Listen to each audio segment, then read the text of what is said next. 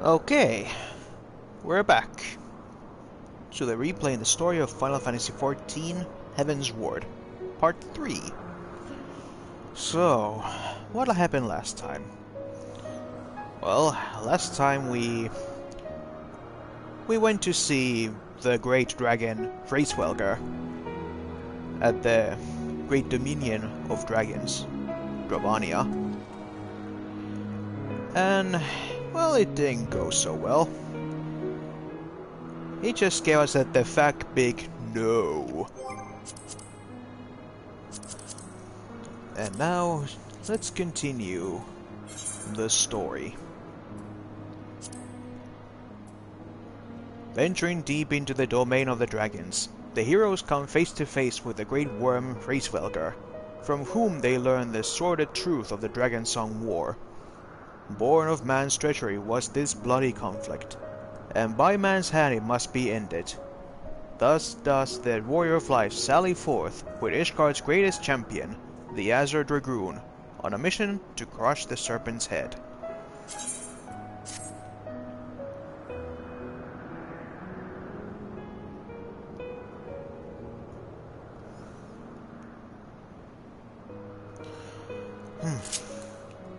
Right then. Oh.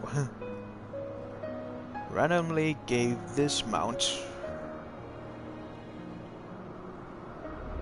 which you're not supposed to see for quite a while now.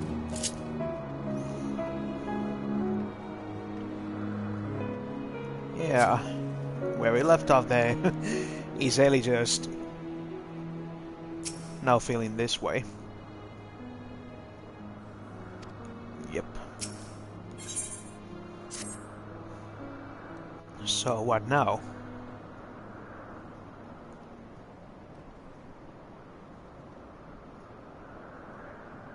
Well, what do you propose we do now? I, for one, am intent on continuing to the east. What is there to be found in the east?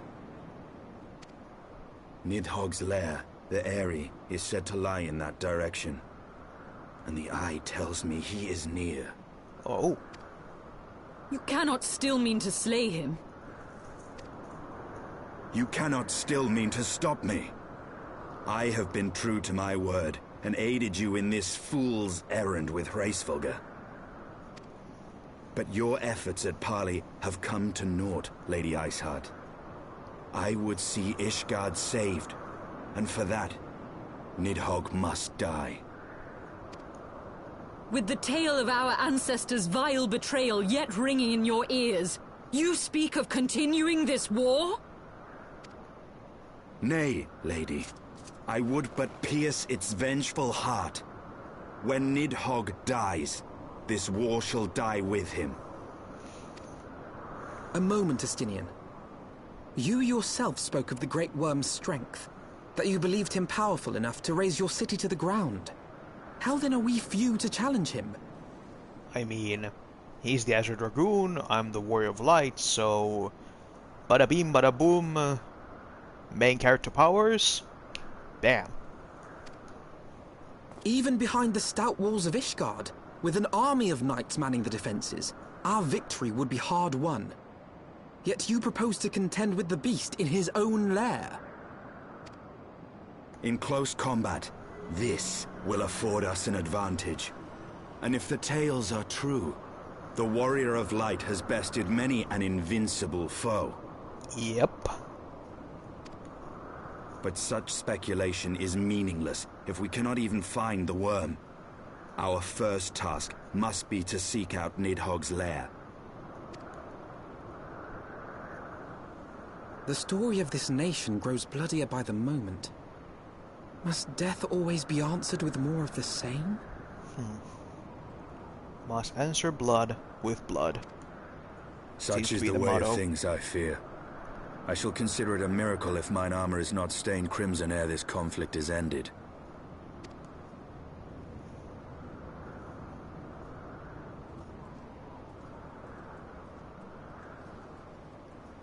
I should be blinded by my own lies. Everything I believed, everything I thought I was. Gone. All gone.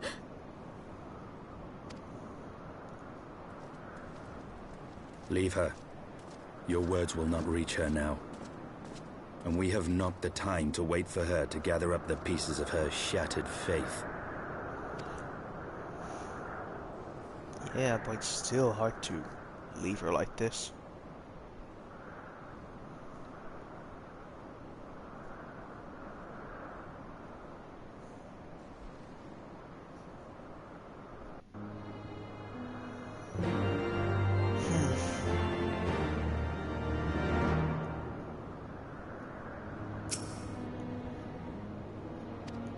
Saying the same.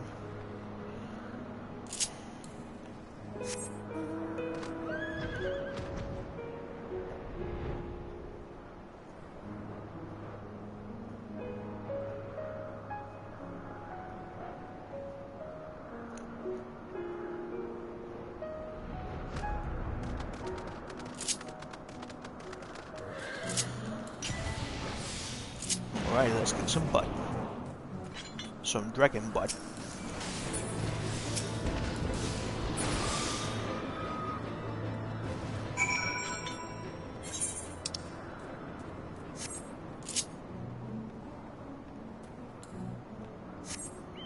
Who's coming next?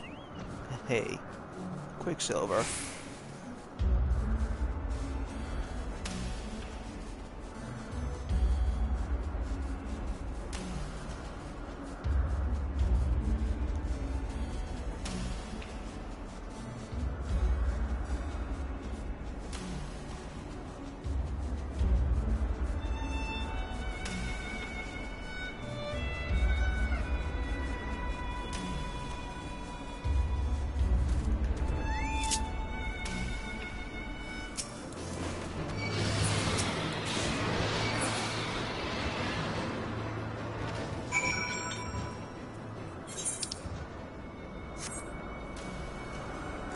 Out of the way, thank you very much.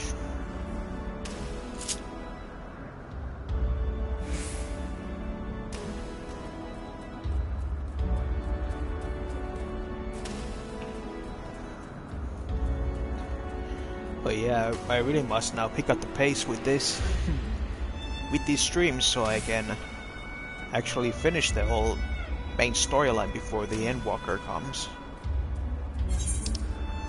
As I promised myself that I should replay the whole story. I mean, stream the whole story before the expansion comes.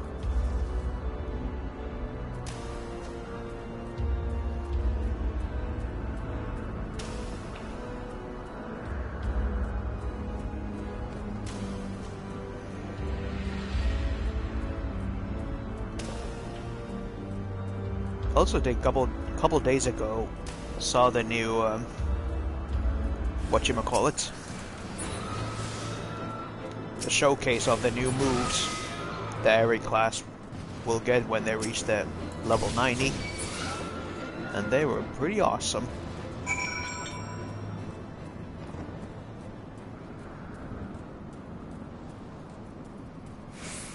Dooley hand.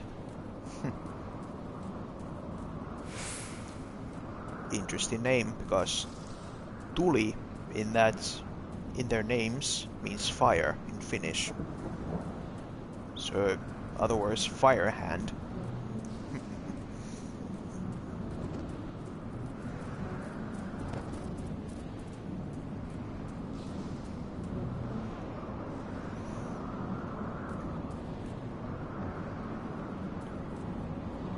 Monstery.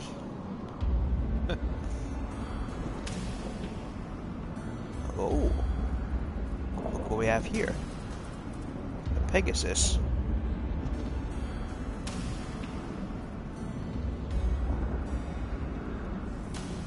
Whoa. That's it then. Estinian, pray tell me, am I wrong?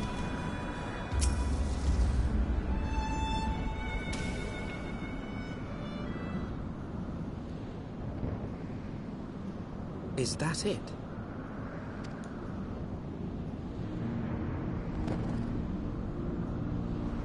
Well, it's menacing enough. Aye, that would be the Eyrie. I feel Nidhogg's presence through the eye, his caustic hatred gnawing at my soul. 'Twould seem the death of his consort has put him on guard. Mark how he wards his lair with tempestuous winds.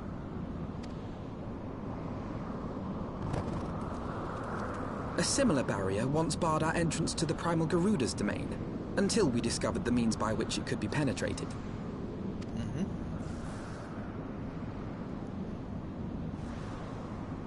Mayhap it is time we called upon Master Garland. It will be just like the good old days, no? Yep. Luckily, I have set on speed dial.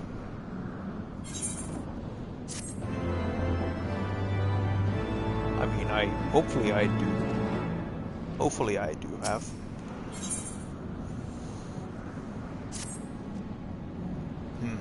A force of sufficient power to break through a primal's defenses might considerably grant us access to the Eyrie. Can offer no better solution. Pray consult this engineer friend of yours. Very well. On the condition that you swear not to lure Nidhogg from his lair in our absence. And steal the glory for myself, you mean? Nay, I'm not so selfish as that. Contact me by link pair when your preparations are complete. Then we shall set forth from Ishgard together. I suggest we rendezvous back at the St. Renate's Forum, Theo. From what I gleaned at the Holy Sea's decidedly ambitious airship project, Sid will still be in Ishgard.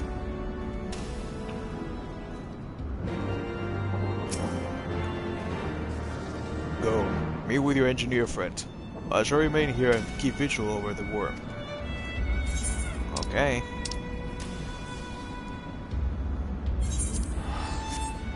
Be right back.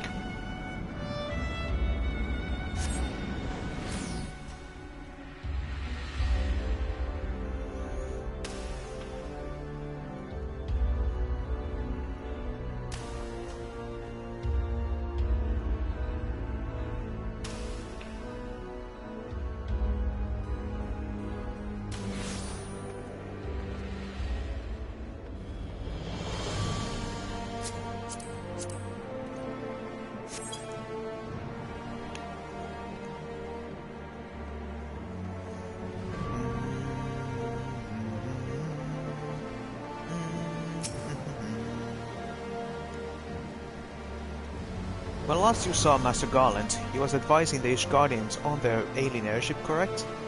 In that case, he might still be at the Camp Cloudtop. Failing that, we could try the airship landing, or may have even the Sky Steel manufactory. But let's not waste time searching aimlessly. Someone in the city is sure to know where to find him. The question is who? So Emmerich would seem the obvious choice, but there's no guaranteeing he'll be able to grant us an audience at short notice. Ah, I have it! Count Edmund's youngest son prides himself on knowing all of the Holy Sea's juiciest rumors. Let us return to the manor and see if Lord Elaine is about. Okay. Let's use the shortcut.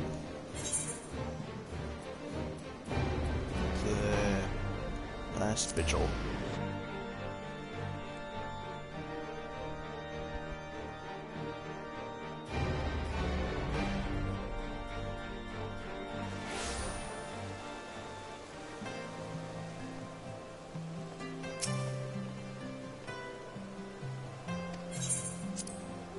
Yes, let me in. Please.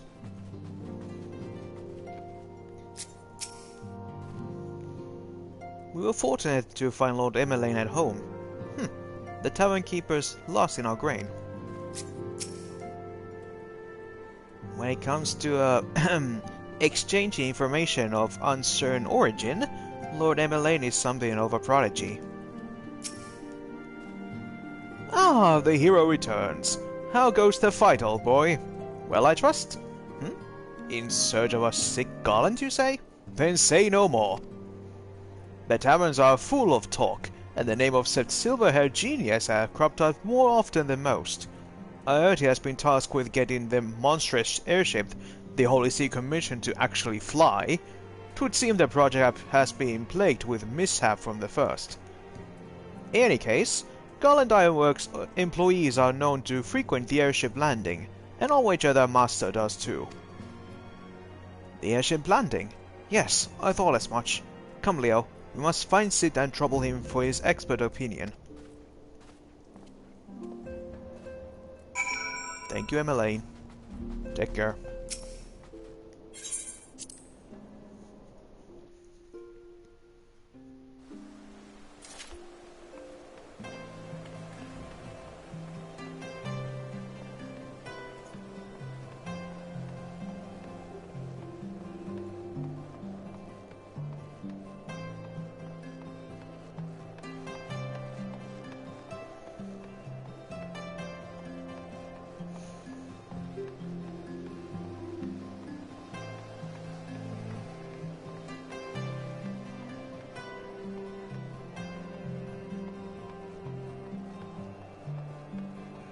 Hey, everyone's here. Big, Switch, and Sid. If Ishgard comes under attack, we have to get all this sea pretty sharpish. Don't much like the idea of leaving a job half finished, though. What's that? There are dragons coming? Sorry, can't talk now. Have to finish this job and get out of here.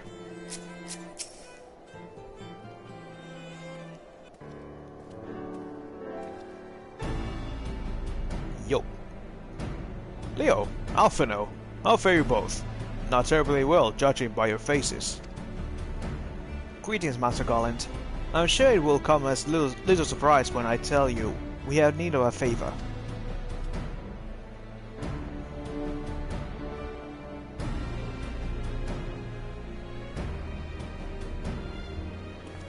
Another wind barrier?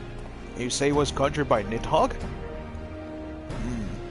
The Enterprise could certainly take you where you need to go, but she will not fare well against dragons. She's agile for a ship her size, but not that agile. The Dravanians would fly rings around her. And if they took it into their heads to incinerate the rigging, there would be a precious little we could do to avoid them. But there must be something we can do. Some manner of weapon we could employ. Estinian stands vigil at the edge of the churning mists, but we do not know how much longer. Alright. I didn't say it was impossible. I say it was impossible for the Enterprise. We need a smaller boat. Biggs, Wedge, it's time we gave that new toy of yours proper test field. Alright.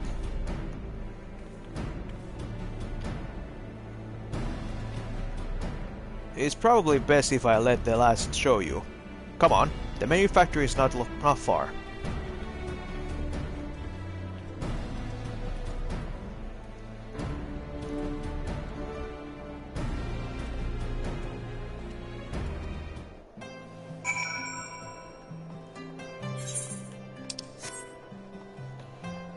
And now, from here, quick transport to Sky Steel.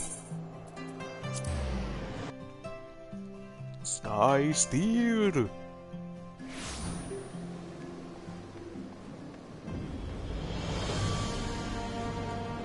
Bum, bum, bum, bum.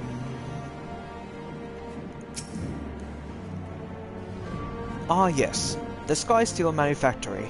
As I recall, this workshop is primarily devoted to the construction of dragon-slaying weapons.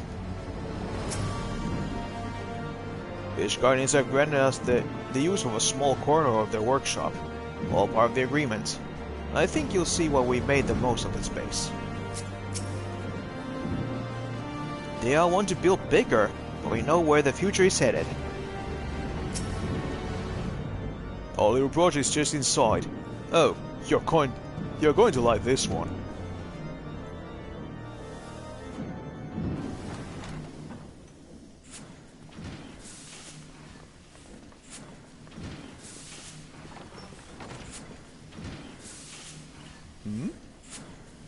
Feast your eyes upon our latest and greatest feat of engineering.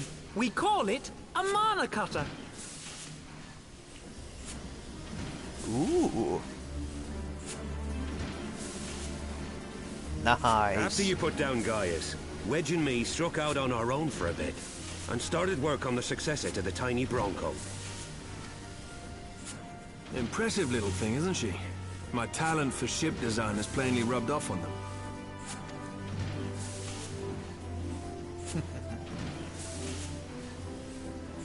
They've adapted the principles of corrupted crystal technology and constructed a mechanism which converts ether from its surroundings into elemental wind. Said wind is then harnessed by the specially engineered sails, providing the craft with propulsion and lift. All in all, a most elegant solution. I'm actually a little upset that I didn't think of it myself.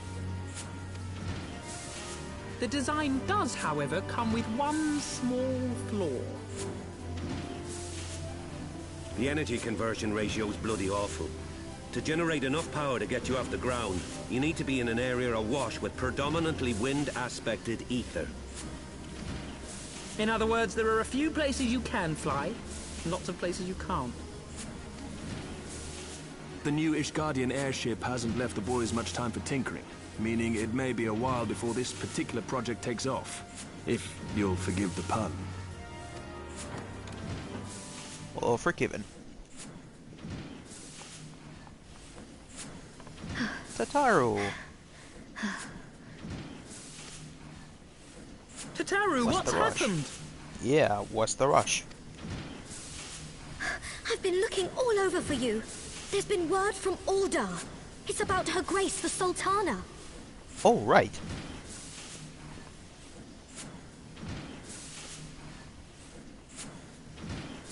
It seems you're required elsewhere. Leave the mana cutter with us. We'll see that she's airworthy and suitably equipped to slice through those winds. You do that. You, meanwhile, should concentrate on providing Raoban and the Sultana whatever help they need. Right.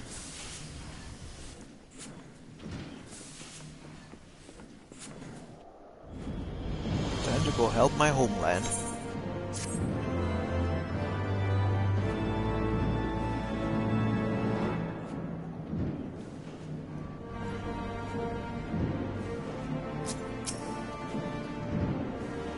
I am as intrigued as you, Leo. Shall we hear what news Satoru has brought us? Yes. What's up? General Raoban says they may have uncovered the Sultana's whereabouts. And he wants you, by which I mean both of you, to go to the Waking Sands right away and help with the investigation. Come, Leo. Pressing thought Ishgard's plight may be, our presence here will not serve to hasten Manakata's completion. Let us return to the troubled lands of Thanalan, lend what aid we may. Tataru, we have our friends at the congregation send a message to Estinian. Tell him we have identified a solution to our problem, but that will take some time to repair. As you wish, Master Alpheno. To the Waking Sands, Warrior of Light. This past time Uldar has delivered from this darkness.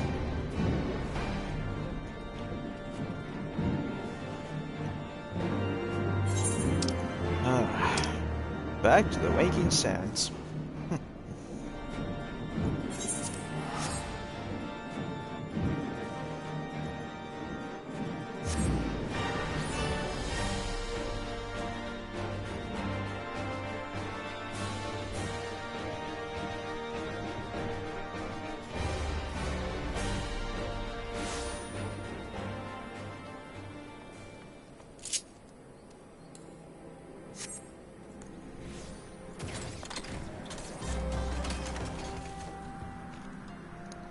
I guess it's time for me to use this. A couple of days ago, I managed to finally gather the great amount of MGP you need to buy this mount.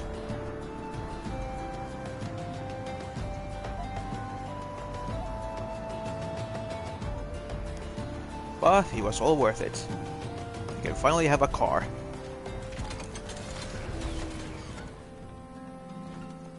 Now then.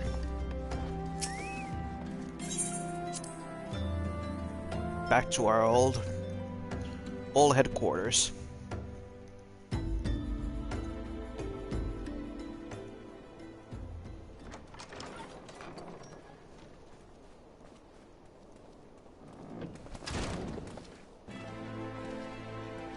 Rauba, my man. Thank you for coming. No thanks are necessary, General. I trust your recuperation continues apace. I cannot complain. Thanks to Higirian administrations, I've regained much of the strength I lost during my imprisonment.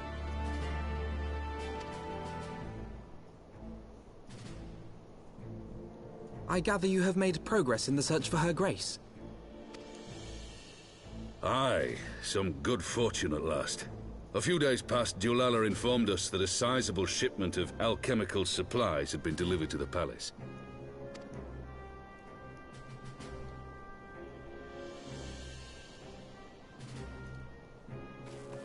With Papa Shan's assistance, I set out to ascertain the source and nature of the shipment. My inquiries led me to Frondale's frontistery. There, I learned that an order had been placed for a curious substance designed to sustain patients trapped in death-like slumber. An invention of the former head alchemist, apparently. A death-like slumber? This cannot be a coincidence. It lends some weight to Dulala's claims, aye. Her Grace is likely somewhere within the palace, abed but alive. Before making any attempt to extricate the Sultana, however, it seemed prudent to learn what manner of substance was used to induce her torpor. To that end, I made inquiries as to the whereabouts of the one most like to have administered it. The lady-in-waiting, Meriel.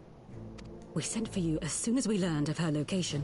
All that remains is to apprehend the woman.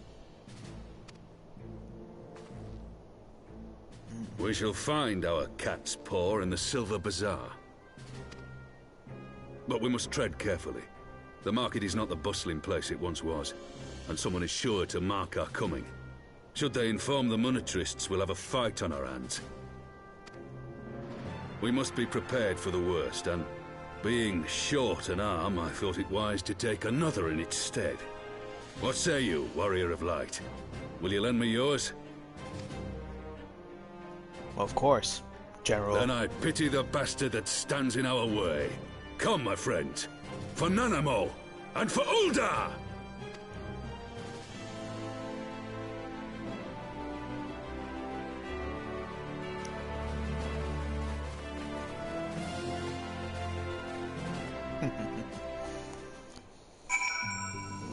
Nice. Robon is back at his feet.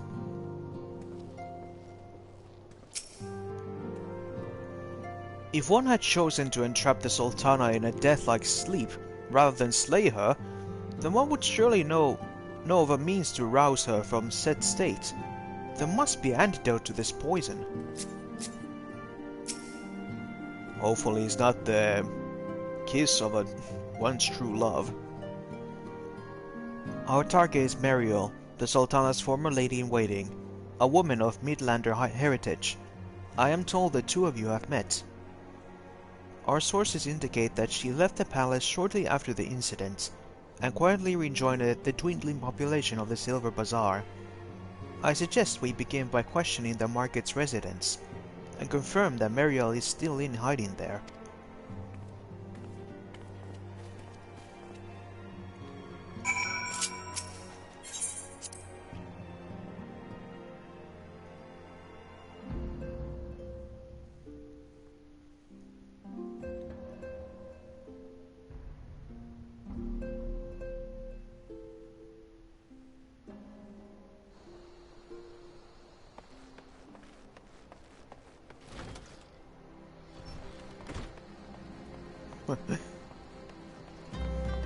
Another one with that car.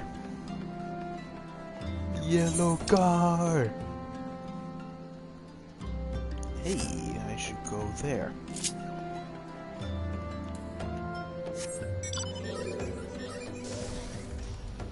Okay.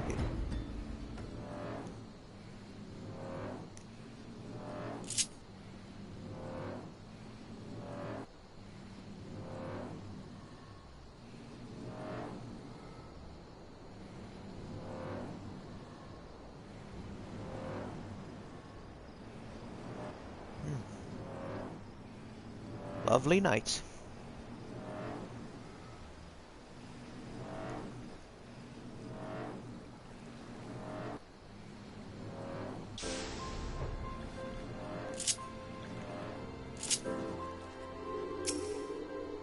Hey boy. Mariel? Aye, she's here. Left the city for good, she says. Rarely leaves her house, though. Is the one closest to a market entrance.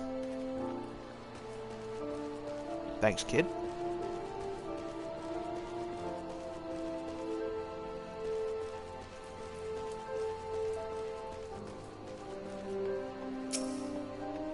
Can you help me, Kiki Poo? Greetings, Leo. What can I do for the Silver Bazaar's favorite adventurer? Looking for Mariel, you say? If you're hoping to lure her back to Ul'dah, you may as well give up now. The girl's done with the city life. Oh. I have met the Sultana's handmaiden on numerous occasions, but I cannot for the life of me bring her features to mind.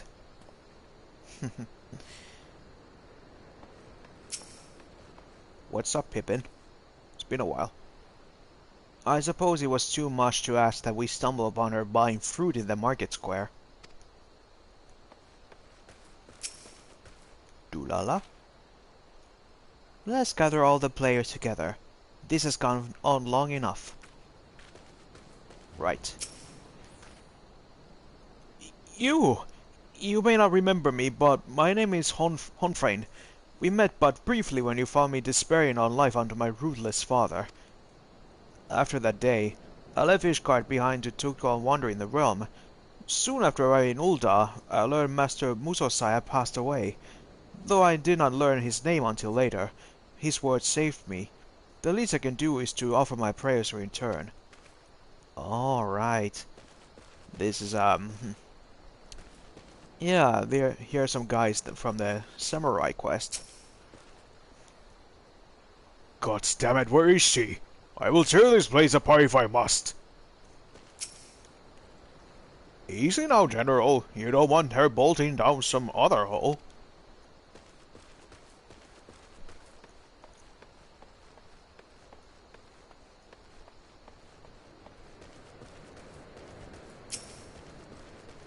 Anything, Yugiri?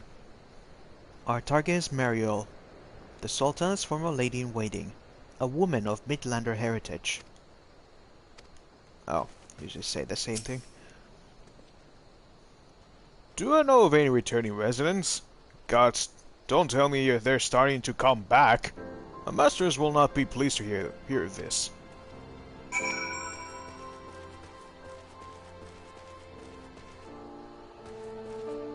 So the kids say it was near the docks. Or it was the marketplace.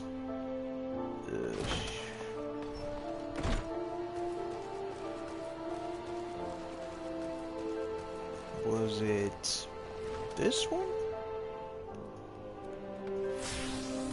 Nope.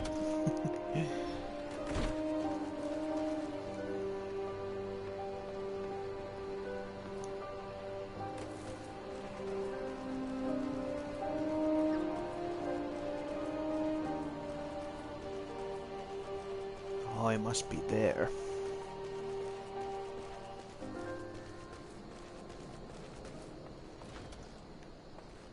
Yep, here you are.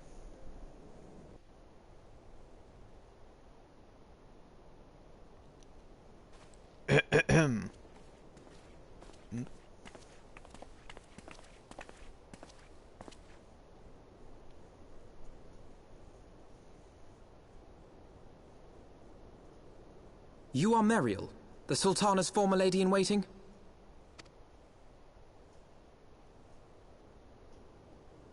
I know no one of that name. Pray excuse me.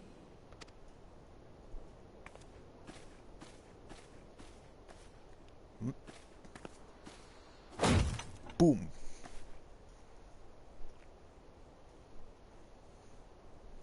General Alden.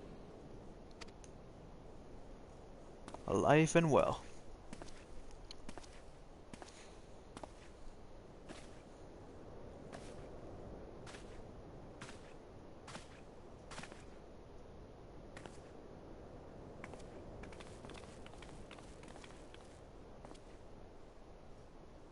we will have the truth from you, girl.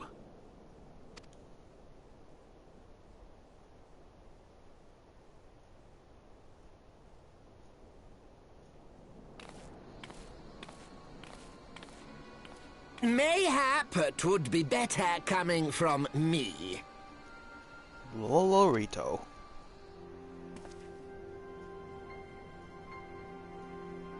Lolorito, you'd best talk fast.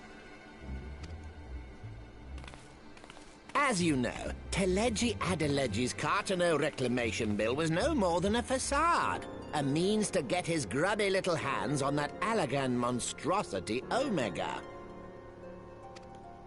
When he learned of Nanamo's intention to abdicate, however, he was forced to amend his plans. Suddenly, assassination seemed the most promising way to further his ambitions. I am told Teleji had discovered a maid in whose veins ran the blood of House Thorn, a new, more pliable puppet to sit the throne. 'Twould have caused an uproar, of course, but few could have contested her claim.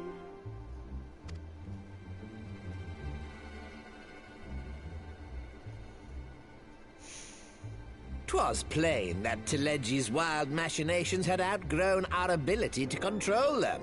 So I decided to usurp his scheme and left the fool to seal his own demise. And what of Nanamo? Oh, I have no desire to harm her grace. 'Twould profit me little to destabilize our government. Thus did I employ young Mariel here to administer a potent sleeping potion in place of a poison.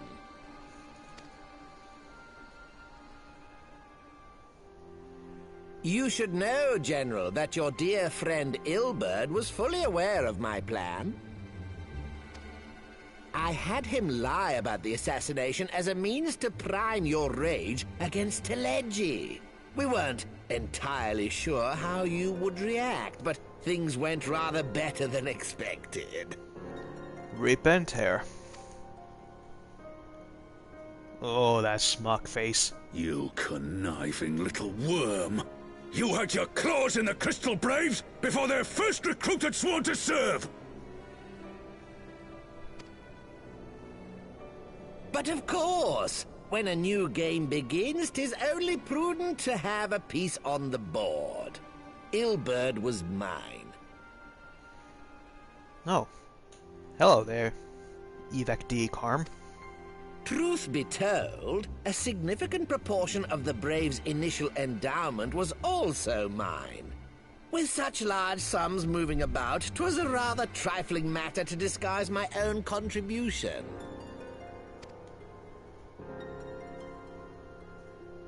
Ah, Ilberd.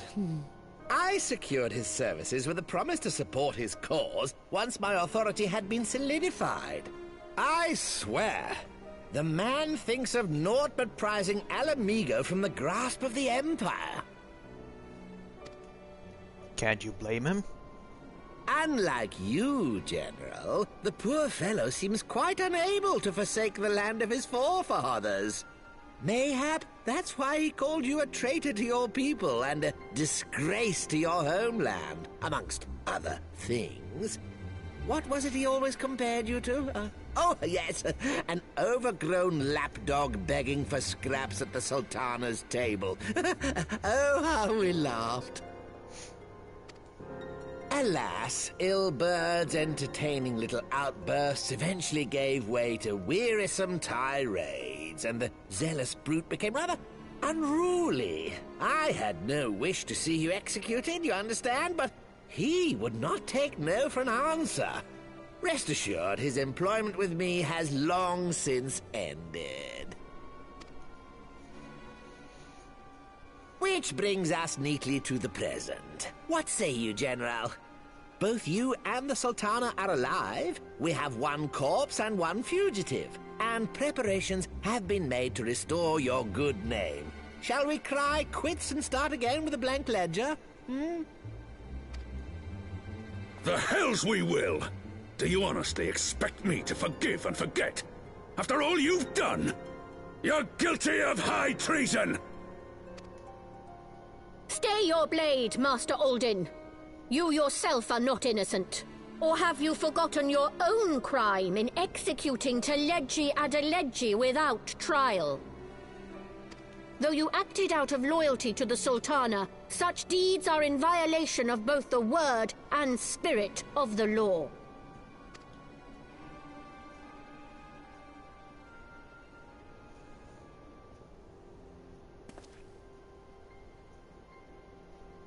If you would, Lord Lolorito?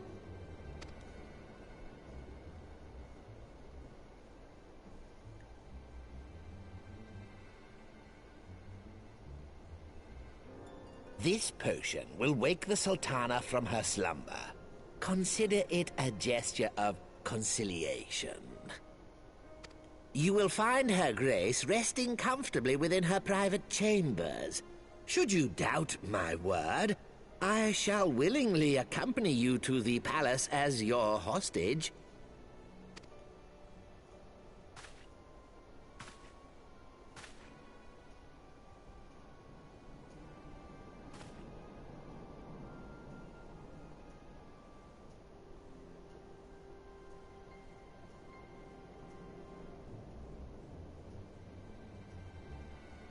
I like not your motives, Lolorito. But you saved the Sultana's life, and for that, you have my gratitude.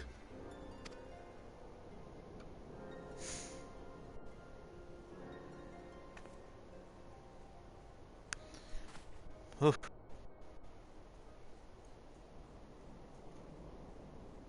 That was unnecessarily intense. Rauban Aldin, you are hereby reinstated as General of the Immortal Flames. The citizens of Ul'dah shall once more be united under Nanamo Ul'Namo, and together we shall usher in a new age of prosperity. Yay!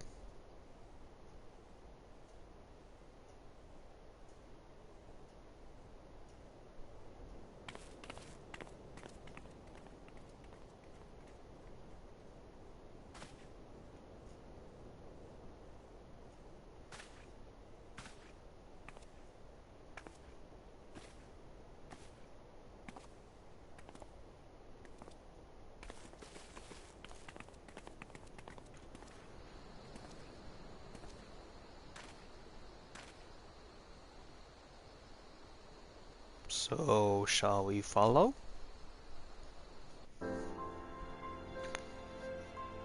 We're just standing there watching all this happen.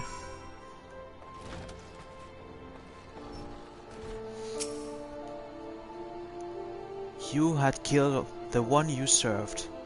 Ah, pray excuse my wanderings. I was reminded of a line from an old poem. By the 12! I fear Lolorito Azrael will have hurled another bloodbath. Little did I suspect that he of all people will give us the means to arouse the Sultana. Yeah. He's a very interesting man. Shall we also make our way to Ul'dah? I should imagine Bartholomew has been instructed to admit us. Yeah. Let's go see the Sultana. We should now do this.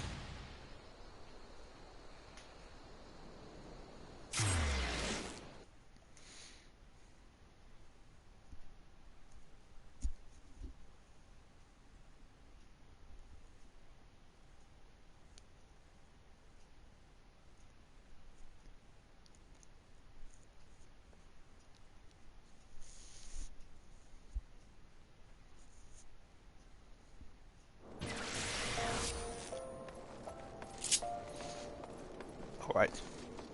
Don't need to walk, I can just teleport. The Chamber of Rule.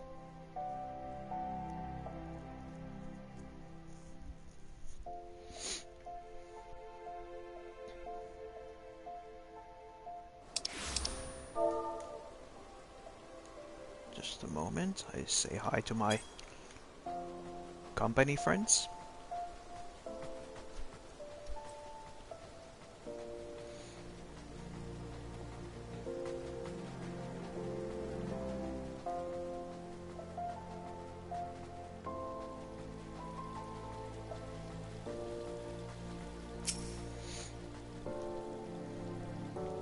I hope Lord Rito's portion is as effective as he claims.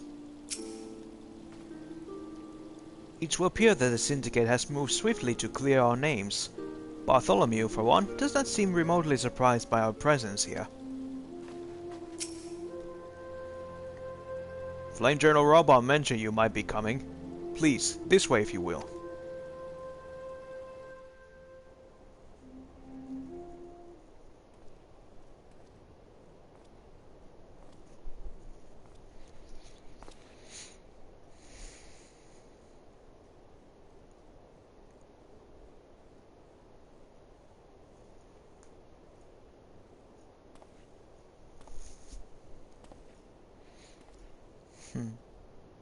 There she is.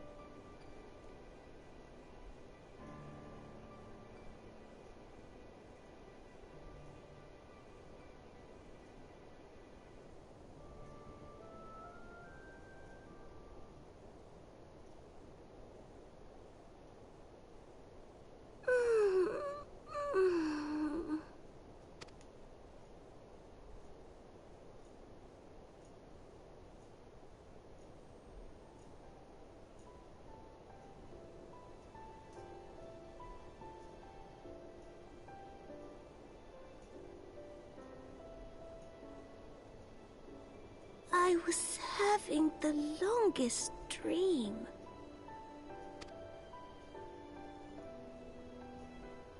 "'Tis time to wake up, Your Grace. Another day begins in Thanalan, and the sun blazes bright upon the sands.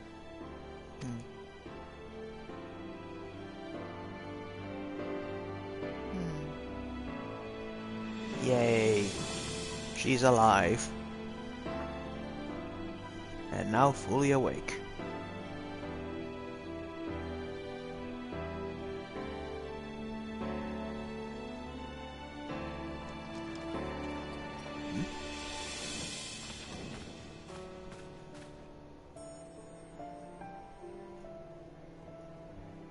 Her Grace is awoken.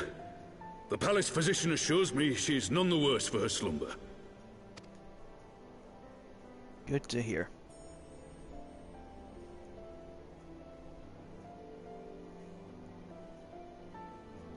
I believe Her Grace will soon resume her plans to place the government of Uldar into the hands of its citizens. Whatever path she chooses to take, I shall walk it with her. And we shall tread slowly, lest the nation be unsettled in our wake.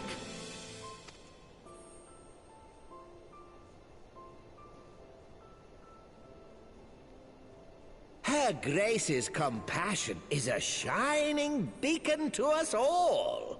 But what our city truly thrives upon is competition. 'Tis in the struggle against our rivals that opportunities are seized and fortunes made. And with the Empire on the offensive once more, now would hardly seem the time to turn our system of government upon its head. Are you privy to new intelligence, my lord?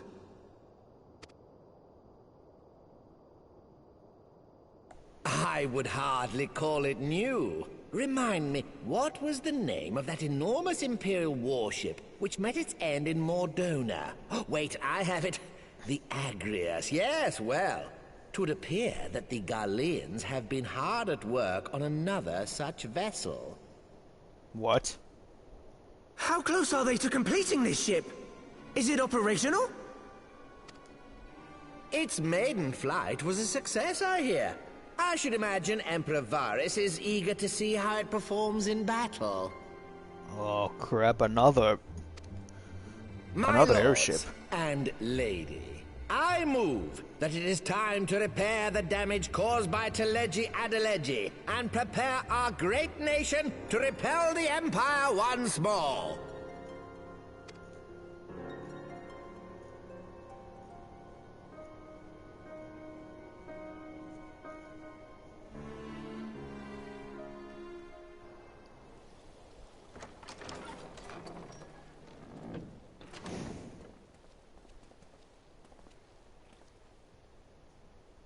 "'Tis well that the Sultana has awoken. The Syndicate yet needs to put its house in order, but 'twould seem the worst of the confusion has passed. Uldar has taken control of its future, and I must do the same." Oh?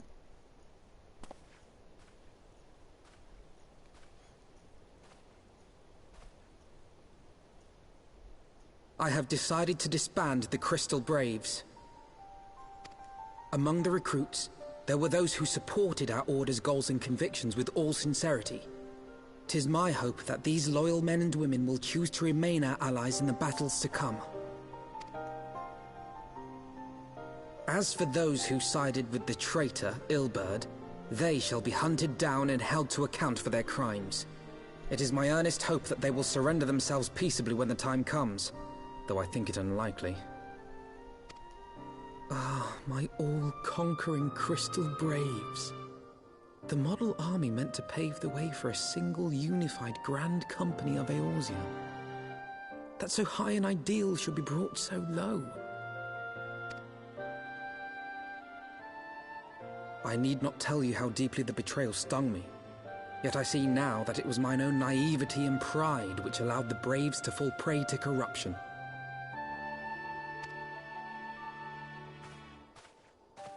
As ever, it is to your own shining example that I turn for inspiration. Like you, I mean to stand firm in the face of hardship and give mine all for the cause. Let us resume the search for our missing comrades, that we might come together to shine the light of dawn across the realm once more. How long have you played FF generally? Well, as may have almost all those say, the first Final Fantasy I ever played was the 7. Not to conclusion, but mostly the first part of the disc I played. Then I managed to play to completion Final Fantasy 10, 10-2, 12, and now also 15.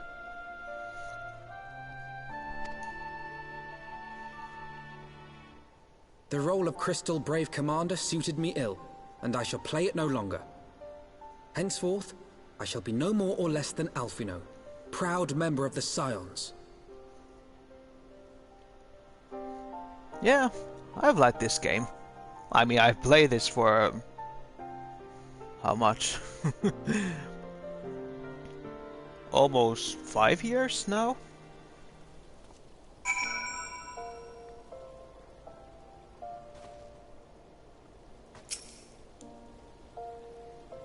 I blush to speak thus of mine inner turmoil, but the fact remains, there is no man alive in whom I would rather confide. Were it not for your shining example, I might never have emerged from beneath the pall of my despair.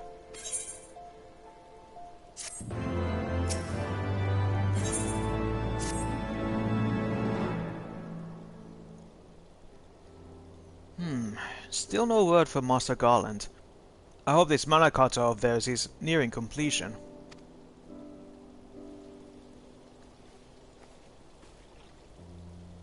I am assured that her grace will make full recovery.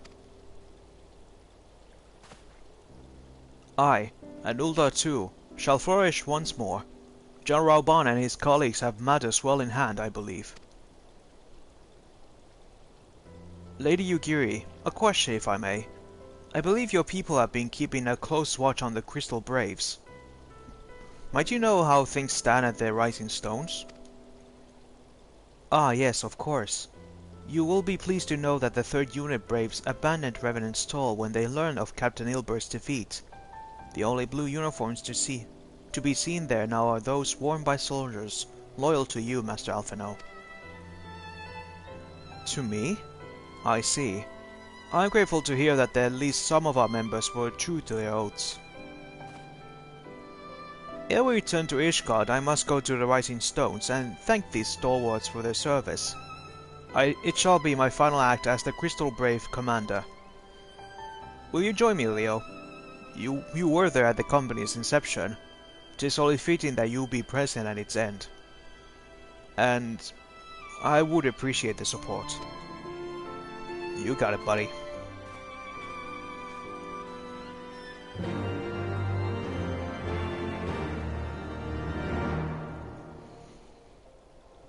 Now, to Rising Stones.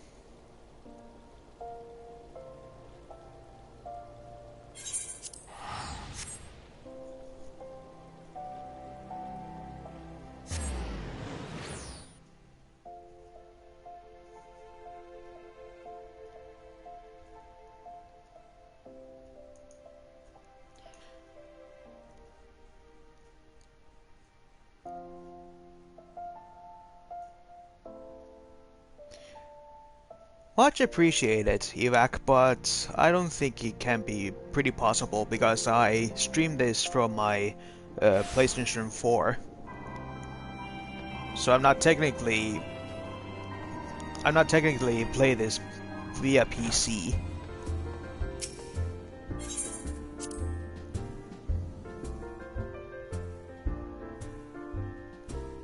But thank you anyway, nice to know. If I ever do stream via my PC, then I may ask more of your assistance. Commander, you're alive! I live too. I knew you'd scrape through. My splendid Crystal Braves, I have wronged you, all of you. My promises of glory and salvation have brought you naught but blood and betrayal. Bah, you're not let us complaining. 'Twas a sight messier than expected, aye. But we're still fighting for the freedom war, just like we swore. Ain't that right, mates? Aye.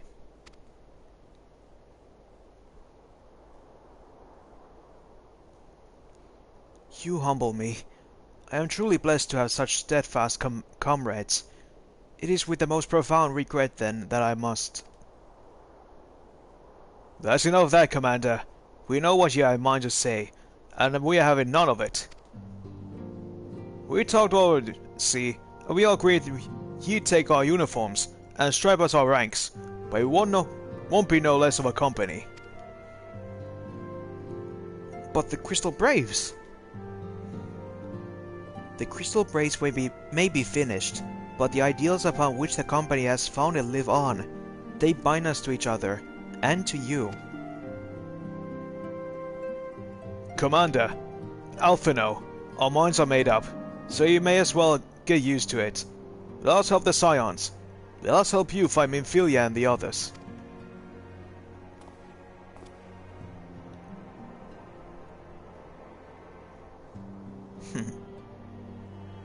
My friends, after all that has happened, I don't know what to say.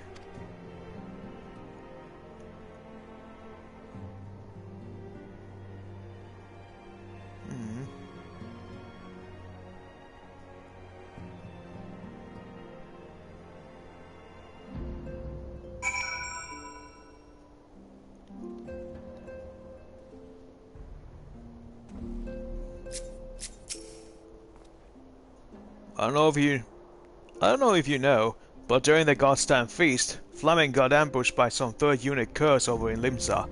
Unfortunately, she danced free of the news, though, and heard nothing since, but I guess she's just lying low somewhere in the port. We'll find the missing scions, I promise you. Between us and the mortal flames, no stone in Orzia will be left unturned. If we scrutinize the scions' records, they should provide us with likely locations to which the missing Archons might have fled. Put your mind at ease. It is for work such as this that we have been trained. Leo Platinum, I joined the Crystal Braves in the hopes of following in your footsteps, and I do not regret the decision, not even for a moment. Nice to know. Giri? I feel blessed to have witnessed such display of camaraderie. We must repair this damage if our minds do find focus. Now, where to begin? First things first, we must needs put the rising stones in order. We cannot have the Archons return to find their headquarters such as shambles. You go, big guy. I sent Shinobi to spy upon the brass blades. It would seem that Ida and Papalimo's resistance accounted for a sizable number of company's soldiers. All I know for certain, however, is that our friends' corpses were not amongst the bodies they left behind.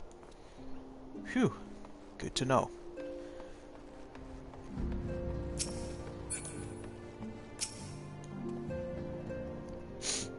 Pray excuse me, I had thought my tea spent. My grandfather used to say that one could measure a man by the constancy of his comrades. Mayhap I am the exception which proves the rule. Nay, do not protest. I know that I am not worthy to their loyalty, Leo. But as Thaliak is my witness, I shall do everything in my power to earn it. You will do, buddy. In due time. I must speak of future plans with the remaining Braves. Any information we uncover on the missing scions will need to be shared with our allies across the realm, specifically Oyanje in the Waking Sands, and Tataru in Ishgard. While we organize our various channels of communication, I will ask that you call upon Master Garland at the manufactory. I will join you in the Ishgard as soon as I'm able. Okay, see you later. Now back to Ishgard, and to see Sid.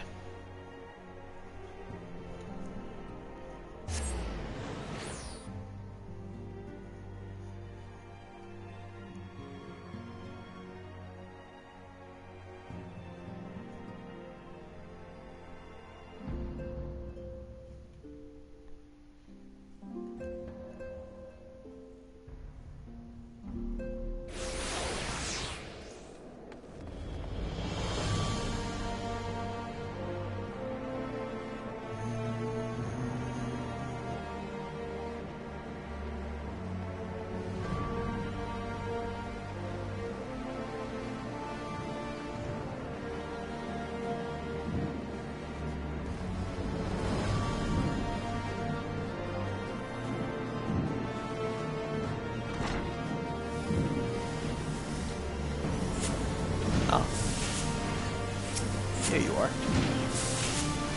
Leo, how in the seven hells do you do it? I was just about to send you. We have but this moment completed the Mana Carter's first successful test flight. A few minor adjustments and she'll be ready to go. While we see to the finishing touches, you might want to pay a visit to Fortar Manor. But your groom by the name of Estinian was looking for you. Thanks, Sid.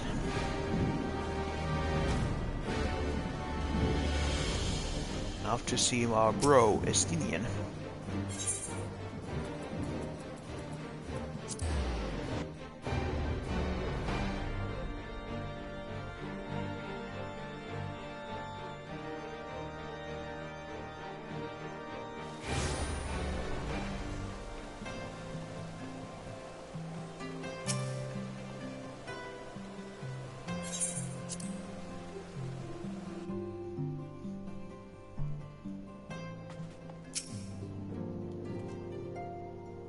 You have fulfilled your obligations to the Uldans, then. Mistress Tataru has been keeping me apprised of the situation. Once I learned that these mana cutters of Master Garland's were nearing completion, I saw no reason to tarry in the mists. For the present, Nidhogg seemed content to remain in the Eyrie, plotting his revenge.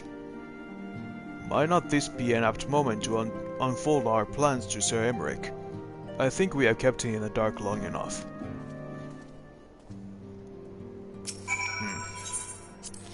Yeah, I think it's time we talk to Emmerich.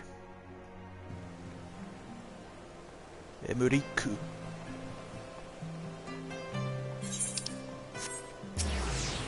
And now we go to the Forgotten Night. Still need to remember the names of the districts.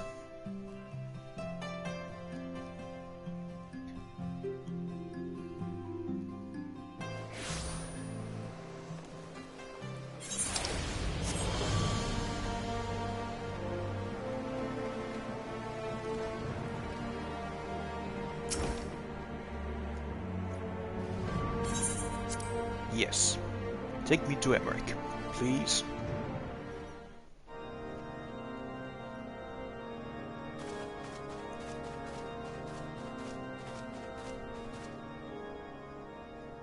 All stands ready, Lord Commander. Ah, the moment has come then.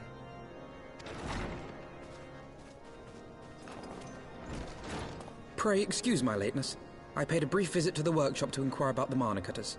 The engineers assure me that they're ready.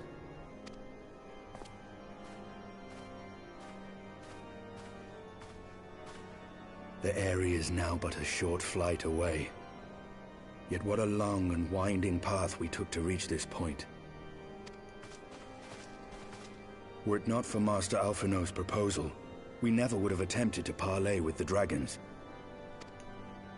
Though our negotiations yielded little, our expedition with Lady Isar taught us much.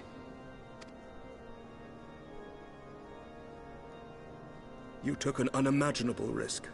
I could scarce believe the tale Estinian told. Aye.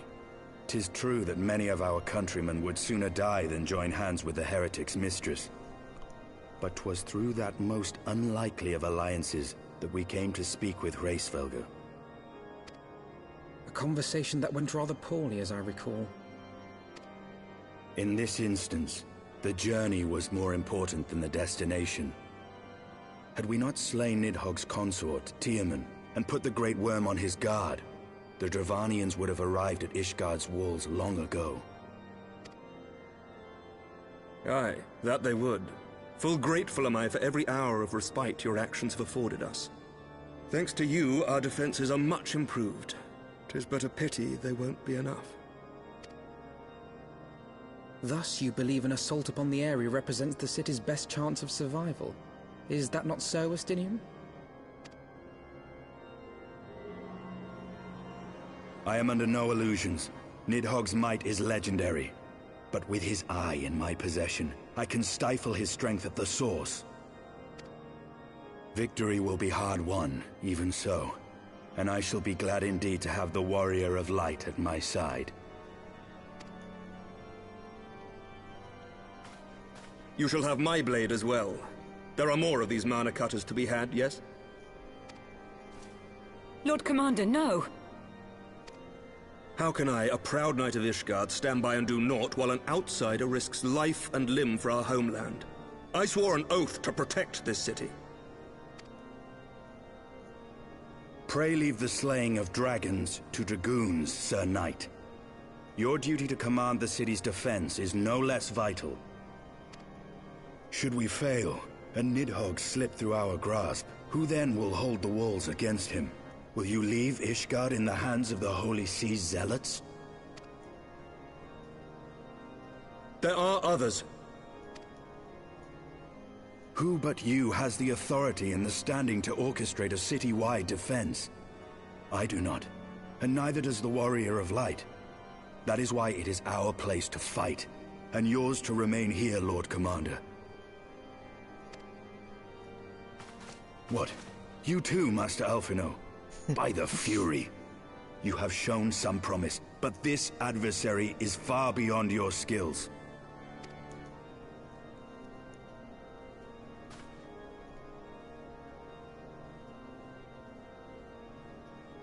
Your candor is appreciated, Sir Dragoon.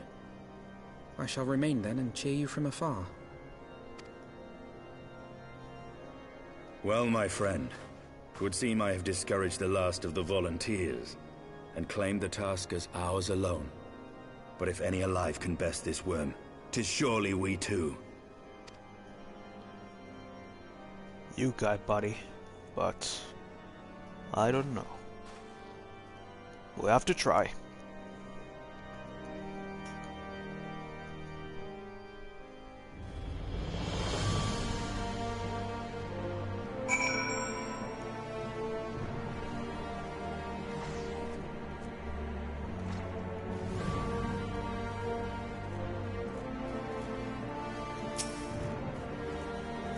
I have pricked Master Alphinaud's pride, I fear.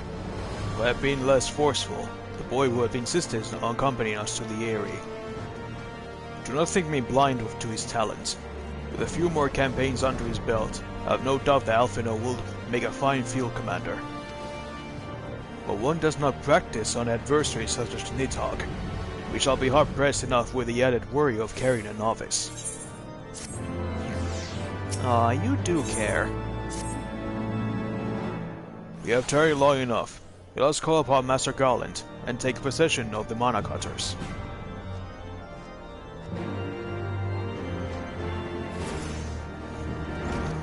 So weird to say mana in a Final Fantasy game. It's always been magic. With a hard K. Magic.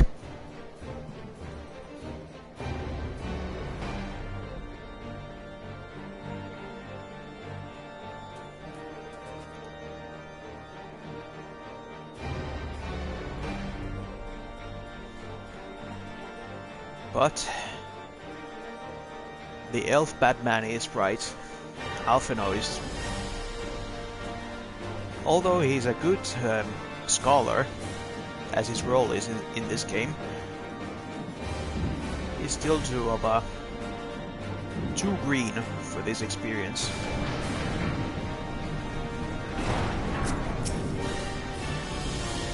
The moment is at hand, Warrior of Light.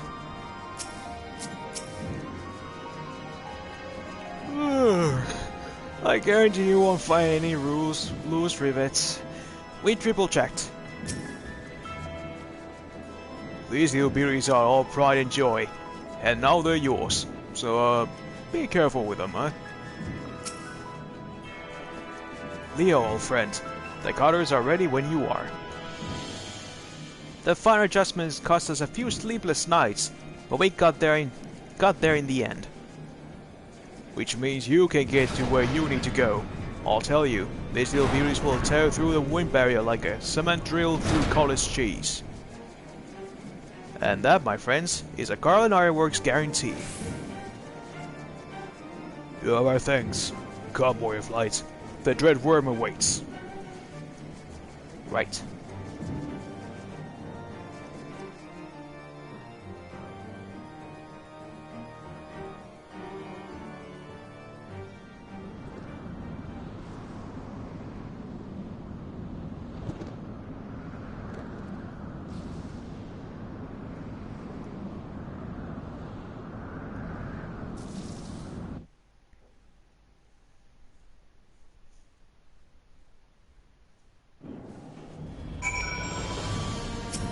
Okay.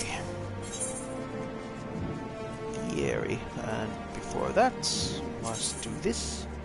Undersized party, confirm. The Eyrie. Sensing the death of his consort, a weary Nidhogg has surrounded his lair with a wall of tempestuous winds. After calling upon the assistance of Sid and his ingenious engineers, however, you and Estinian are now ready to breach his howling barrier on the wings of their latest airship prototype, the Mana Cutter. Join the Azure Dragoon on this, the greatest of worm hunts. The mount of a direct assault upon the Eyrie. Only with the death of Nidhogg can you ensure the preservation of Ishgard, and bring an end to the Dragonsong War. Let's do this.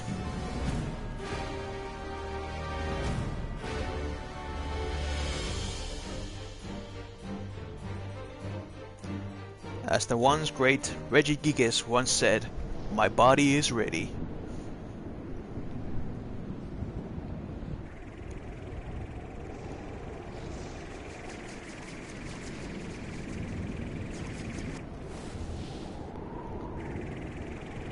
Whoop. Nidhogg.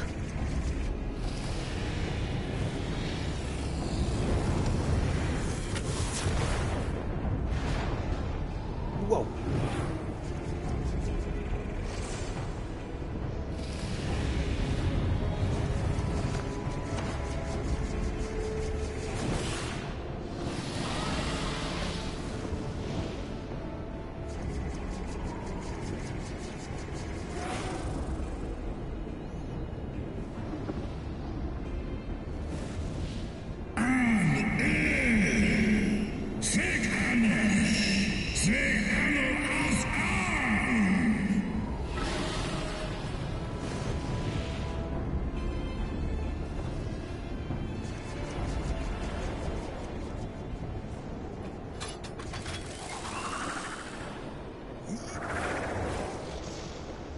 Woohoo!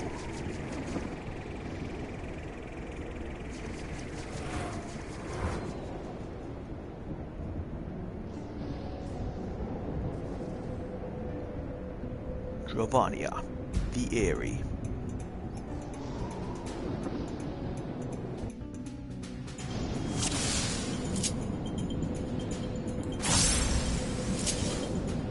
Let's go.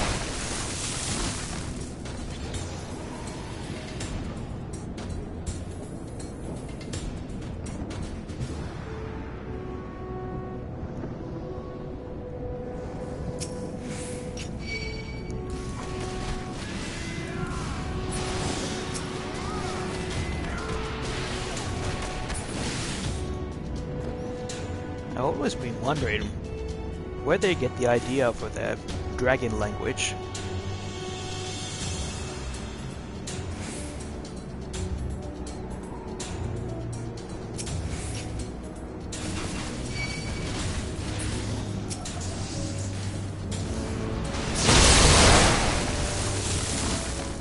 I mean, I can hear some of the similar wording they use, but it's still kind of pretty foreign to understand the full meaning of behind the words they use.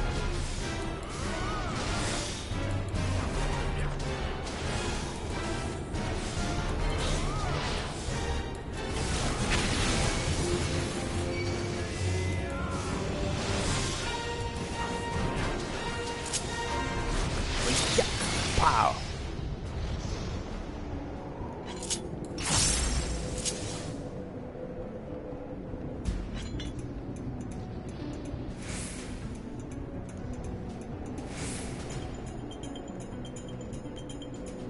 Woohoo! Ow! All my angles. Ooh, I think I just popped my knees. Oof.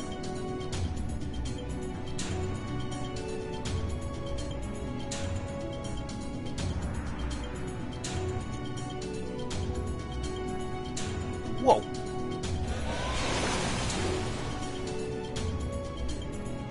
Electric dragon.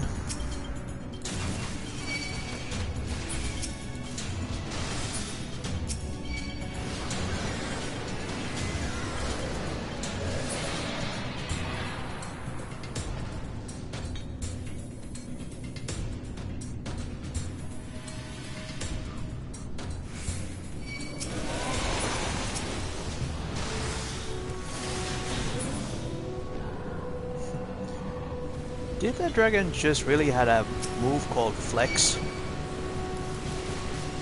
I want it to. I want that move too.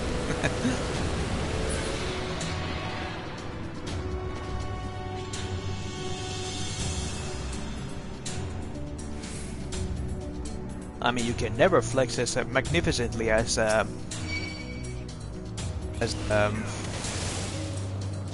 oh god, no. Whatever the name now? Manderville. Yes, you can never flex as magnificently as a Manderville.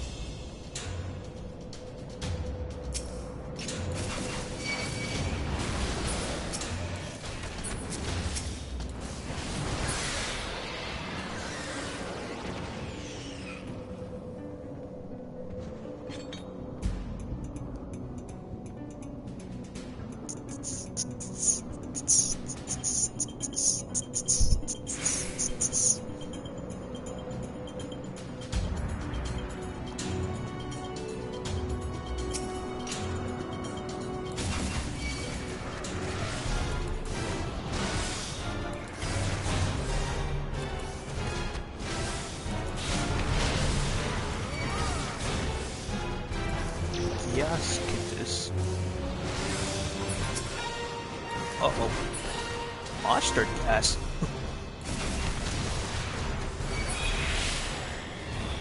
Interesting to hear that kind of concept in Final Fantasy. Mustard gas.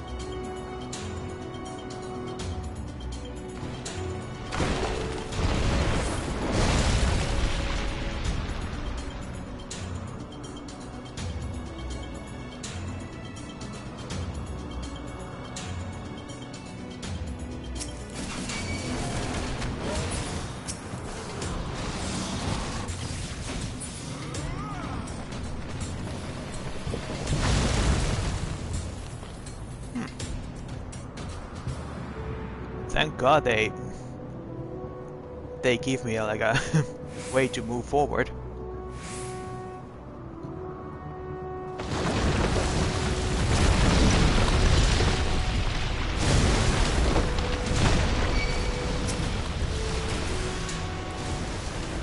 Out of my way.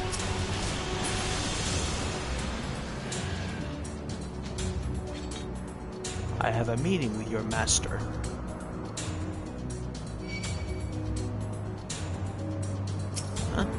Once or two.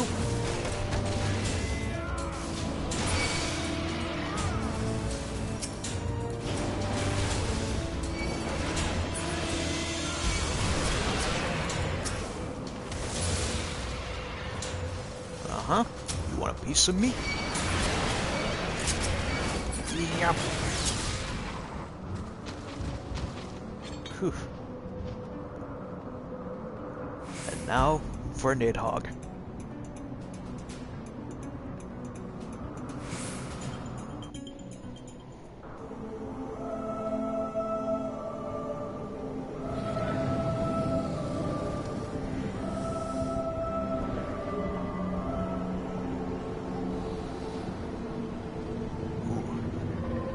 Stinia looks beat up.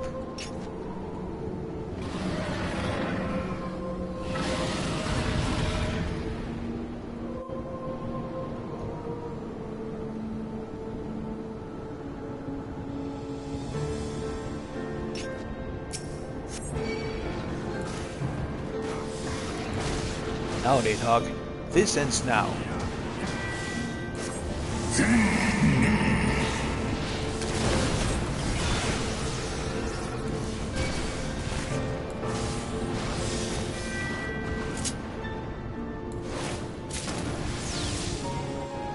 Done.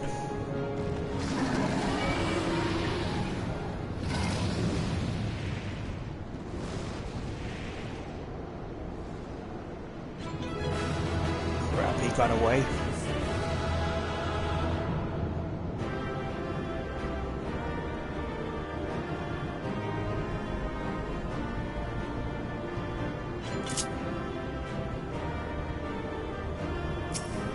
Stini, are you okay?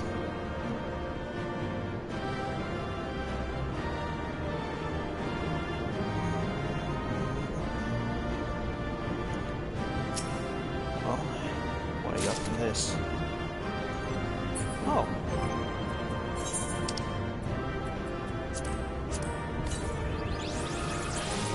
A mini I never got. Nice.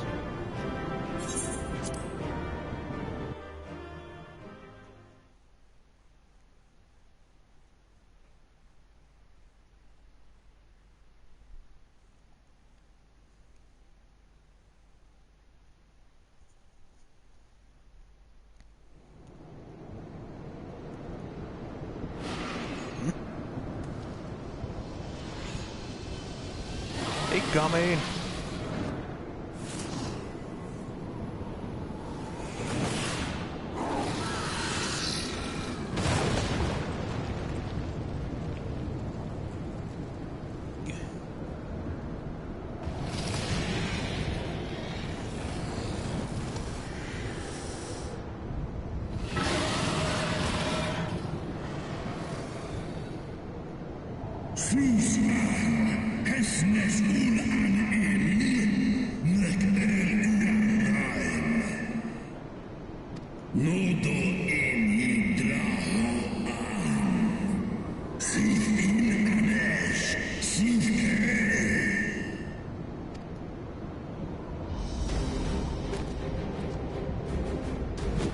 No, worm! This ends here!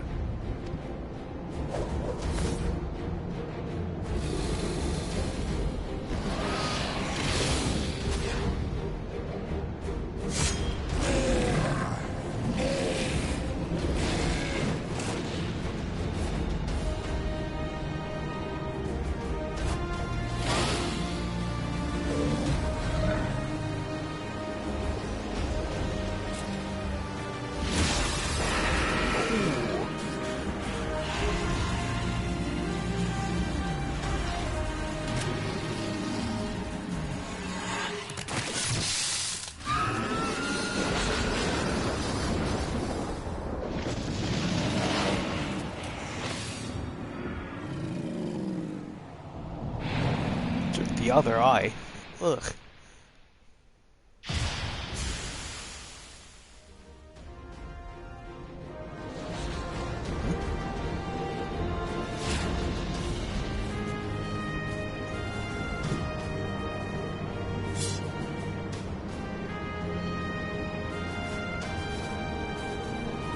You gifted my people 1,000 years of suffering!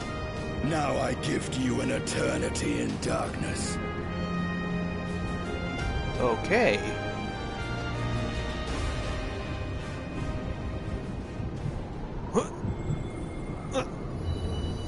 What's this?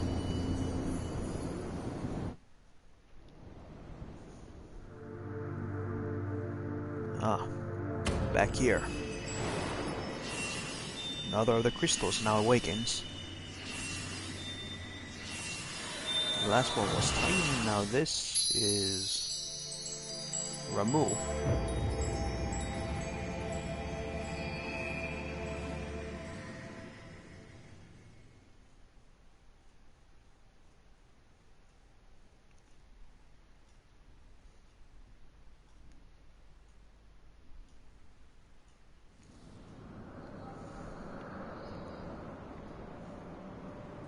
And another flashback.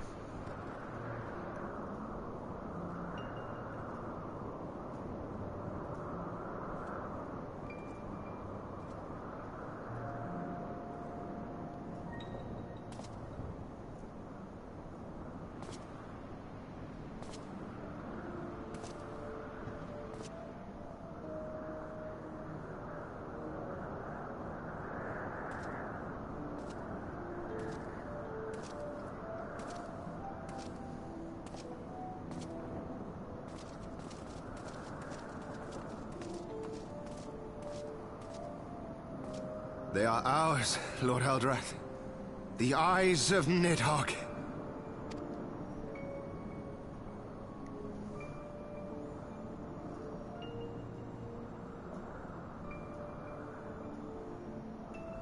Aye. The worm lies broken and my father is avenged. With the wellspring of his vitality thus denied him, Nidhogg shall not linger long in this world. But behold the terrible price we have paid. My sire is dead. So many brother knights slain. We traded our honor for the strength which now courses in our veins. And still we are forced to make such sacrifice. But not in vain, my lord. Hraesvelgr is the only great worm left in Dravania, and he dares not leave his lair.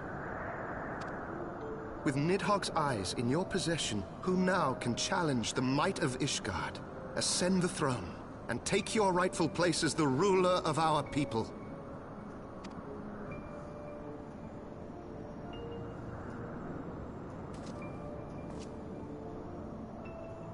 Nay, my friend.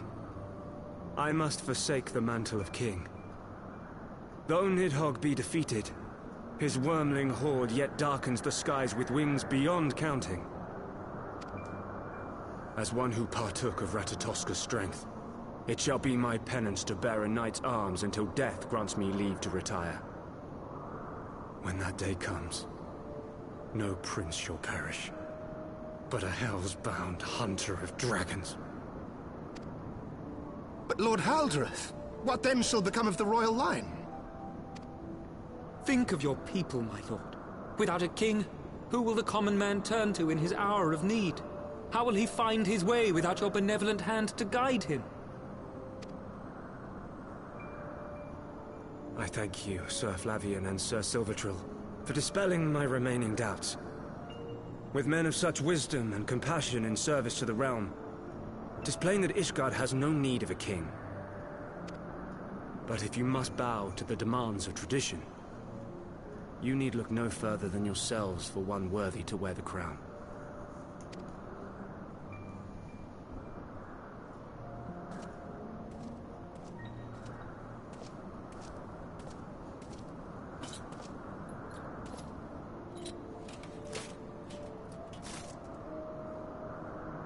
Fare thee well, my brother knights, my loyal friends. On these shoulders shall I bear the weight of my father's sins. With this lance shall I repay the debt accrued through our misdeeds.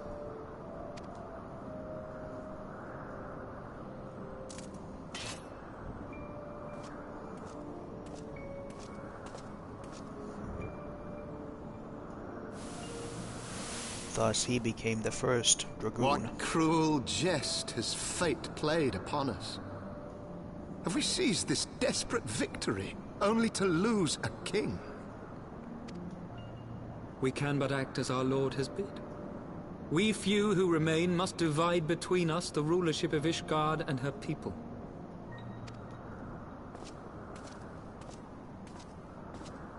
Not I. My oath was to Lord Haldrath, and he alone. If he is not to be king, then I would hang up my shield as well. Will you abandon us too, sir?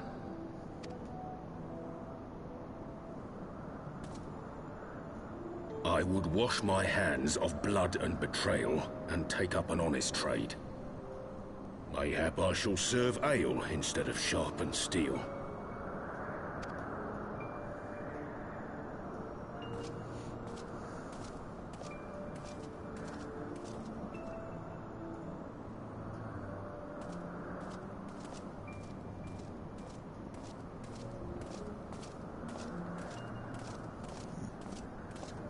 And then there was 4. We 4 then.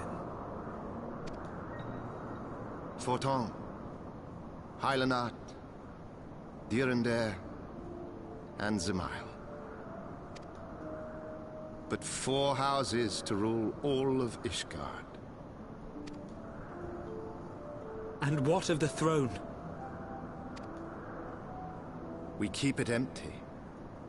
Until the day a king rises once more, we must assume the role of stewards.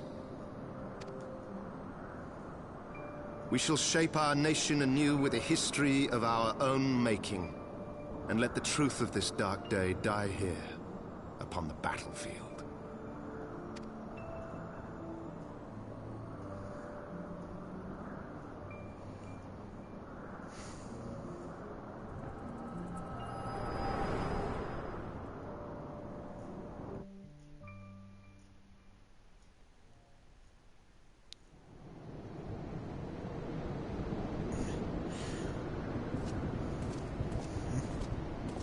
What ails you, friend? Are you wounded? No. Just one of these, flashbacks. You have borne witness to history. To the culmination of the first battle with Nidhogg. Yeah. And the creation of the four houses. The legend of Ishgard's founding tells that our ancestors were led to the land of Kurthus by the valiant King Thordan. In the midst of their journey, they came to a wide chasm, where they were set upon by a great worm, Nidhogg. A furious battle then ensued, with Thordan leading the van. Though the brave king was slain defending his people, his son, Haldrath, the first Azure Dragoon, fought on undaunted.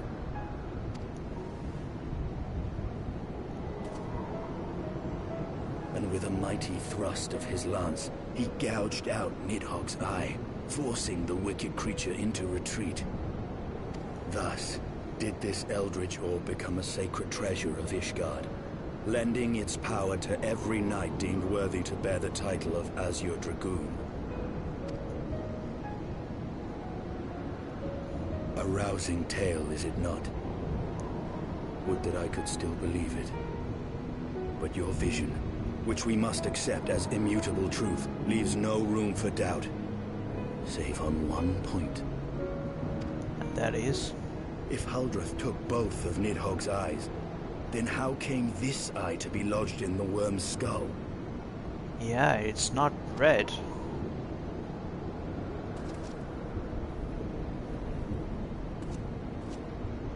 You give it to me? Beneath every answer we unearth, another question lies buried.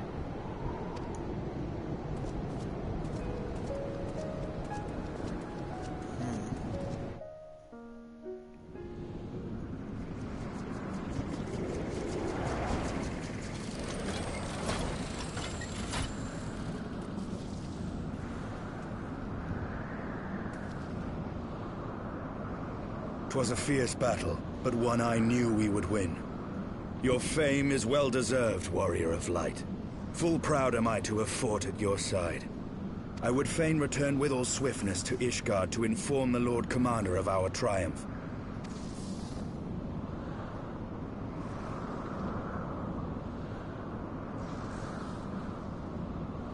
But we must first have words with Hraesvelgr. There are parts of this tale that the worm has kept from us, and I would know wherefore. Right.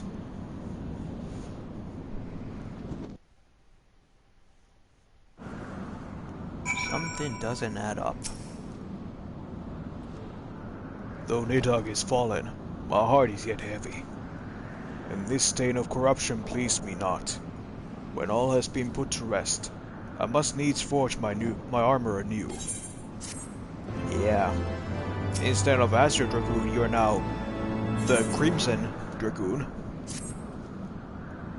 With Nidhogg fallen, none save Hraesvelgr remains to answer our questions. Let us trouble the worm again. And if Isar yet lingers at Zenith, all the better. I would have her hear the truth from the dragon's maw. Okay then.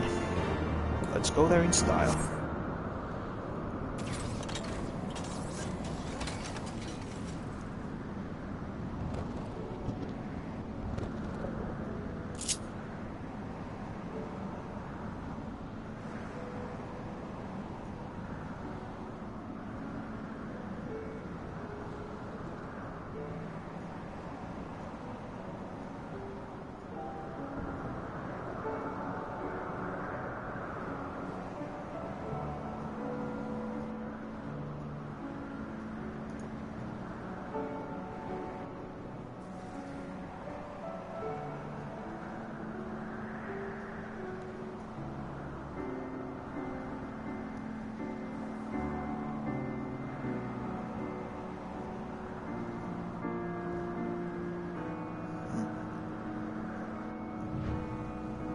must say, this is my favorite scenery in it, in all the time.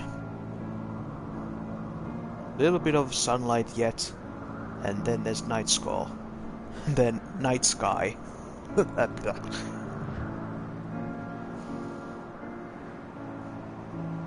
Twisted in my words.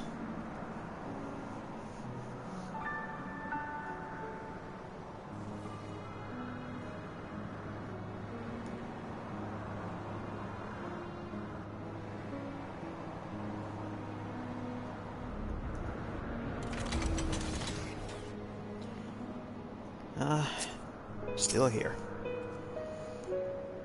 She has scared moves since last we parted.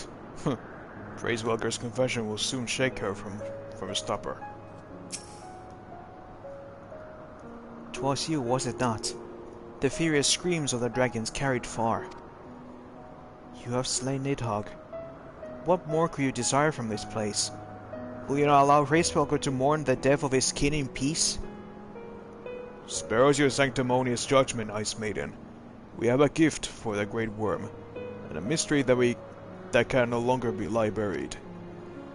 Lady Iceheart, the Dragonsong War has all but consumed your life and claimed many of your followers. This time you learn the truth of its beginning, the whole truth, that we may, at last, bring this bitter conflict to an end. Sound the horn, Warrior of Light. Right. Time to learn the truth from the witness.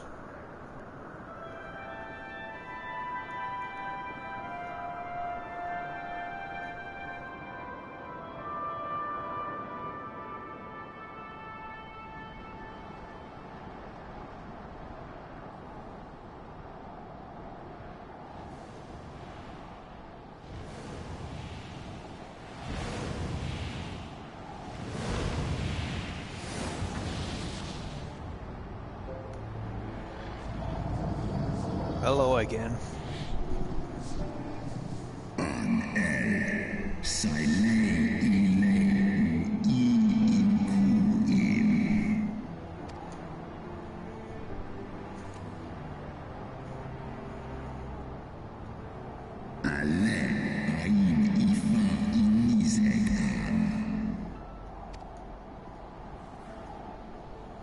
You mean the moment I prized your eye from his head?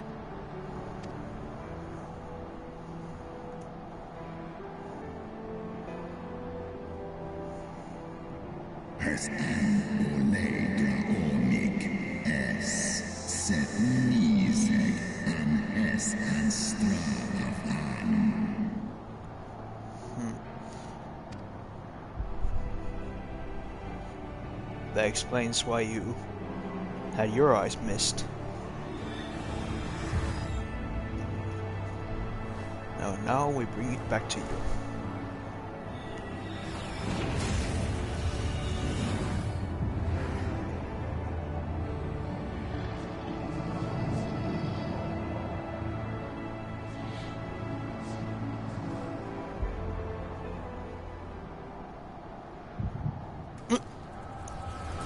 Not again.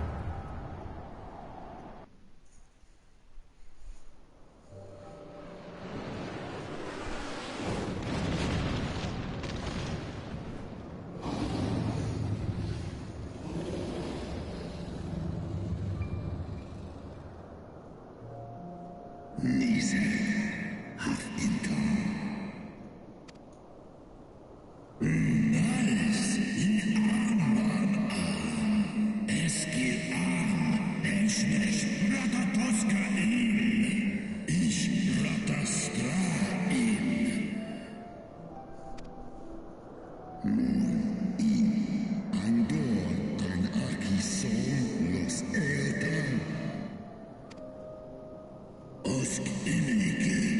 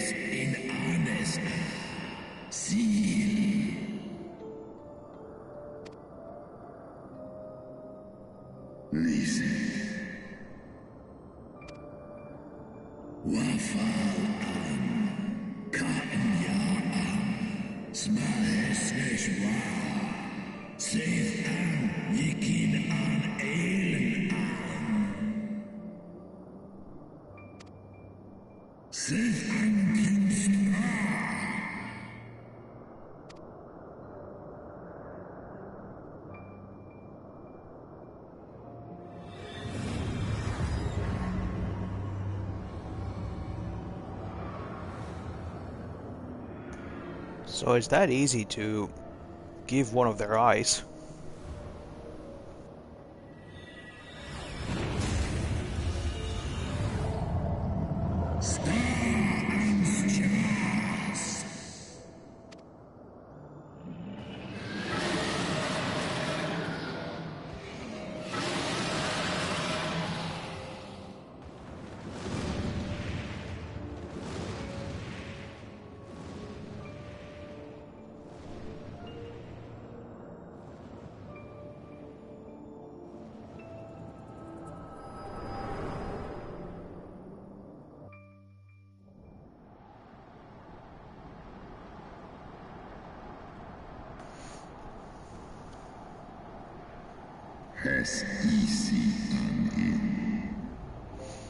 Yep.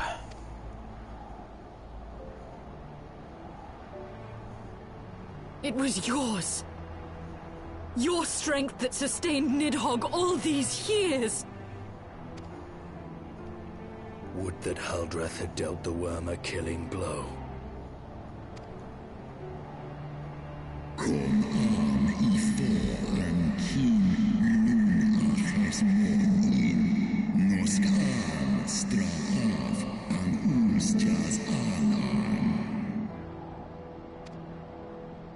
And so you acquiesced. You surrendered your eye to Nidhogg, knowing full well the suffering he would inflict. This one som anshin inkin in ela. Echnon ratan in he. Esklos miseg a. Liz esk angaan.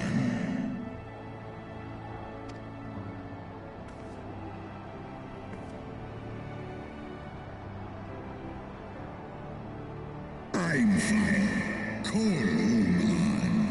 Tomos ineskla.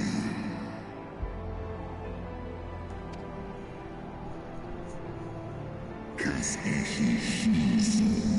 Sekmon inaan. Stray snowfall in sith an.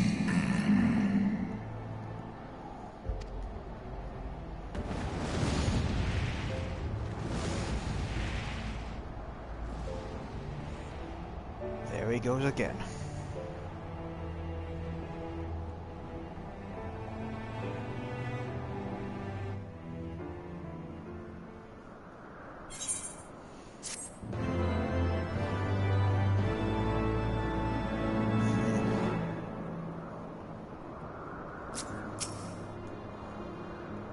And thus did the betrayal beget unending vengeance. Though he lifted not a single claw, 'twould seem that Hraesvelgr wreaked his own manner of vengeance against us.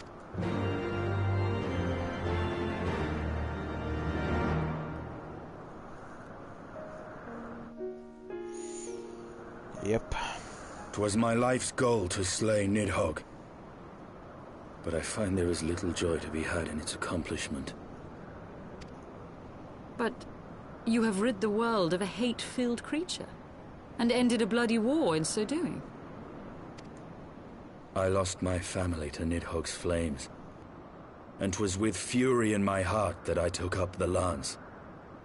Every blow I struck in the name of vengeance. We were not so different, he and I. I will not judge you for your deeds. I have not the right. Too many innocents have perished in the name of my greater good. Yet even with all that has passed, the tale is incomplete. We are short a great worm's eye. Of the pair which Haldreth took from Nidhogg, only one is known to us, the one I bear. What then became of the other? Good question. Why did Nidhogg, who had taken such pains to prolong the Dragonsong War, suddenly decide to hurl his entire army against the walls of Ishgard? Lord Commander. Aye. The deed is done. Nidhogg is slain. What? In the city? A battle with whom? At once, Lord Commander. Hold firm till our return. Fighting has broken out in the city. Lord Emmerich was sparse with the particulars, but it seems some commoners threw open the gates to a force of heretics. I gave no order to attack. Are we to mark the end of the Dragonsong War by spilling the blood of our own? Mayhap Hraesvelgr was right about us. Let us away, Warrior of Light. The people must be saved from themselves. Right. Wait! I would join you! There has been enough violence. I will appeal to my people in the city and make them see reason.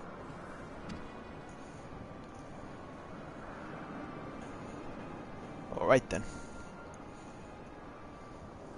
Come then, Lady Iceheart. Let us write the final chapter in this damnable war.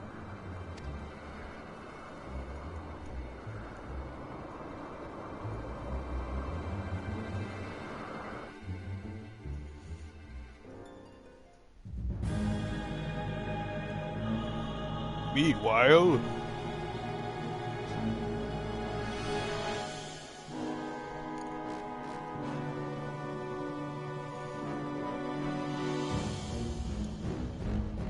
A small army of heretics has invaded the city, Your Eminence. But there is no cause for concern. A sizable contingent of our soldiers is already in place to repel the Dravanian assault. And the intruders will soon find themselves outnumbered and outmatched. Our plans proceed apace, then? Yes, Your Eminence. This unrest shall serve to feed the people's fear of the heretics and the dragons both. And lend renewed fervor to their prayers for deliverance. Very good. Grant our guests what time they need to sow a measure of chaos, then order the Temple Knights to crush them. Your will be done.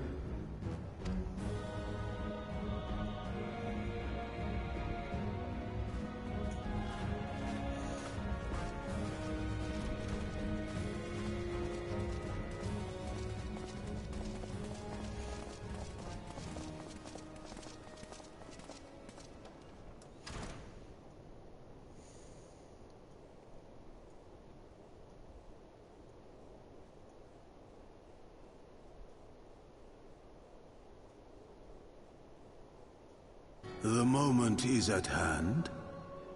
La Brea.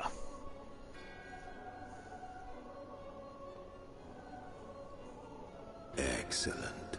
All shall soon be in alignment. Excellent. It is time for the Bringer of Light to die.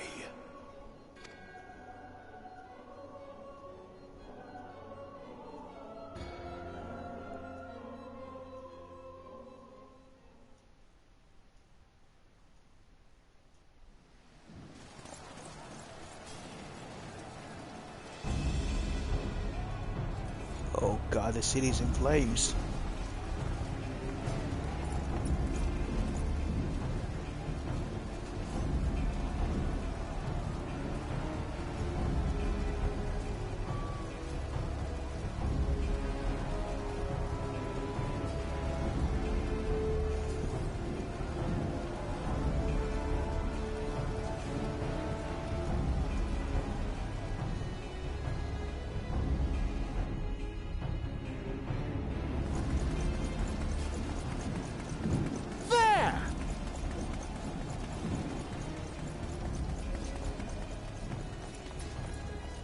lads! Sheathe your swords! There is no need for further bloodshed! What she said. Lady. She has come.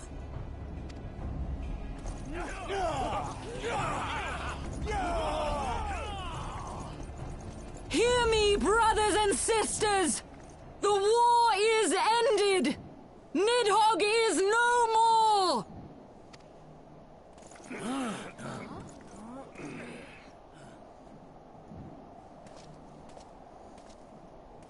Aye, it is so! This adventurer and the Azure Dragoon laid the Great Worm low!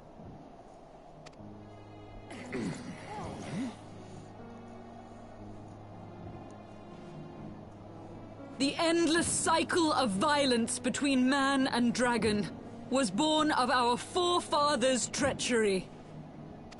You have followed me, bled with me, to bring this truth to light that we might all know peace. But Nidhogg is dead. Nidhogg is dead, my friends! He who bore such hatred towards Ishgard is dead! Let his hatred die with him, I say! Let us sheathe our swords and go in peace! Have we lost? No, my friend! Far from it! At long last, the peace for which we have so desperately fought is within our grasp, and I, for one, would not forsake it!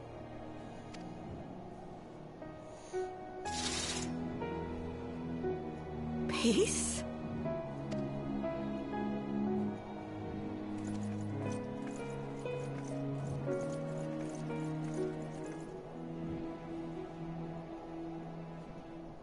You did good. Seize the witch! Let none escape! Whoop. Hold on there. Providing aid and succor to the wounded should be our first concern. If the heretics mean to observe the peace, then it would be folly not to do the same.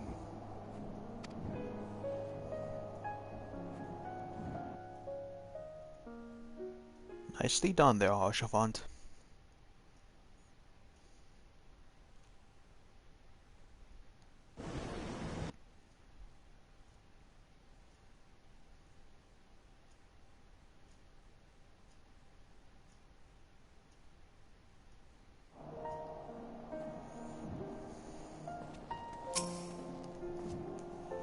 We'll see how long this peace lasts. That was rather too close for comfort, but it would seem that calm is returning to the streets. My mind, however, yet clamors with 1,000 questions. You return to Ishgard in the oddest of company, my friend. Yeah, we'll explain everything. That, my friends, was rather too close for comfort. Praise Alone that things did not end in bloodshed, I confess. I was more than a little dismayed to see you in the company of Lady Iceheart. Whatever is going on, Leo?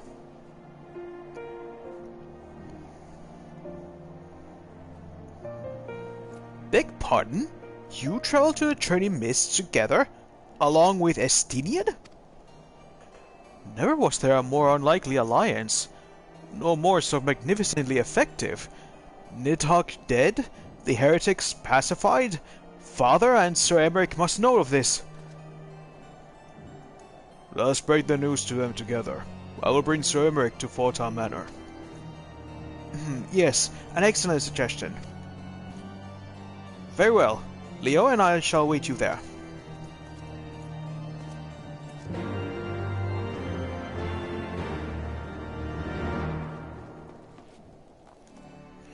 Yay.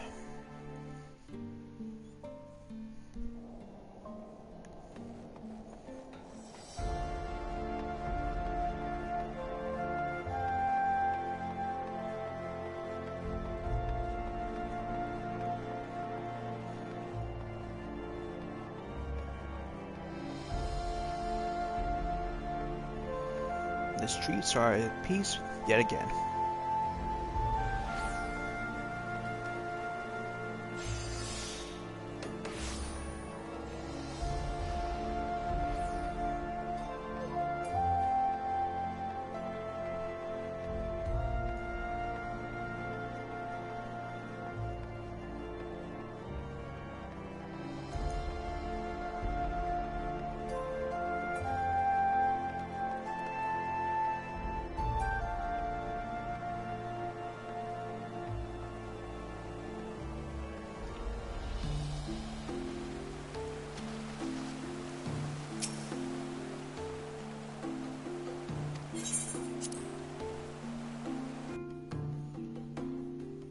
Now to tell the good news.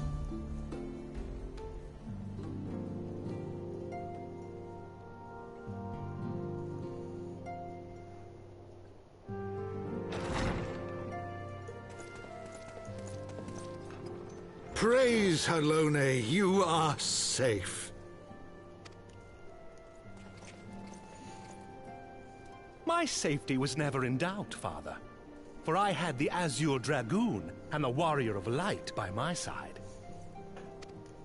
We bring the most wonderful tidings.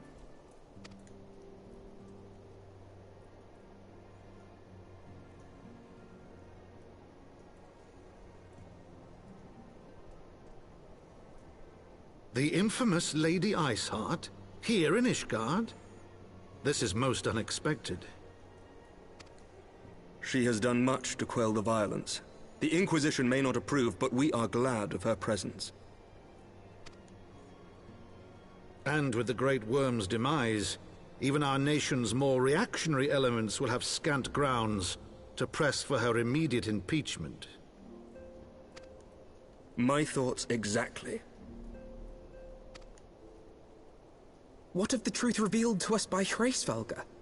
That the origins of the Dragonsong War, a core tenet of Ishgardian faith, are quite unlike those depicted in the scriptures. That men and dragons once lived together in harmony, and that it was man's treachery which shattered the peace and plunged our peoples into war. Yeah, that's a kinda difficult thing to break down. The same scripture also describes the origins of the High Houses. Were it exposed as false, the legitimacy of our rule will be called into question. If both Highborn and Lowborn can trace their ancestry to Thordan and his Knights 12. But a single sip of dragon's blood is required to confirm their lineage.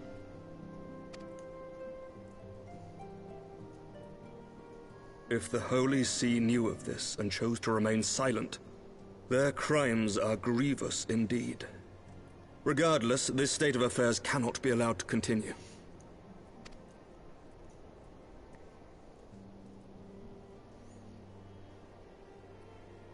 Sir Emmerich, you cannot mean to raise this matter with the Archbishop.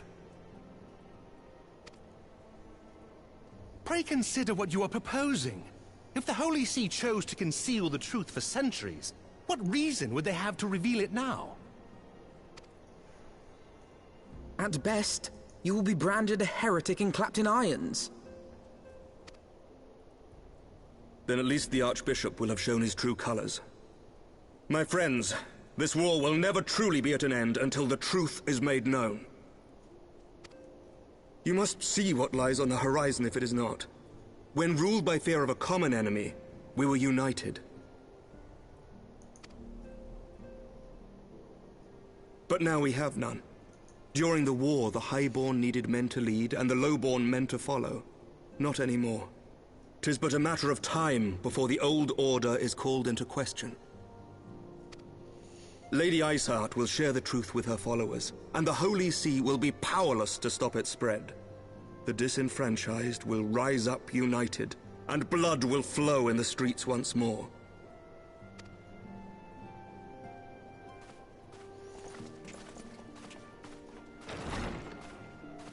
A divided Ishgard will not survive. Tread carefully, Lord Commander. Oh boy.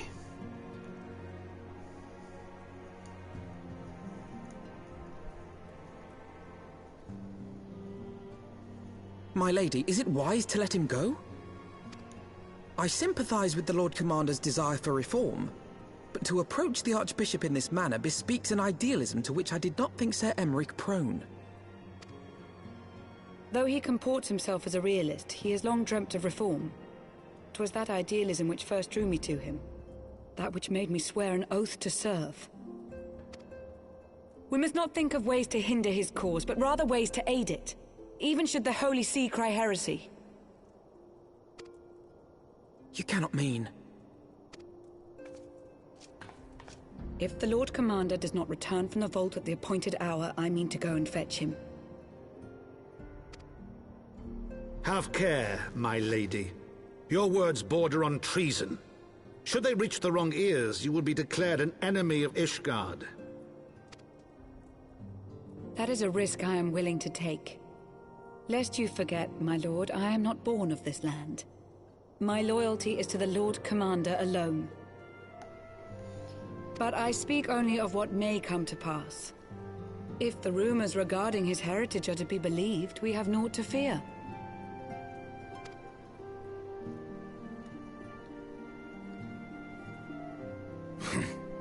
Lies and slander.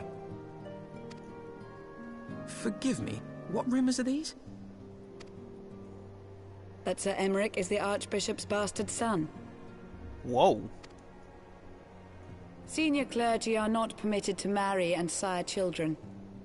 But even the holiest among us are not immune to temptation. Uh-huh. The Archbishop was kind of a... interesting. I'm able to believe it. Sir Emmerich is truly the Archbishop's son. He has never been publicly acknowledged as such. But the rumors have plagued him since childhood. That he rose to his current position, despite being despised as a bastard and accused of profiting from his father's influence, bespeaks the quality of his character. It is my hope that on this occasion, the burden of his birth will work in his favor. Should our worst fears be realized, the Archbishop will not be so quick to execute his own flesh and blood, affording us time to mount a rescue. Bastard or trueborn, he is our nation's best hope. If the Holy See dares to threaten him, I shall lead the charge against the Vault myself. Hear, hear! The future of Ishgard rests on Sir Emmerich's shoulders. I too will do mine utmost to aid his cause. Orshafon, be reasonable. A knight lives to serve, Father. To aid those in need. The people need Sir Emmerich more than ever, and we may be his only hope. There is no greater calling for a knight than to save the life of his fellow man.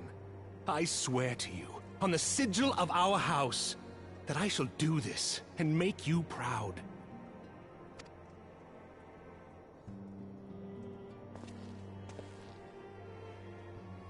Even you? Romantic, reckless fools, the lot of you. So be it. Make your preparations. I thank you all for your support.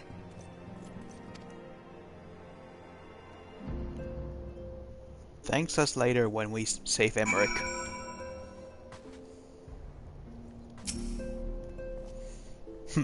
Of all the people, he should know better. Far be it for me to criticize a man of his blind idealism, but I might at least have pretended to consider another course. If we must risk the fortunes of our house to bring this truth to light, then so be it. But are you truly prepared to do this? To face the Heavensward in battle, if you must?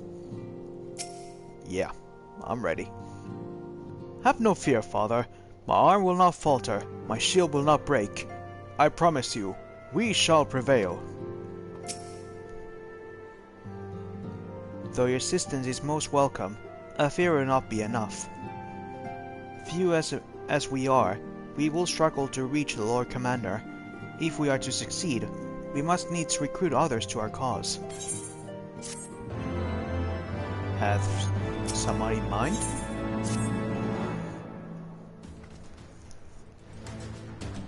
But how are we to carry out this bold endeavor? Even with an army of knights at our backs, a direct assault of the vault seems unlikely to succeed. You are correct, Master Alphino. Not even the assembled might of House Fortam and the Temple Knights would be sufficient. With the support of another party, however, we may still yet stand a chance. You speak of the other high houses? Precisely the opposite. I speak of the revolutionaries rumored to reside in the Broom. 'Twas these disgruntled Ishgardians who opened the gates to our city to the heretics, I believe. But of course! If the hatred of the Holy See drove them to such deeds, they might as well persuade to assist in Sir Emeric's rescue, knowing the truth they would lay bare. Such is my hope, Master Alphino, and I would have you and Leo reach out to them. As a Temple Knight and sworn servant of the Holy See, any overtures I make are doomed to fail. But as outsiders, the two of you may receive a warmer welcome. Very well. We shall seek out the leader of these revolutionaries and make our case. My thanks. Estinian, will your brothers heed our command if you are ordered them to stand aside? The dragoons have no love for politics, my lady. They will gladly watch and wait while the Highborn fight amongst themselves. How very wise. Leo, we should hurry to the Forgotten Knight. Totoro may have knowledge of the revolutionaries.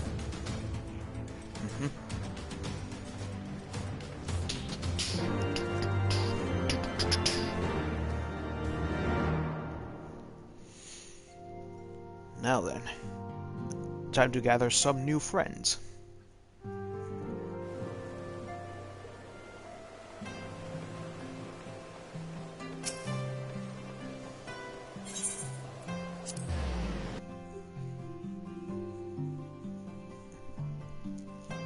Let's see how long have I streamed now. 2 hours and 50 minutes. Nice. We shall continue. We'll see for how long. And how long this Heavensward Part 2 will go.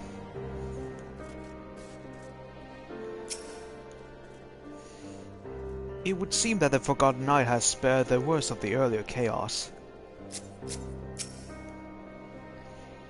Leo, Alphino, gods, I've been worried sick. It's so good to see you. And you, Totoro, how did you manage to escape the chaos in the streets? Gibralon and the others barricaded the doors until the heretics left. None was harmed, thankfully. What about you two? What came of your journey?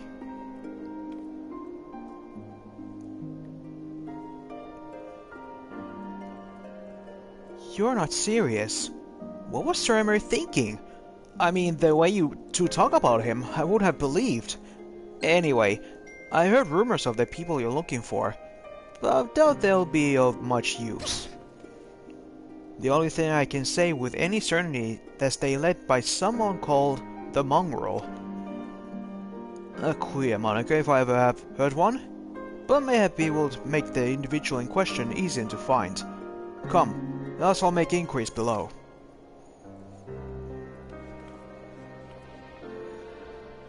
Right. Hello, Sidurgu, Riel. Those two are one of the main casts for the Dark Knight class.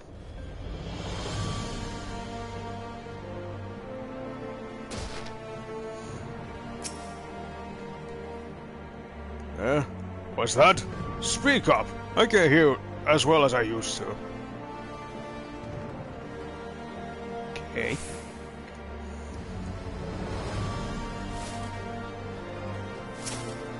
Hey kid. I don't know a goddamn thing about Mongrel. If I did, you can sure be I won't tell you. Oh, hey.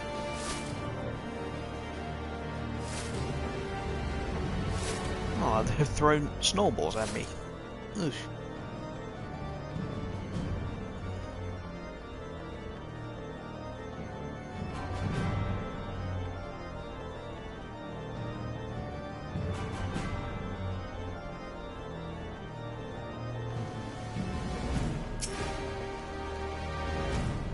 A mongrel? Not sure I can catch your meaning. To a blue blood, we're all of us dogs down here. Hey, I'm no blue blood.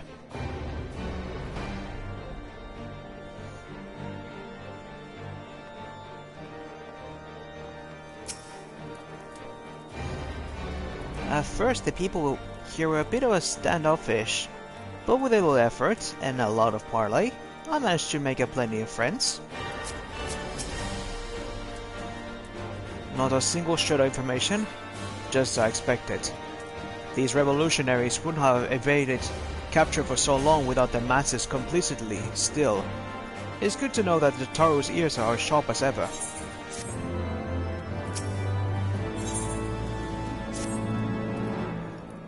Frustrating though it may be, we must press on.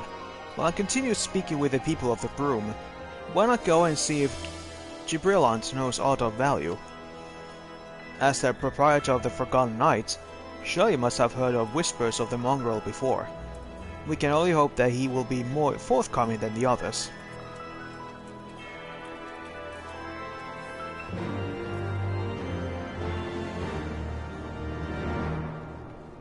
Back to the inn.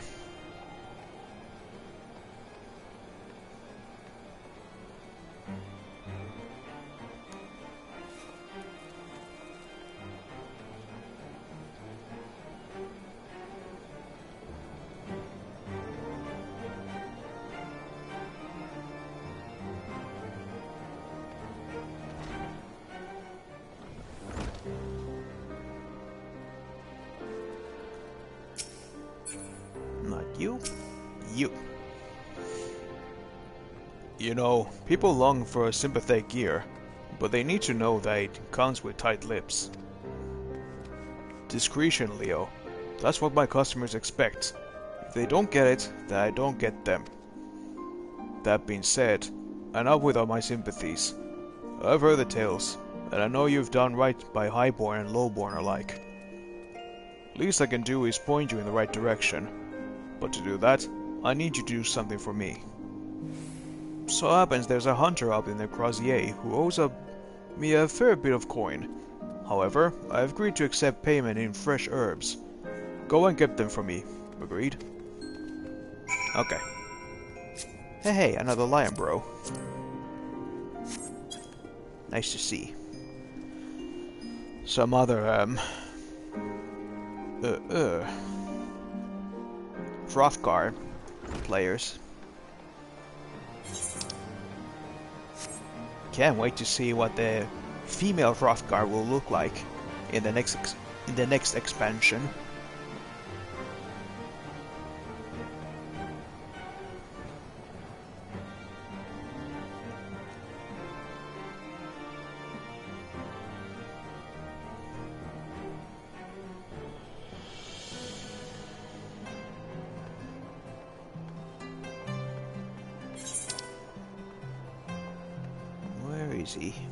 Oh, over there.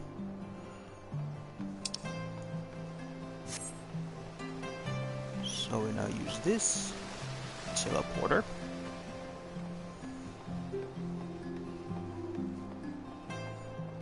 Over here to go to the Jewel Crozier.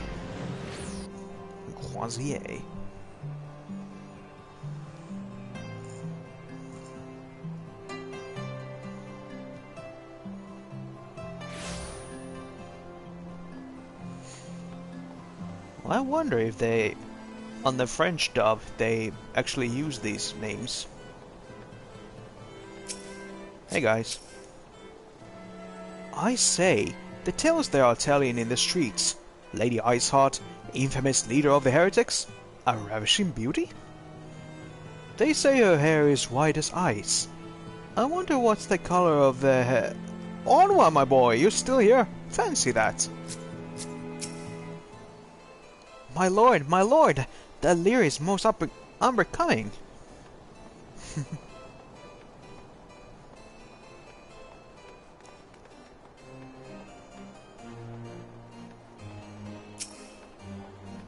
Hulking hunter.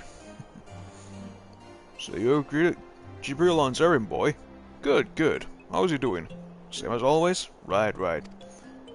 Anyway, I hope he appreciates as much trouble I had to go through on account of these bloody herbs.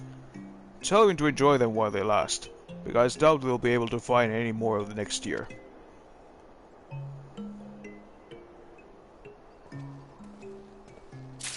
Thank you.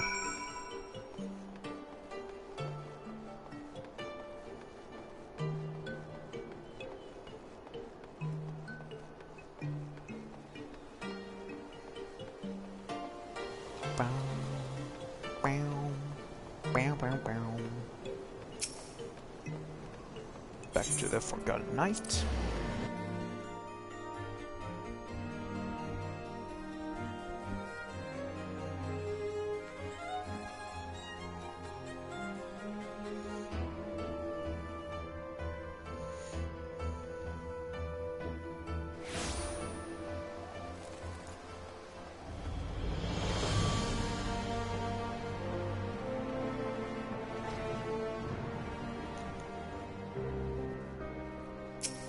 Here's your herbs. Well, you're going to hand them over or not? Fresh herbs. This nameless flora has a pleasant enough scent to suggest it is most likely not poisonous. Aye, this ought to do it. With a few other spices I can make it just like she used to. There are few things which stir the hearts of men like a sip of mulled wine. Share a glass with the right people, and who knows what stories they'll share.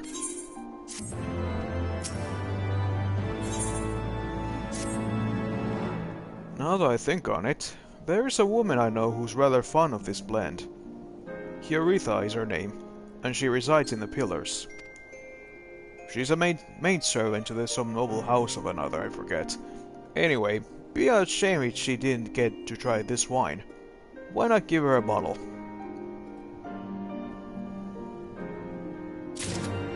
Thanks.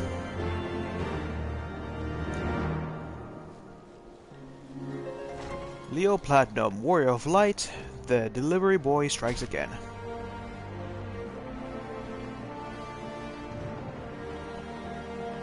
No wait, the delivery boy of light. That's it.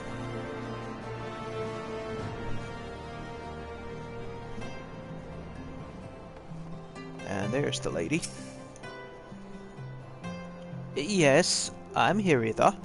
Beg your pardon, but do I know you, sir? Here's something for you. Twice mulled wine. This wine is cooled after its first mulling and allowed to sit for a fortnight before mulling a second time with a fresh, muslin bag of spices, for delivery to one Hieritha.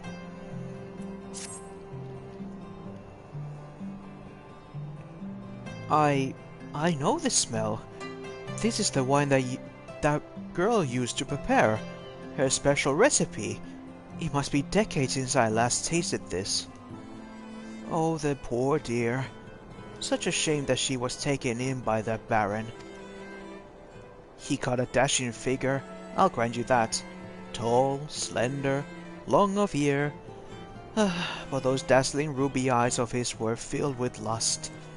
'Twas not more than infatuation that she felt, but she convinced herself it was love, and he couldn't help but take advantage. But then her belly started to grow. God, the scandal! I mean, it is not an uncommon occurrence that it was with a Hur maid made it so much. Well, I needn't tell you. She was discharged from his service, cast onto the streets, like so much refuse. After she returned to the broom, we drifted apart. I only learned of her death years after by chance.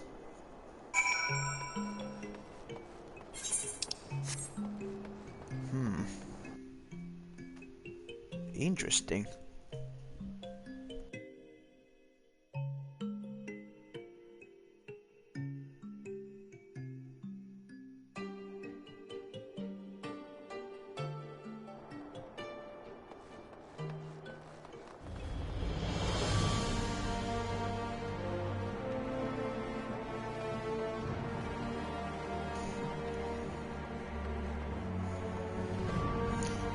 And also, pray forgive me for always slipping in my tongue.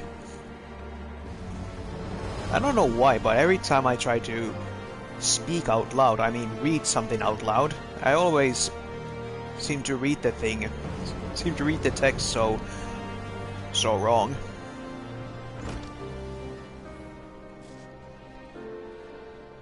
And if I generally try to speak, I always twitch my tongue. So the amorous nobleman bends his maidservant. Let me start again. So the amorous nobleman bets his maidservant, then casts her aside when the seed takes root. Not the most original tale, is it? Cold comfort for the women and children who lived, though.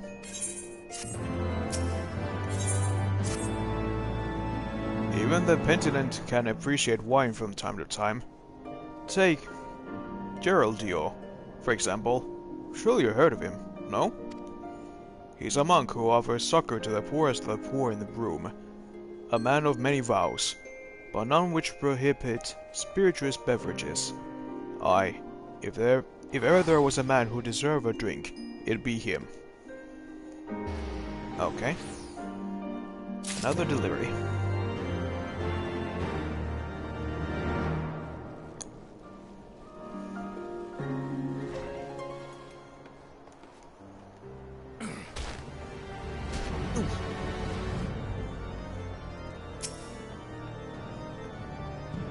Geraldio. Alone's blessing upon you, sir. A gift for me? Yes. Some wine.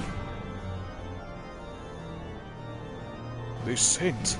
How reminiscent of a wine once made by a dear old friend. May her soul rest in peace. Forsaken by her family, she toiled tirelessly to feed and clothe her child. Yet somehow she found time to help me tend to those in even worse circumstances. So compassionate she was, so full of love for her fellow man. 'Twas that love which gave her child strength to endure the scorn of the other younglings. That little girl, bless her heart, she couldn't help what she was. Eventually she won them over, but those first few years were trying. Even more so when she had to start fending for herself. I remember the days she spent standing on the walls, raven black hair flowing in the wind, staring out as if searching for her mother's face in the mists.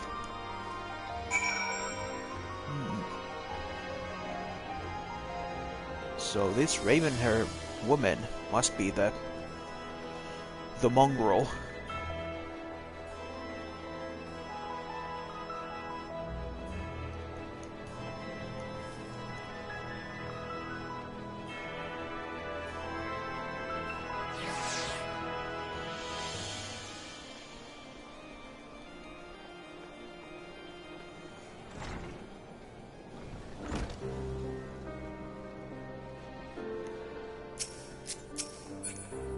Another your wines delivered.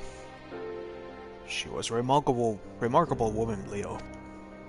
After everything she was forced to endure, she still remained hopeful for the future, for her daughter's future. Some bonds are thicker than blood, but blood still defines us, and divides us in the end. It's the legacy of our parents, Leo, and we can't escape it, no matter how hard we try. So the mongrel and her pups chose to embrace theirs, to proclaim it to all and sundry. If you can understand that, then maybe you can find her on your own.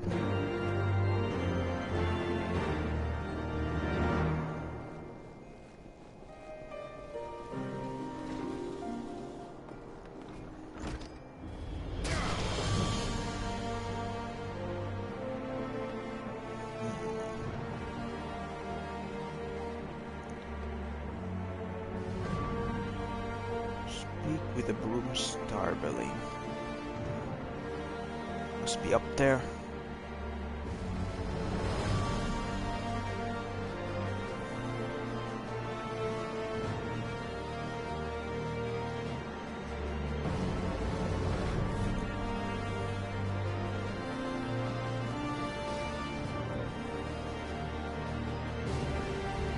Not you. Oh. Luis on the ground floor. Ah, here you are. Still looking for your mongrel? Like I said before, take your pick. Plenty around, if you know where to look. Or did you fancy someone specific? I'm looking for a mongrel with ruby red eyes and raven black hair. Oh, someone's got unusual tastes. Afraid I can't help you though. Won't, rather.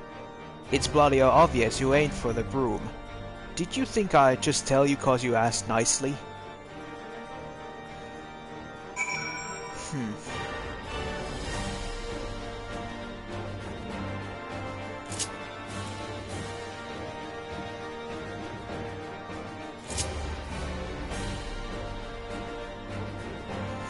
Well, I thought you could ask.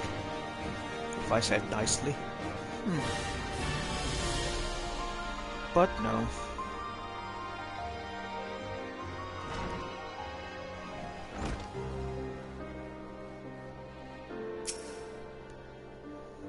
Have you made any progress, Leo?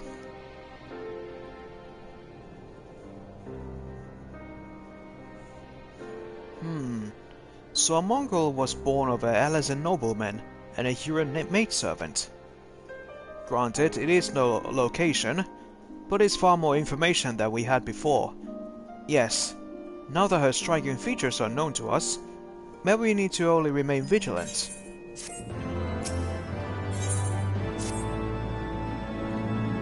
There must be a way we can draw the mongrel out in the open. Maybe we should discuss this with Tataru. Speaking of which, where is Tataru? Oh, confound it! She went below to make inquiries of her own, didn't she? We must find her quickly, Leo. I have a premonition this won't going to end well. Yeah. Quickly now.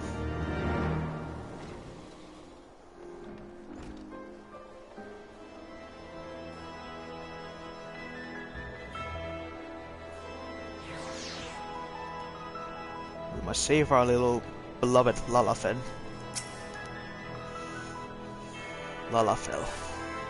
Who are you? Cast your gaze over the streets below, but see no sign of Tataru.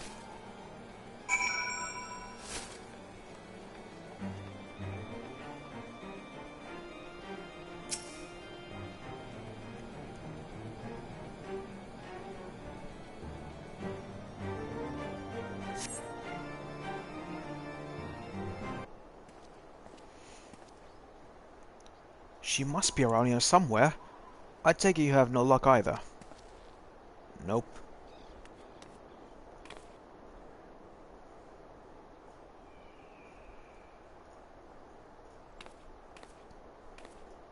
Oh, I'm sorry, I forget I said anything.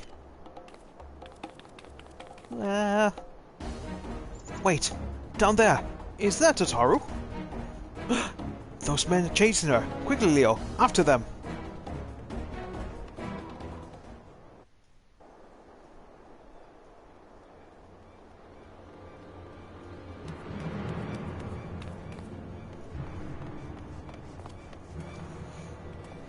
Where do you think you're going, Missy? I'm sorry, I didn't mean to offend. What's going on here? Get your hands off that lady.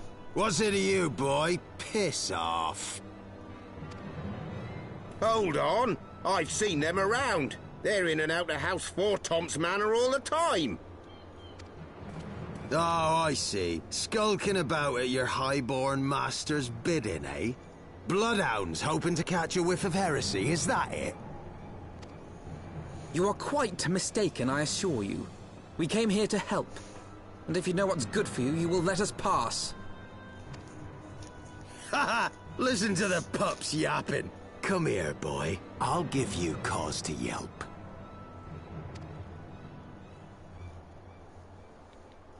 Enough!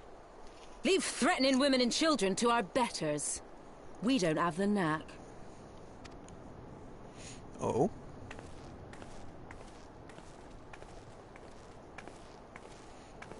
Hilda! Hey. Hilda. Nice name.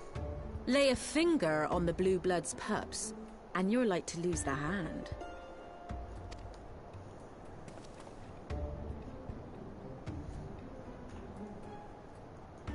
In often I get called on by glorious heroes like yourself. So tell me, what have I done to deserve you?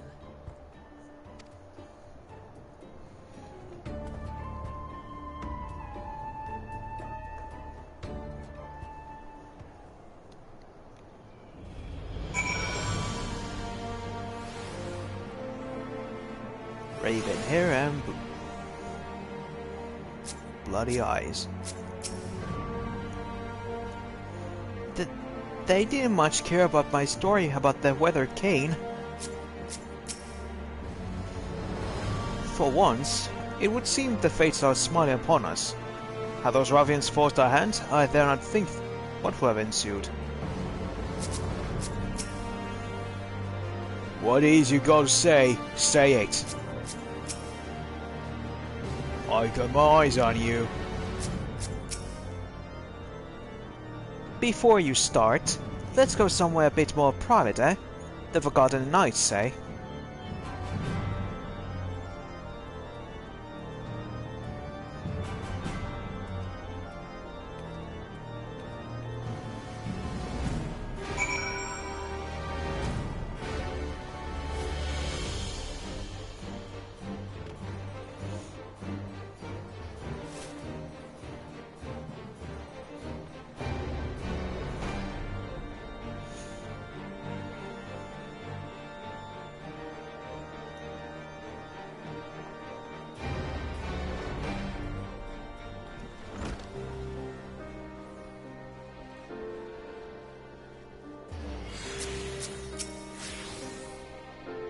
If you're nervous, I could try parleying with them on our behalf.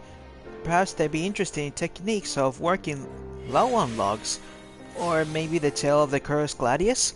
Oh, I know, the legendary skillet. Everyone loves that one.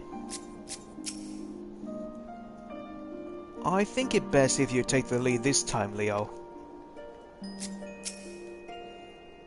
What is you got to say? Say it. Okay, I'll say it.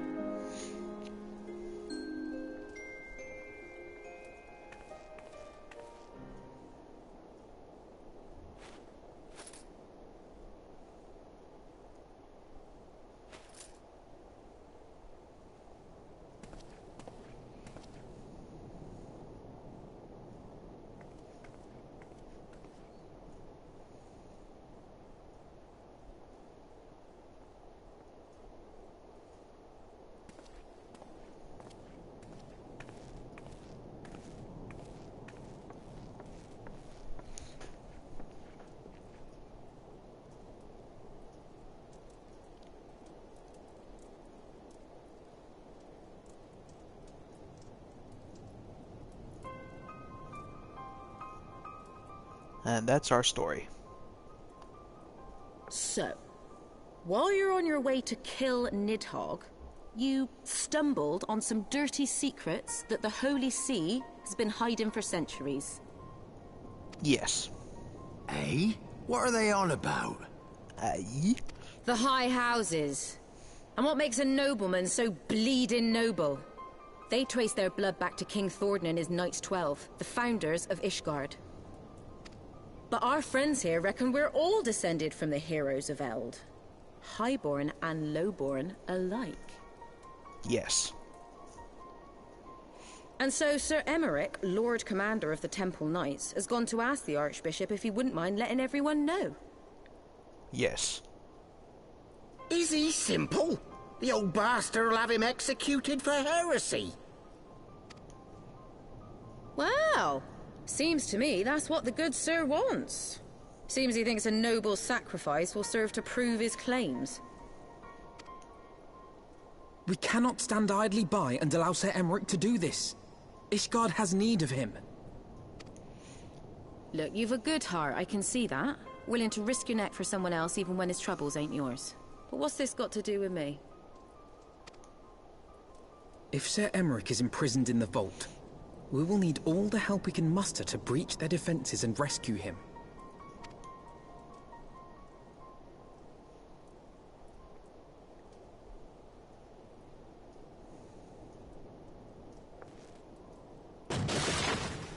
What in the hell's...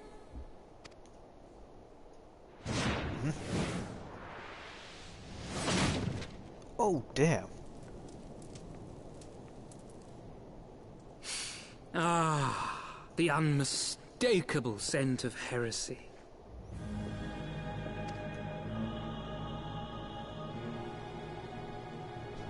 And what do we have here? The honored guests of House Fortom consorting with the Queen of Rats.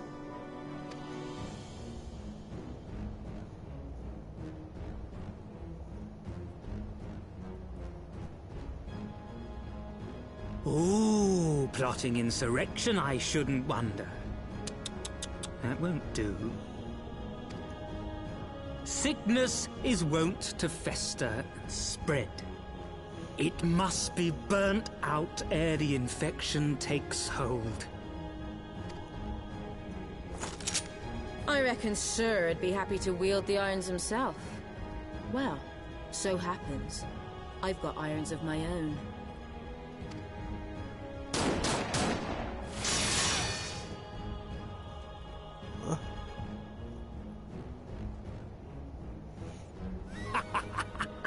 Such simple creatures, rats. Certain to attack when cornered. Let us step outside, milady. In here, your toys could hurt someone.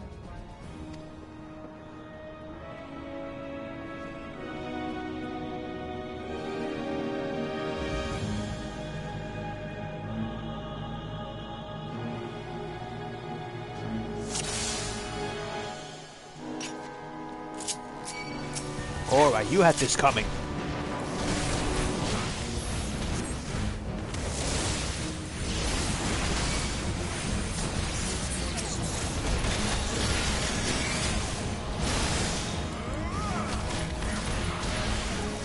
Right there!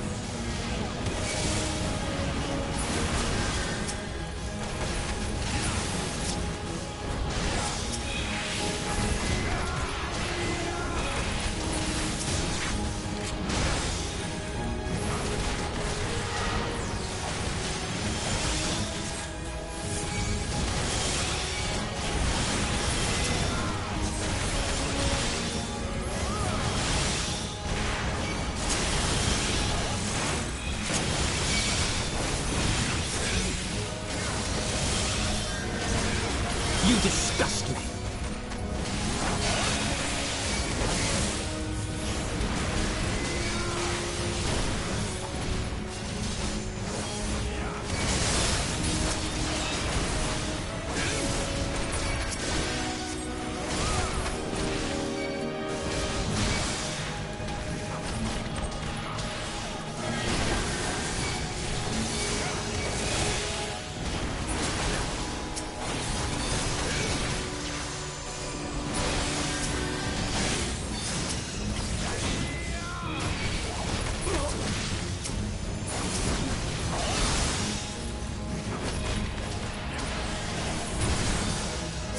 Oh, Chavant.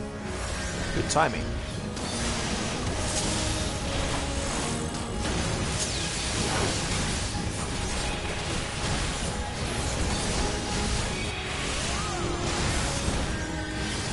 Bear witness!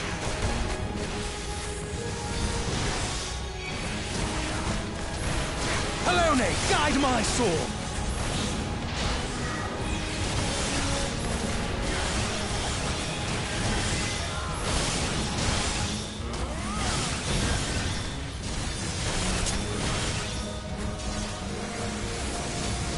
Filthy rats!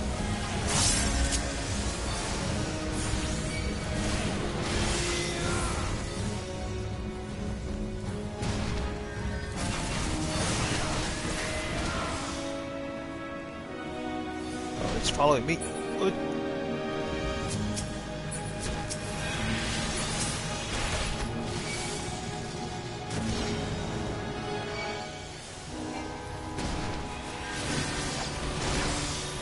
Take down the healer. Nope.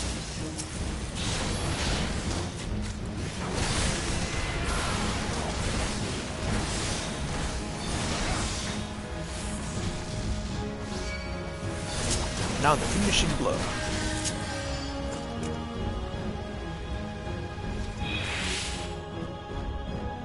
There.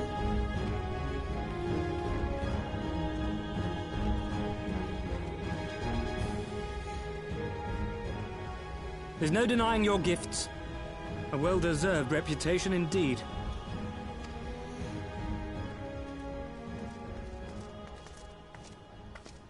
Enough!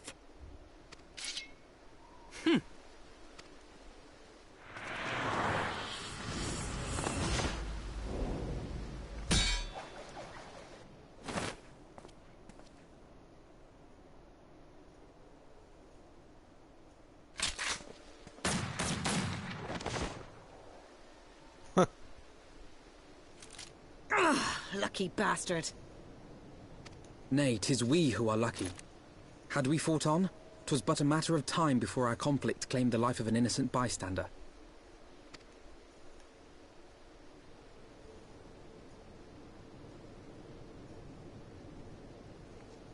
I thought the Heavensward might come here as well. They came to the Temple Knights' headquarters. Aye. Sir Grinno announced that the Lord Commander had been imprisoned under suspicion of heresy, and that the Heavensward had been granted full authority in his stead. Ah, crap. Then the Heavensward now commands the Temple Knights. Those still loyal to Sir Emeric answer to me. Alas, that amounts to but half our number. The other half, who opposed his promotion to Lord Commander, have gathered at the vault as ordered. Bolstering the guard already, eh? If I didn't know any better, I'd say you were expected. I take it you're in charge around here? Hilda. And yes, the young master was just persuading me to join his lost cause. Convincing little beggar, isn't he?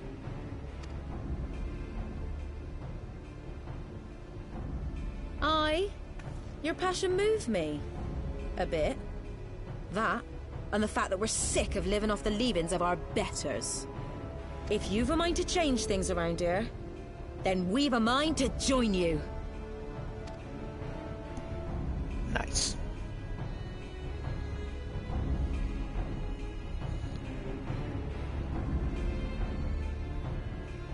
Now we have our party. I guess next it's time for the rescue.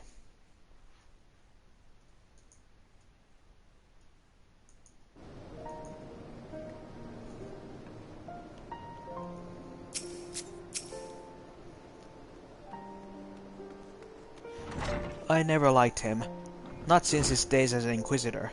He took far too much pleasure in his work. Time is of the essence, Leo. We must move quickly before they discern our intent.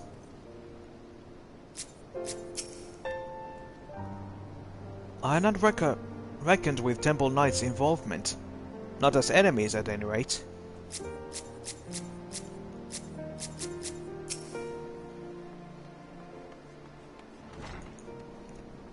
First Sir Grinno and Sir Porcelain, and now this Charterbird character?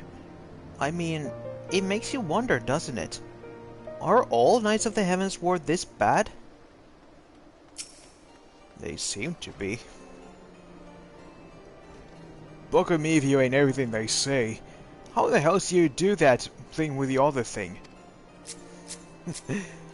Practice, friend. A lot of experience. You did half given the highborn scum what for. That was a sight for sore eyes, that was.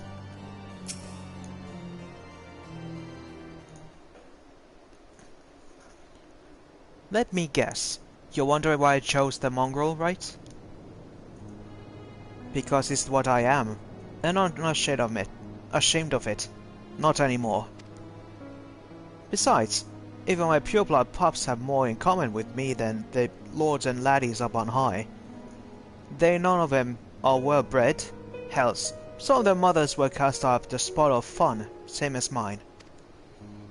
Story all this time, and one we're sick of hearing, which is why we took up arms. Not that we mean to hold all the blue bloods to account. Some have done right by us. I'll allow them, like the House Alienot. But enough talk. Your friend's still rotting in a cell. Let us keep him waiting.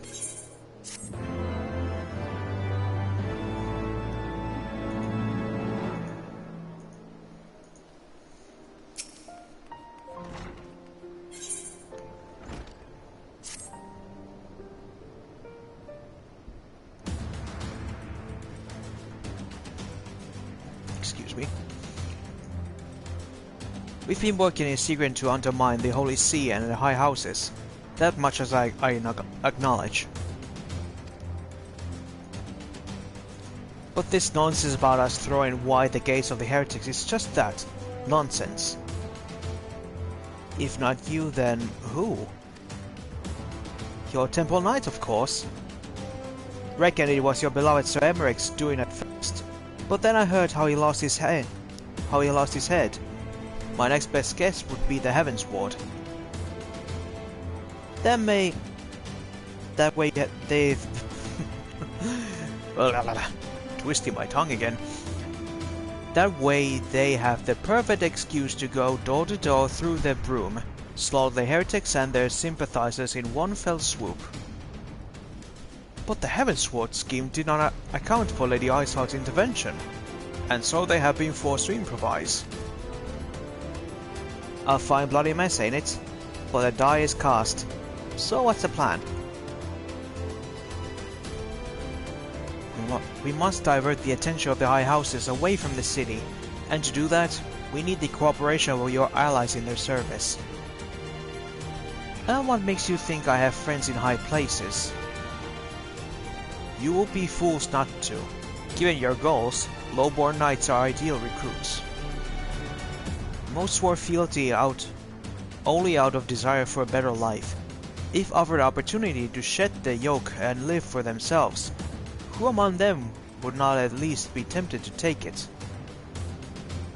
Rare is the man eager to die for a cause he does not hold dear. But it need to not come to this way. Not come to that this day.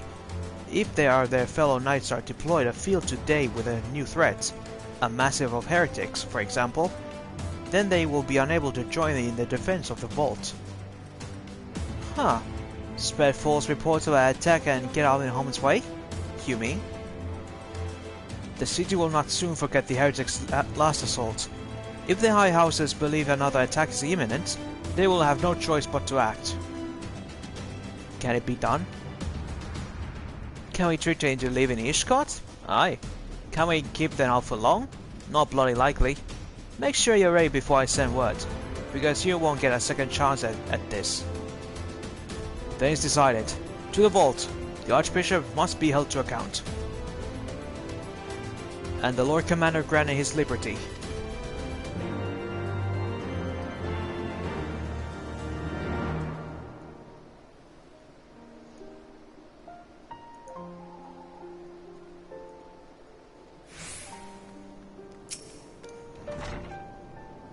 One chance only, Leo. Make it count. God help me. I think we just might do this. Did you see the way she wielded that weapon of hers? Maybe I should get one of my own protection.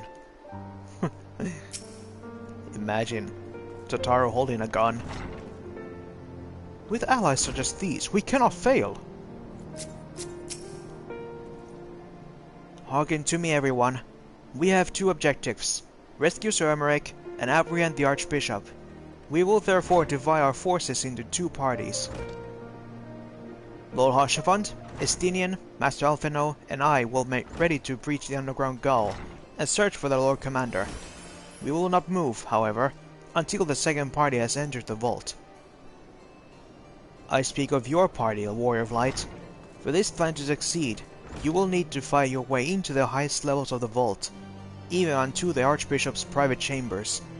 When the Heavensward realize that what you intend, they will fly to their master's side, leaving only a token of force to guard the gall. Temple Knights loyal to our cause have already secured entrance to the vault. Once you are within, They will signal to us. If all goes to plan, we shall rejoin you with Sir Emmerich and confront the Archbishop together. Is everyone clear to their duties? Then let us do what must needs be done.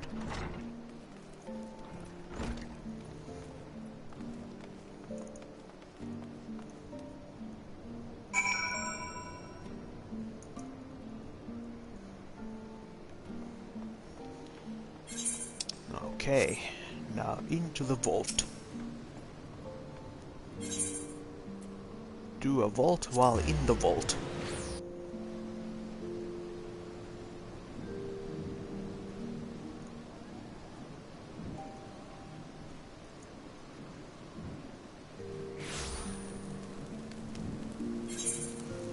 Oops. Wrong parts.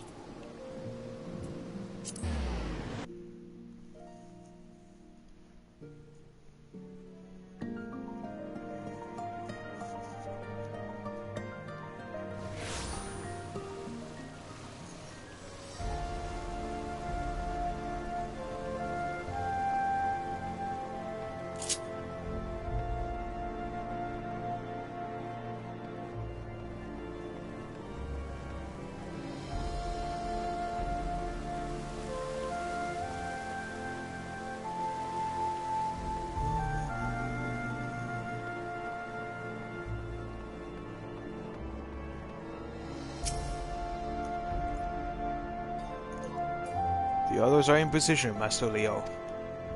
I will send word once you and your party have entered.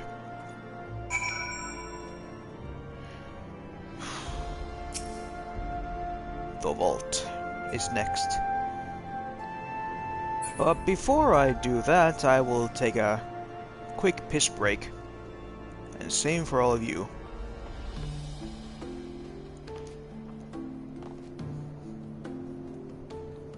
I will hold on, putting my character in place. There we go. Okay. I'll be right back in a couple of minutes.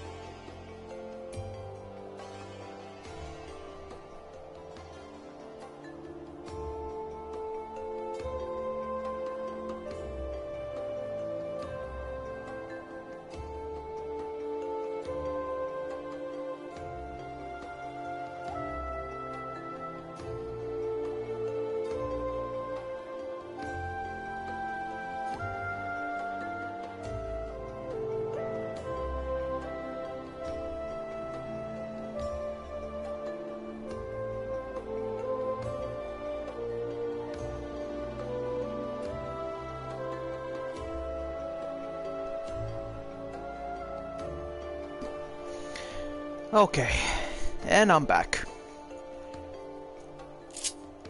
Now it's time to face the vault.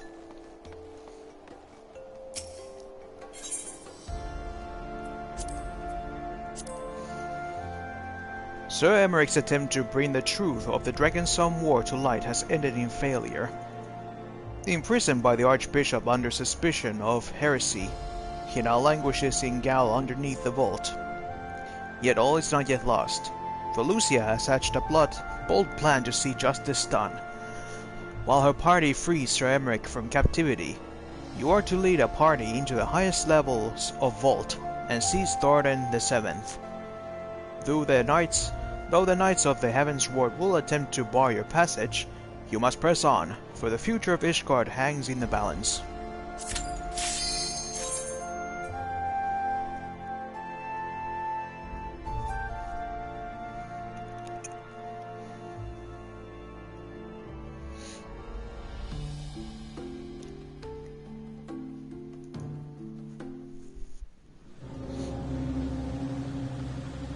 The vault.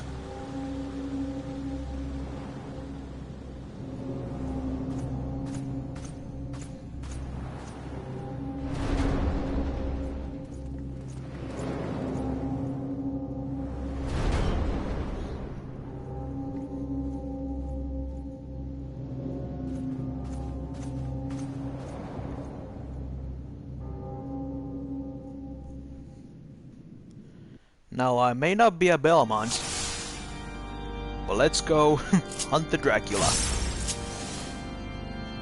Let's storm the castle, Vania.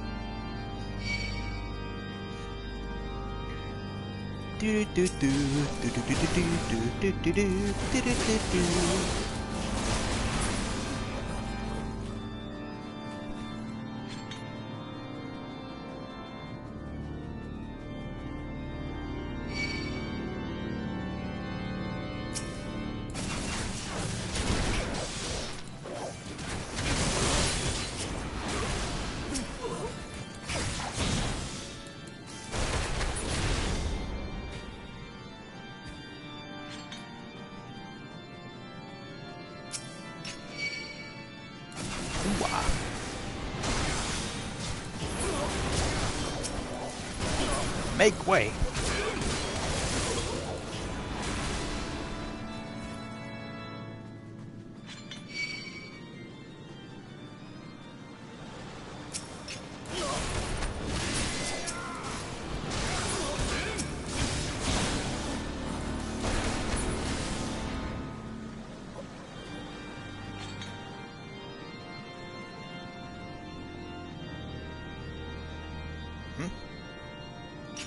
Well, one of the Heavenswards.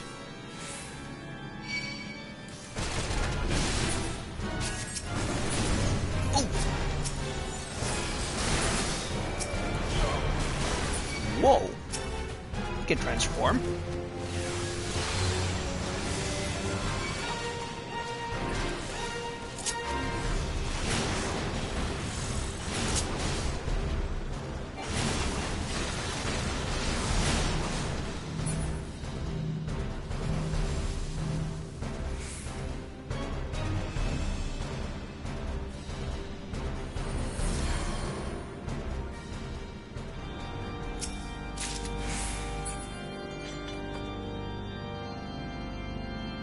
That's right, run away.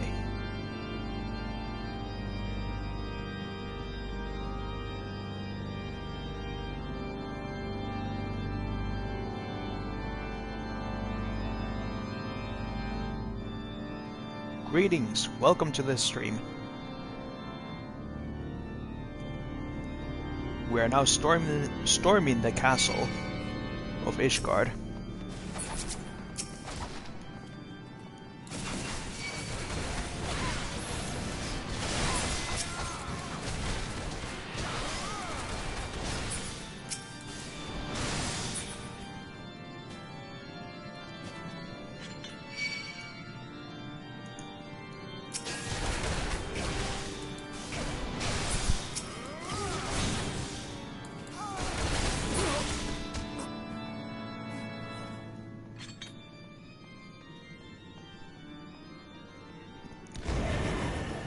Well, I thought... just for the safer side. And they will not take too long for the queue up.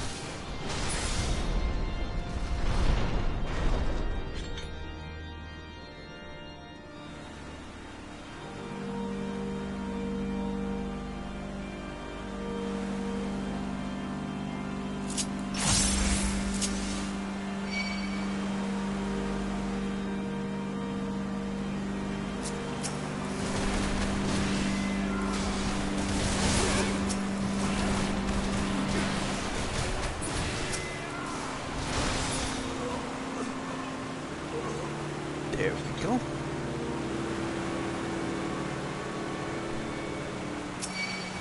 Huh. Robotic chess pieces.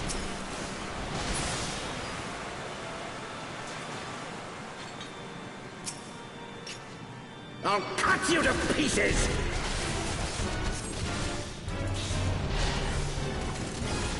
I will not yield to you!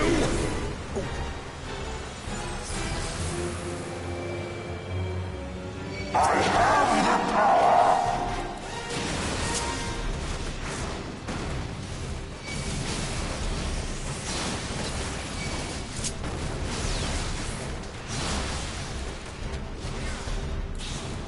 Gotcha. Down with you!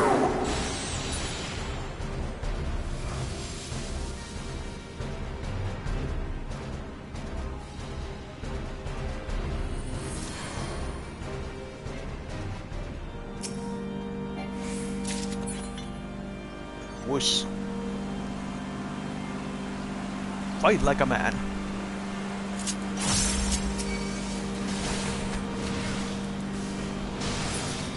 What's this? We're in Dark Souls now?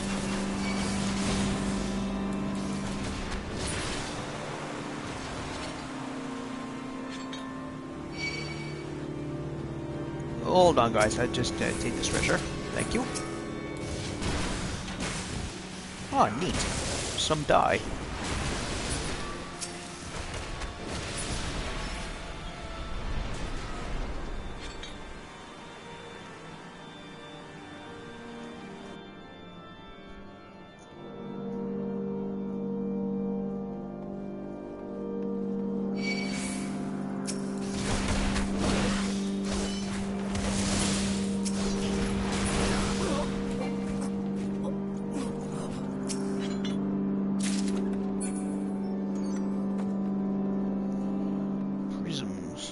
Yay.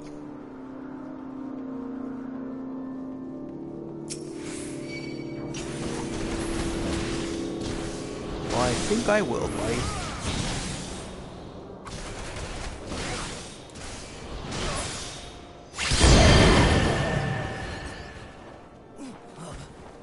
Gargoyles. Interesting move.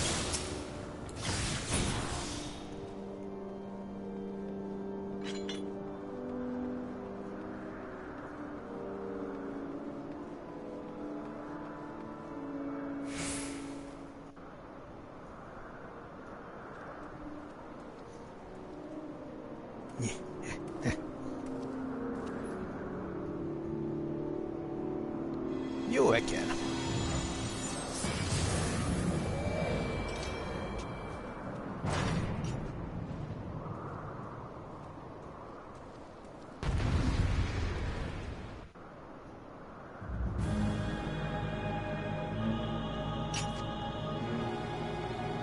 Time for a little payback. Filthy rats!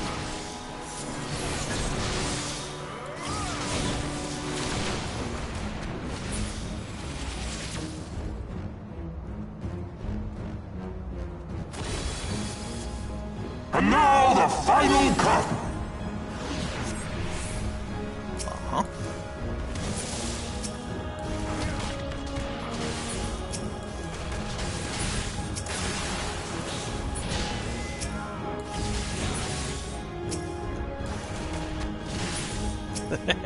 Sir Charizard. Nice. This shall be a mercy. disgust me. Same with you and your white lipstick.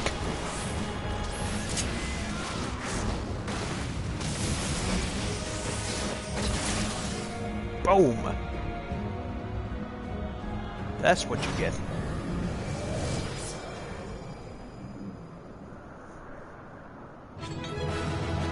Ba, ba, ba, ba, da.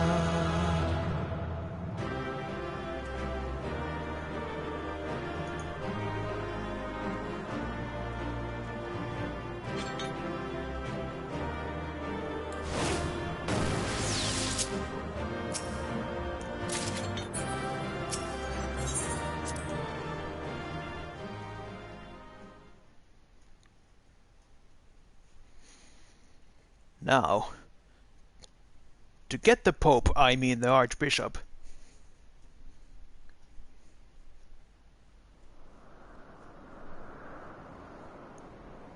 Our power! How can this be?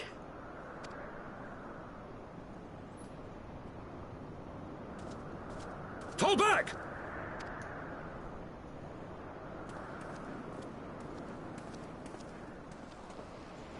What?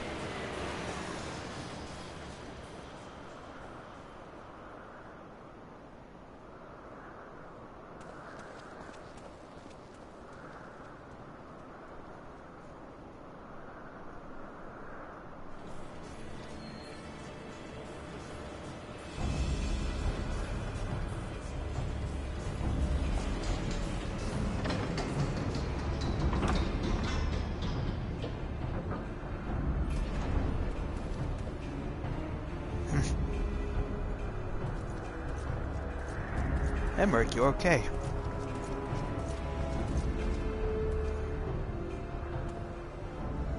Father, please!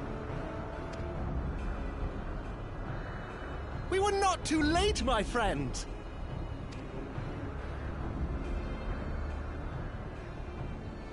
Why must you do this, Father? Nidhogg is fallen. There is no need for further deception. Now is the time to renounce the lies which led us down this path. To start anew!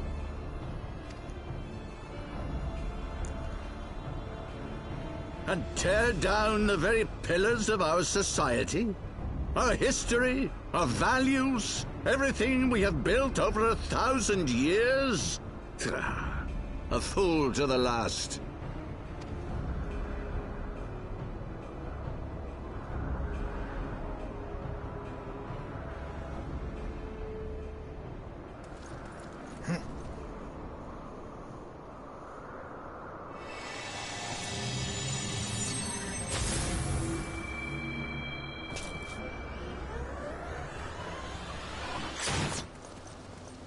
Look out! What?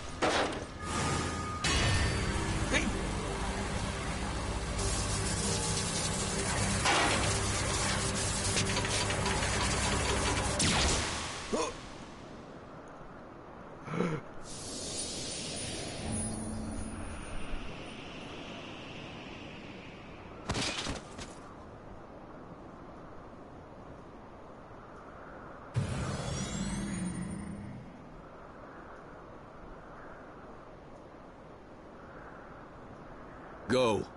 Asisla awaits.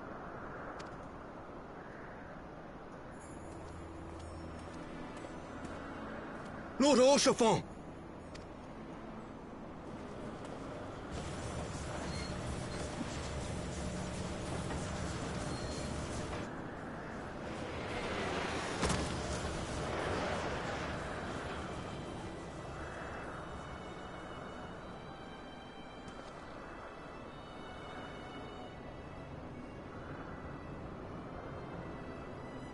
No. Orchefort. You are unharmed? Forgive me. I could not bear the thought of... I'm okay. What about you? Please, stay. No. Oh, do not look at me so. A smile better suits A hero.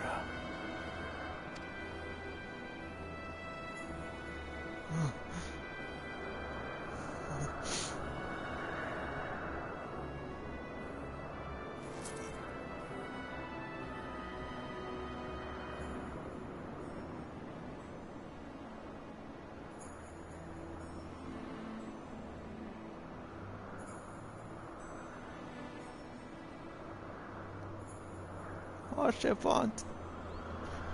No!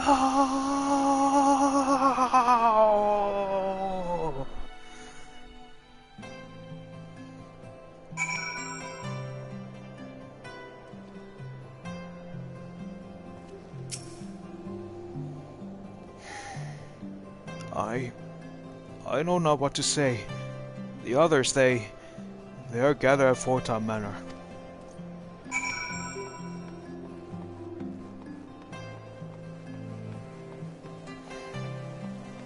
Yeah. This is the fortunate event in Heavensward that everyone will always remember.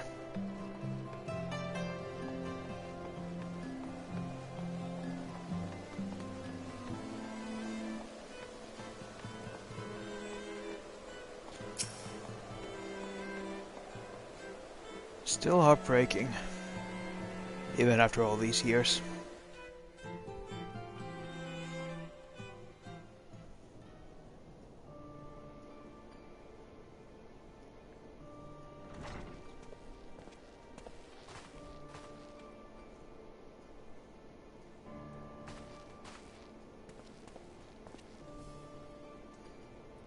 Don't. Please.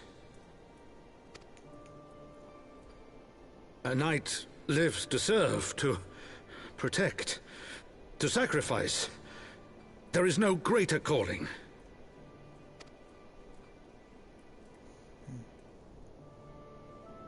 Leave me to mourn and give chase. For my son, and for the nation he loved. Go!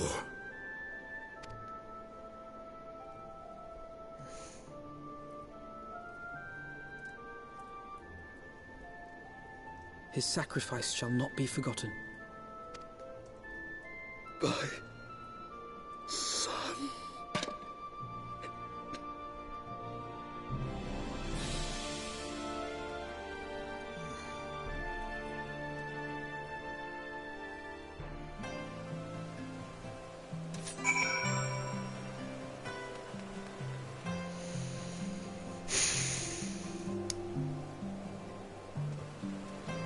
You know what this calls for.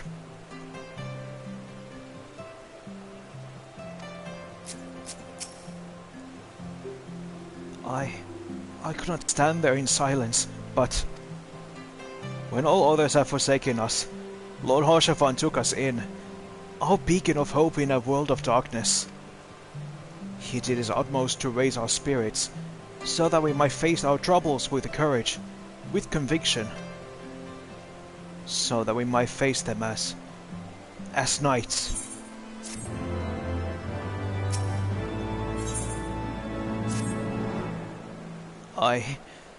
We must press on with our mission. Tataru, pray return to our duties at the Forgotten Knight. Let us go and speak with Sir Emmerich, Leo. I worry for his well-being.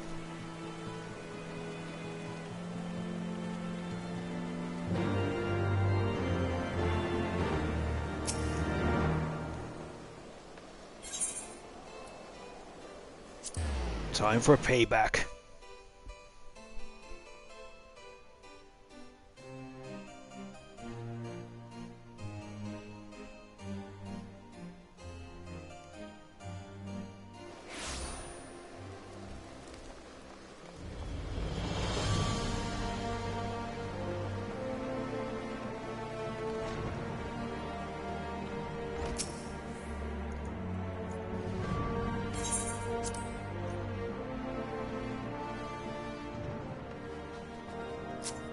Hey, Stinian.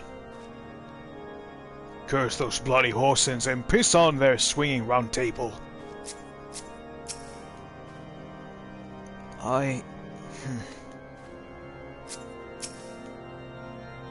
to Emmerich.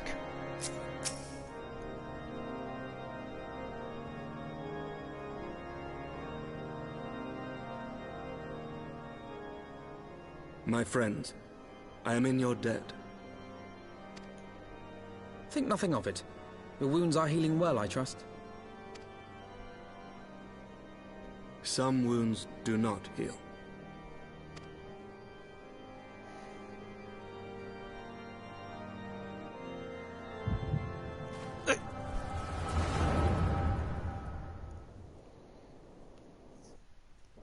Another flashback. Oh. The Founding. The Scriptures, 1,000 years of lies, all to deceive the common man. Nay, our own brothers and sisters. For the blood of the Knights 12 flows within all our veins. You knew this to be true. You knew, and you concealed it.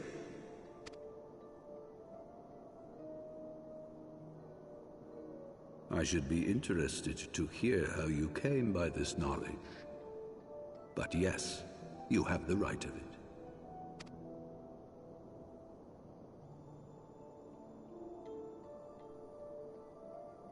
The architects of Ishgard, King Thordan and his Knights 12, entrapped and butchered the great worm, Ratatosker, that they might partake of her eyes and thereby transcend their mortal limits. Upon learning of their treachery, Nidhogg was consumed with a murderous and justified rage. I dare say you know what followed. The great worm slew the king and half of his knights. Aye, but Nidhogg was subdued, and his eyes plucked from their sockets by the knights that remained.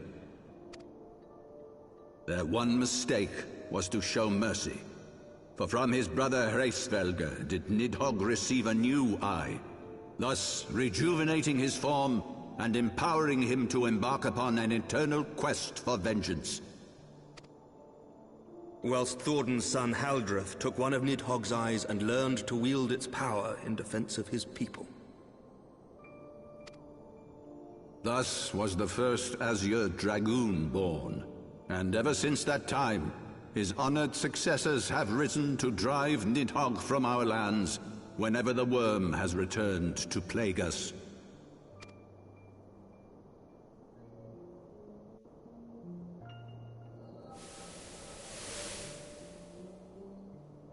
I ask you, my son, will you answer for my sins? Will your son and his son answer for me as well? What do you mean? If a man cannot atone for his sins in the course of his all-too-fleeting life, must his progeny then be held to account? Must every subsequent generation be judged as well?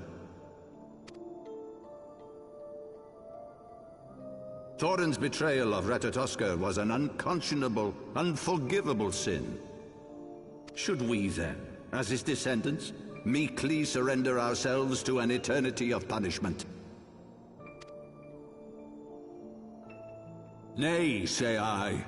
I would not see our children sacrificed in a vain attempt to appease an implacable foe. Dragons are not like us, my son. To they who live forever, the wrongs of antiquity are as those of yesterday. No reparations shall ever suffice. This fact alone should serve as ample justification for our actions. Yet some refuse to see it as such. For men like you, who yearn to commit themselves to a nobler cause, a more compelling narrative is required. This is your solution. This is how you protect our people. You have given us a lost cause, a death sentence. With your compelling narrative, you but doom our countrymen to give their lives for a lie. And they do so gladly. Highborn and lowborn alike are proud to serve, to fight and die for their country.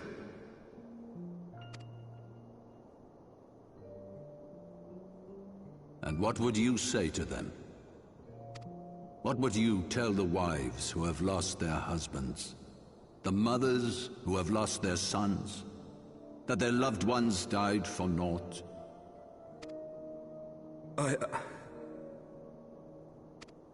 Over the course of 1,000 years, countless men have donned these robes, and every one of them came to accept the necessity of this solution.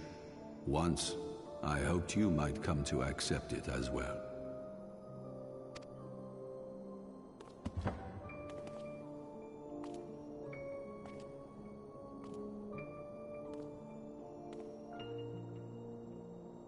Do not despair, my son.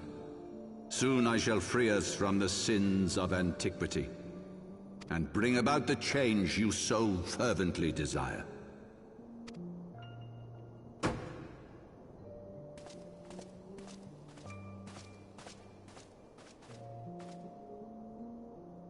If he has spoken with others, I would have their names. Escort him to a cell and question him thoroughly. Your Eminence.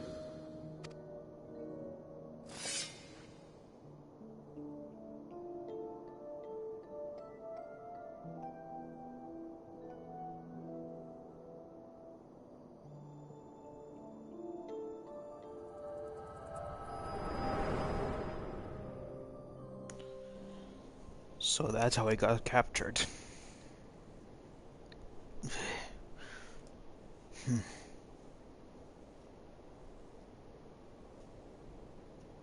You saw something, did you not?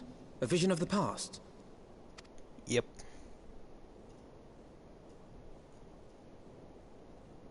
So this is the power of the Echo.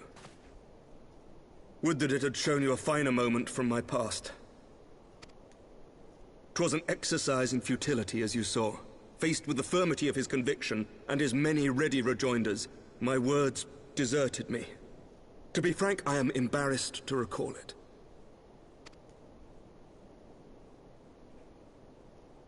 A friend once impressed upon me the importance of differentiating between words, deeds, and beliefs. Were he here, I suspect he would judge your father's conviction to be no more than rank, self-serving delusion. Even so, I cannot help but wonder what manner of change he intends to bring about. I have given some thought to that as well. During the battle within the vault, the Heavensward demonstrated strange and unnatural abilities. Yeah, and the ability to transform into a bigger knight. Aye, the manner in which Sir Zephyrin struck down Lord Horshaphon was unlike anything I've ever seen before. That too. The spectacle called to mind King Thordan and his Knights 12 as they are depicted in scripture, holy powers and all. Mere fabrications, which have become objects of faith, instilled with the belief of countless devoted souls. Don't tell me. 7 hells! Primal. If Lady Iceheart can use her own body as a vessel for summoning, I see no reason why others could not. Are the Heavensward truly so reckless? Unbelievable. As they fled, my father spoke of Aziz La. Though I know not what he intends, I fear no good shall come of it. His ambitions are too great, and his minions too powerful. We must find the Heavensward and stop my father before it is too late.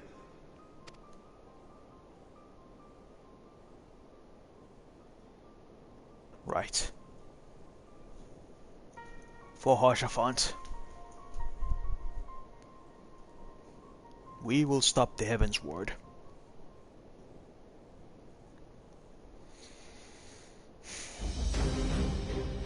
Master Platinum, Master Alphino, I, Emmerich, Lord Commander of the Temple Knights of Ishgard, do hereby entreat the aid of the Scions of the Seventh Dawn.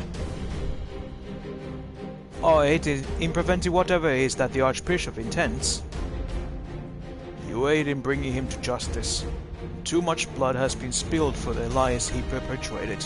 No more.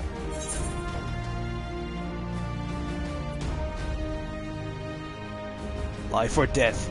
I will have Sir Zevran's heart for what he did to Harshaphant. Yes, yes, of course. You two were close, I know.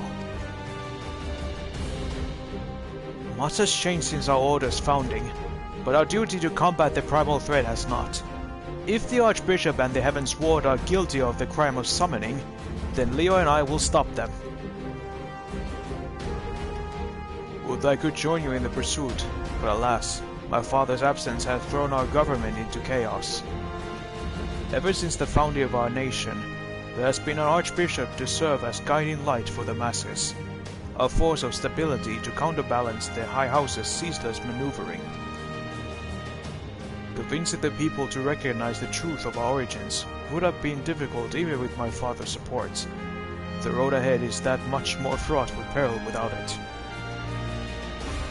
Yet walk it we must, for unity is more vital to our survival than ever. After all, Nidhogg's death did not mark the cessation of Travanian hostilities. Far from it. We will have great need for each other in the days to come.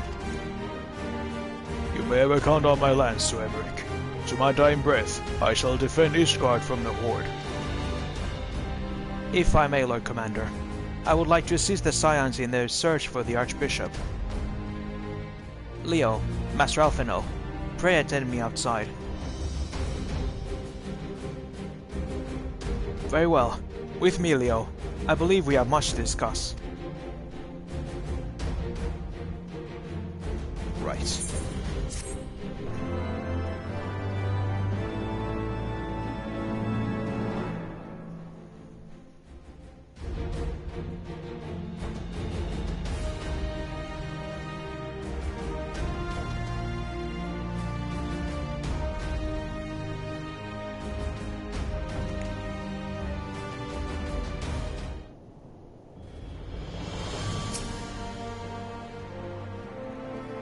Where could they be headed?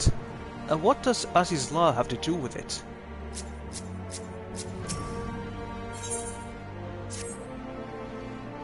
The Soleil was eastward bound, so I sent word to Count Cloudtop on the off chance the airship passed nearby.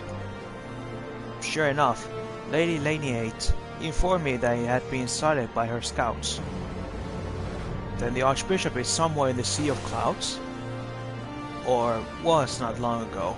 The airship has not been seen since its disappearing to the northern reaches, near the Blue Window. Alas, because the region is firmly held by the Vanu Vanu and not easily accessible from Count Cloudtop, House Helianot has yet to establish a foothold.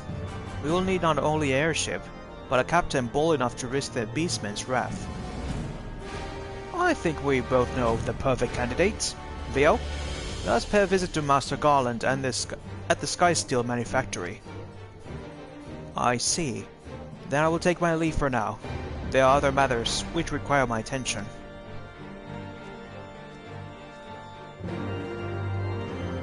Right, let's go see Sid.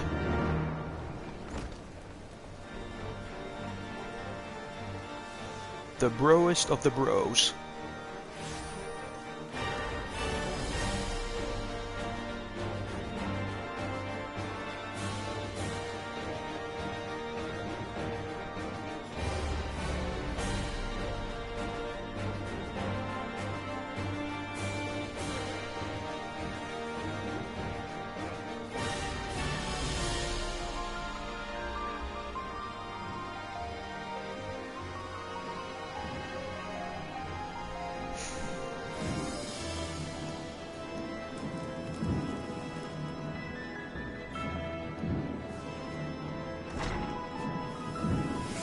There you are, my boy.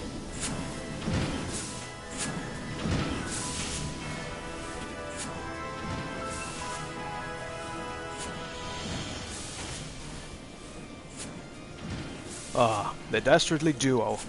What mischief have you two been getting up to lately? You haven't heard, haven't you? I hardly know where to start.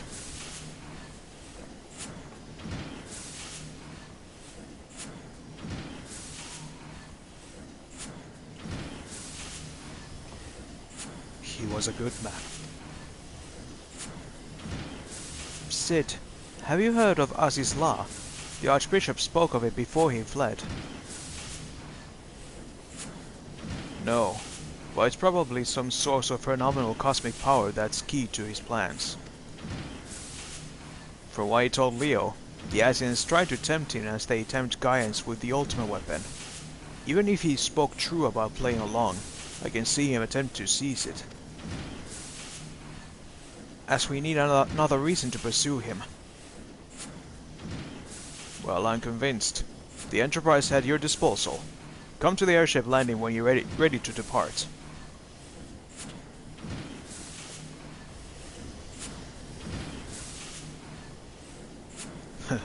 It's just as well.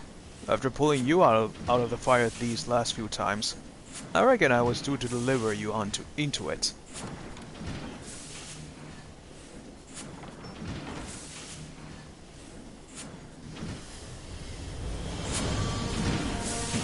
You know what they say. Out of the fire and into the...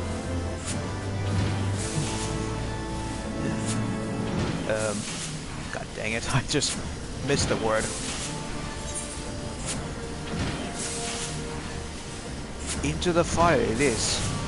In that case, I should inform Tataru of our plans. Pray, go on ahead to the airship landing. I shall join you anon. Will do. What was the nearest astrologicum?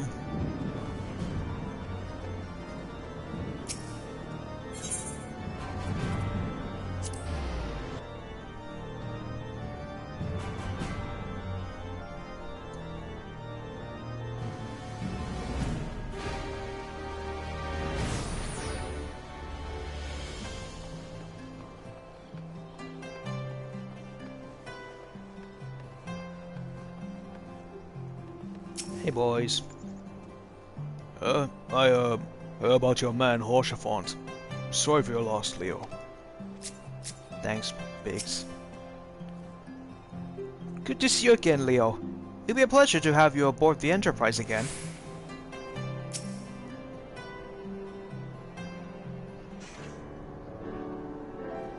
The boys have been hard at work preparing for our flight, and I'm pleased to say we are ready to depart.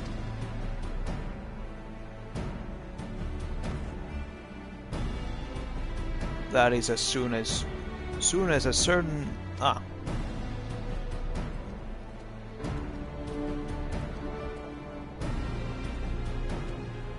Pray forgive my lateness. Tataru and I had much to discuss.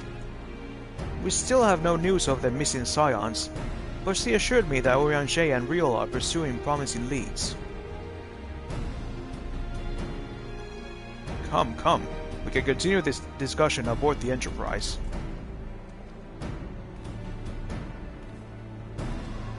Okay, now, where is Jean-Luc Picard? He must be the one to pilot the Enterprise.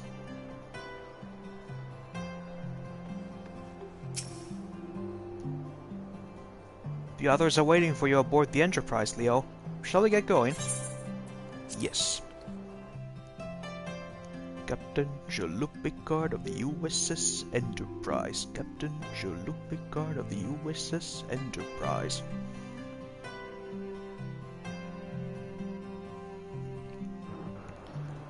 That's a very old video I just referenced.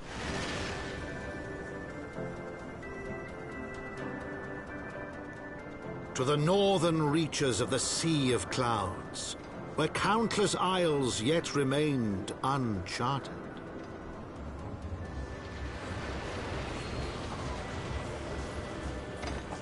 In search of a mysterious land known as Aziz's Law, and the unmasked villain who sought to claim its secrets.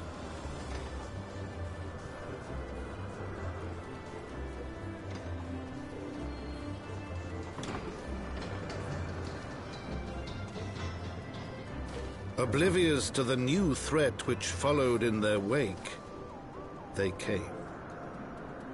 To this island?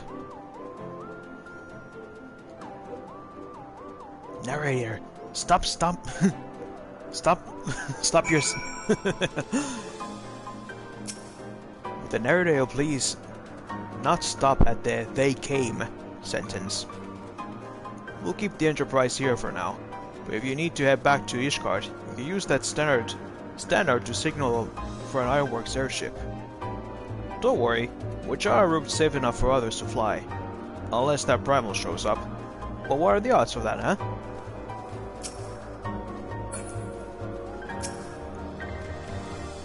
We'll stay in touch with your Temple Knight friend, don't you worry. The Enterprise is ready to fly at a moment's notice. Just come running if you run afoul of something you can't handle. Will do, guys. From here, Camp Cloudtops looks rather far. Be on your guard, Leo. The Vanu could be anywhere, even watching us as we speak.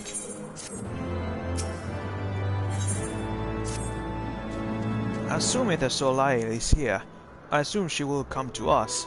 We should begin searching the Isles in earnest. Of course, we must remain vigilant for Vanu scouts as well. I would rather avoid needless bloodshed.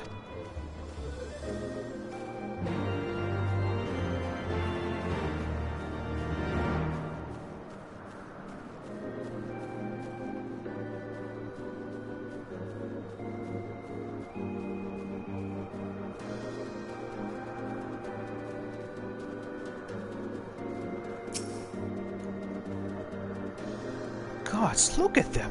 So many isles! So many places to hide! No, we must not lose hope. He's out there, Leo, and we will find him. Alright. No, from here...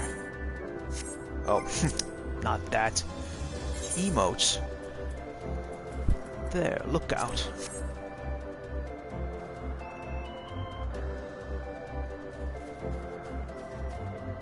You search the skies for the Soleil, but see nothing resembling the missing airship.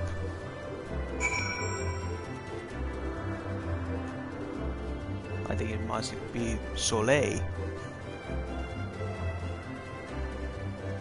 being of a French name.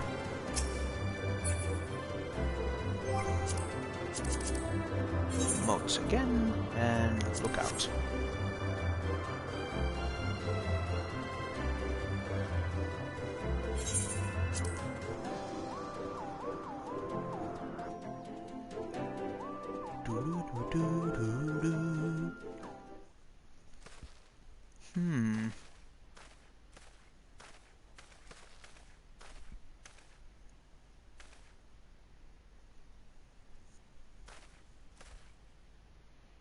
Mayhap this effort was doomed to failure. Beck's merciful nettlings does not fight, does not wish to die. Was that a Vanu being attacked? But by whom?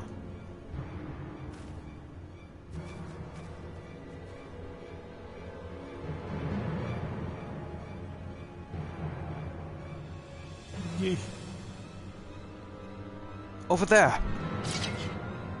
Imperial troops? Ishgardians? Seize them! They'll know where the Archbishop is! The enemy of my enemy. We've no choice. With me, Leo. Protect the Vanu.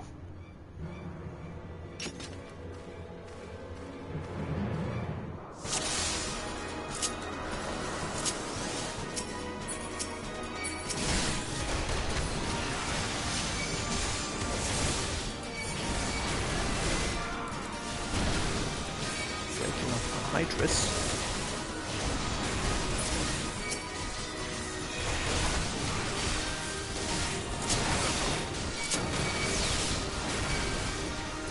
Taliak, protect me!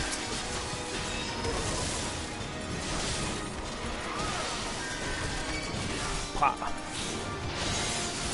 Alright. Take care of the healers first. As like they always teach you at the novice halls.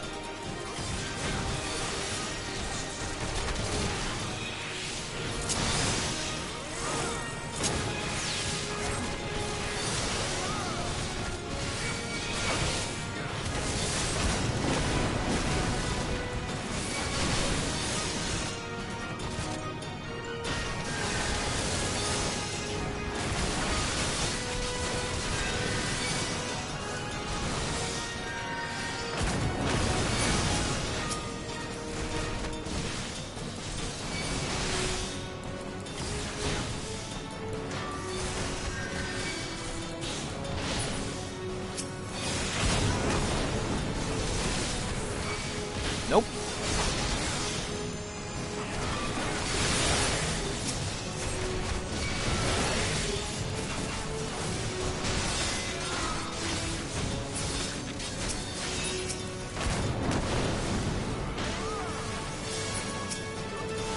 Hey, get away from him.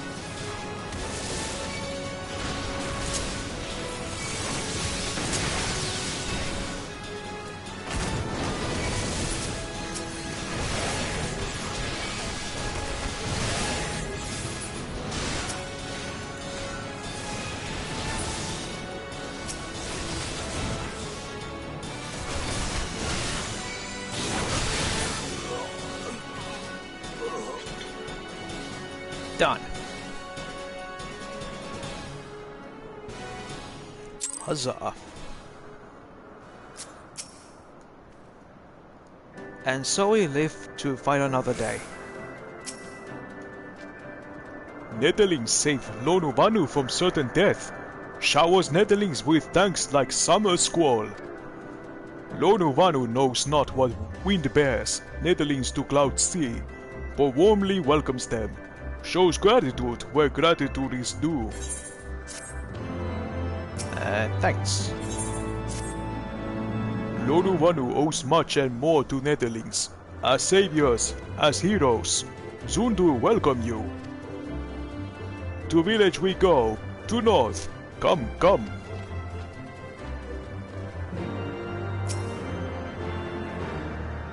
So the Gallians were searching for Archbishop and believed that the Vanu Vanu knew something of his whereabouts. Methods notwithstanding, they may have had the right of it. I conclude that we should accept Lonu Vanu's offer of hospitality and visit his village.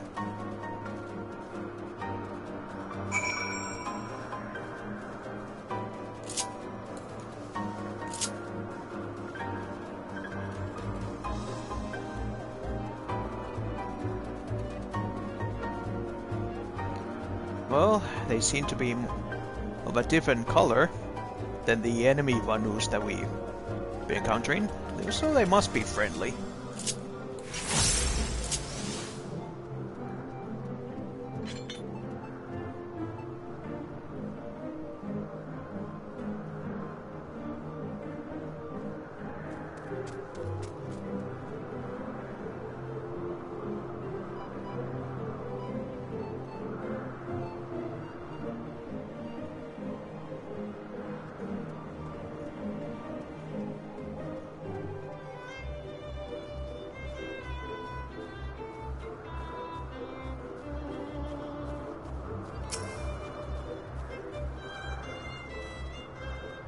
I want to believe Lonu Vanu is sincere in his intentions.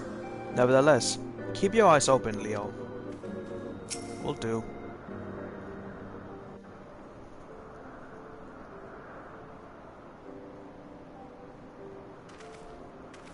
Like priest guide leads to rest, come and lay down your burdens.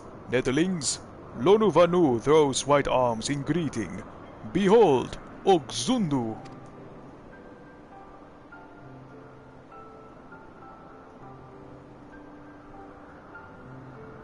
A far warmer welcome than the one you received from the Vundu, I think. Ha! Vundu bluster and blow hither and yon, sound and fury like aimless gale. Eh? What unseen lightning begets such thunderous report?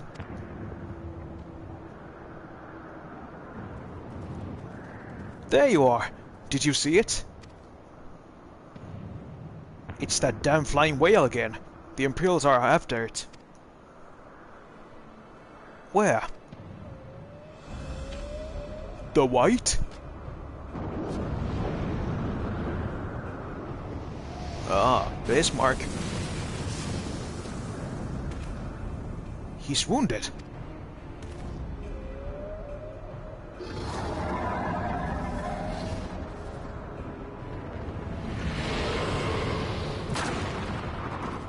Nope. By the 12th, did the beast just eat that island? O insatiable wight! O devourer of worlds! Why must you torment us? Bah! Lord Uvanu wastes no more words on his unfathomable deeds. Come, Netherlings, come and break words with Chief of Zundu.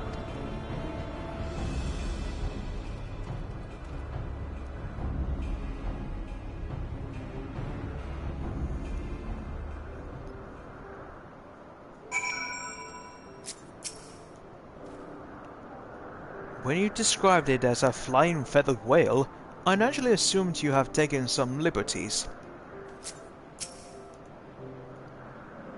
It'll take a lot more than Imperial cannons to bring that beast down. Yep. It needs more of a mystical persuasion.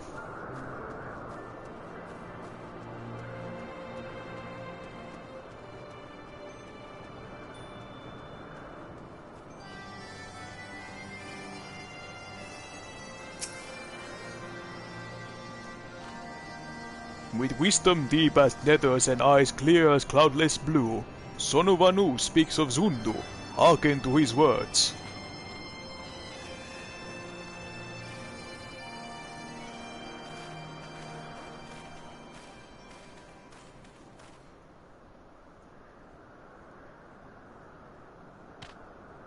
Netherlings deliver Lonuvanu from claws of steel, shot fiends, and prove nobility.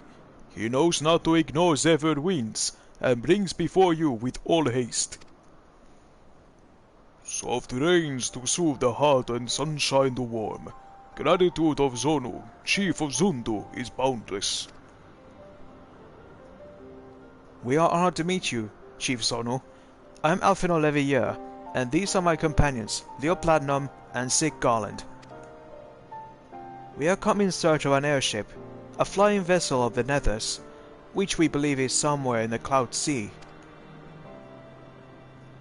Ah, light to black steel job contraption from which you saved Lonuvanu? Alas, no. That ship belongs to the Gallian Empire, an old enemy of ours, though not the enemy we are looking for at present. The men we seek wear armor of purest white, and are led by an older man in white robes. Wait, Lonuvanu here tell of these Netherlings. You do? Are you certain? As sun rises and falls and returns, we are. Zundu scouts can testify to words of Lonuvanu. Aye, winds carry purpose of Netherlings to our ears as well. Netherlings see the key to Aziz La. Now we're getting somewhere.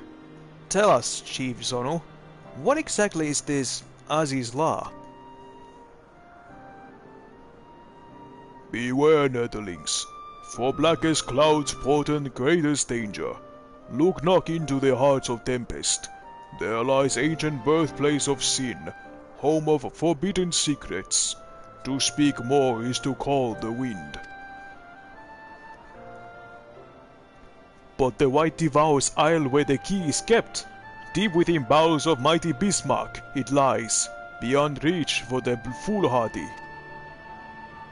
And beyond ours. Rejoice not in his gluttony, Lonuvanu. For as stone gives way to water and wind, all yields to the white. This he knows, Chief Zonu. Madness of Wundu bodes ill for all Vanu.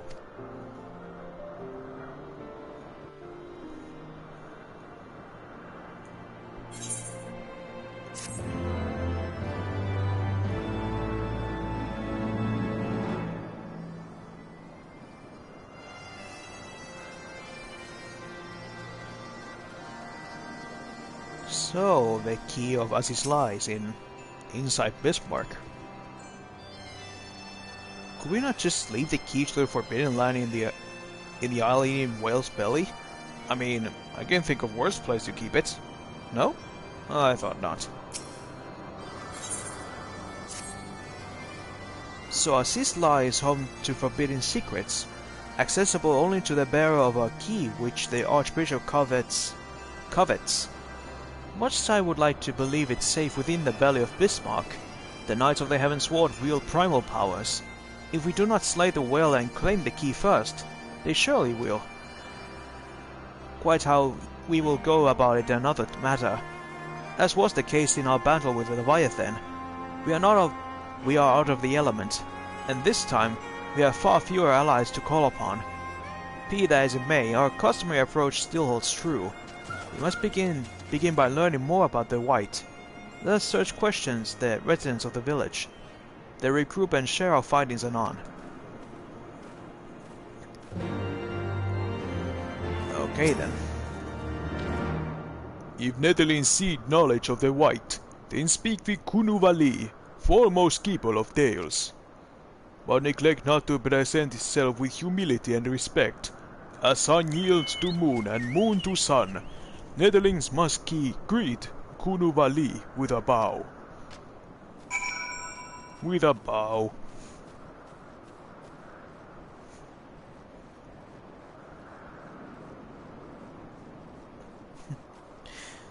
I swear, every time they like to indicate the motion they want me to do, I always want to say with a robotic ad name here. Then the quantity of crystals needed to sustain Bismarck will exceed that consumed by Leviathan. Yep. He needs much more energy than Leviathan, I think.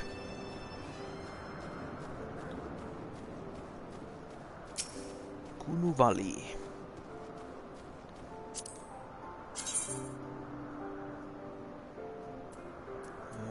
Do I got here? Nope. Bow. Where is it?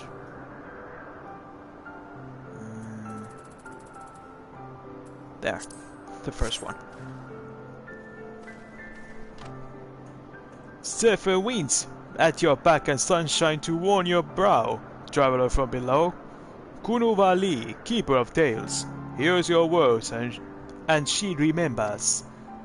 In times long ago, in lands elsewhere, before even the clouds see, the way White is on one among many, newborn. He swims beside his many brothers in seas of endless water. But hated the White is, for his brothers are purest black. So great is their contempt, the loathing, that they turn upon him and rend his flesh asunder. And so he falls only to rise again. For merciful gods raise him to the heavens, and there he is reborn. The White still longs for the sea to which he cannot return, but in rebirth a splinter of the divine is shared, and so he opens his maw, from whence come the clouds, and a new sea is born, home to him alone. Content he gazes below, and sees others who are as he, hated and hunted. He weeps, and in his benevolence he raised up isles of earth, and guides these people to the cloud sea. Such is the tale of his rebirth, and the salvation of the Vanu. May it never be forgot. But this demon which menaced the cloud sea, his rage is that of the Vundu, his hunger that of a wild beast.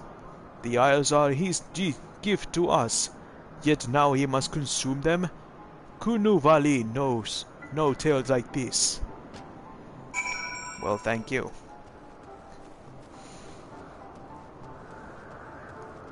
That's pretty sad backstory for a Bismarck.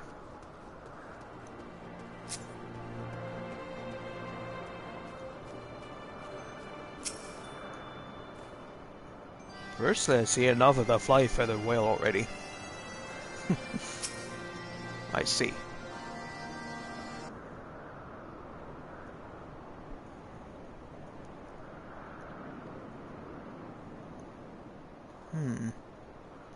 So according to the Vanu, the Sea of Clouds and the Floating Isles were gifts from Bismarck to his people. Gifts which he has taken to eating, yes. technically within his rights, I suppose. If perhaps a little ungenerous. Gods, huh? But what of you, Alphino? Did you learn aught of value? Alas, no. That is, unless you have interest in the intricacies of Vanu sky fishing. Huh? Sky fishing? My gods, that's it! Alphino, my boy, I could kiss you! Hey, that's my job.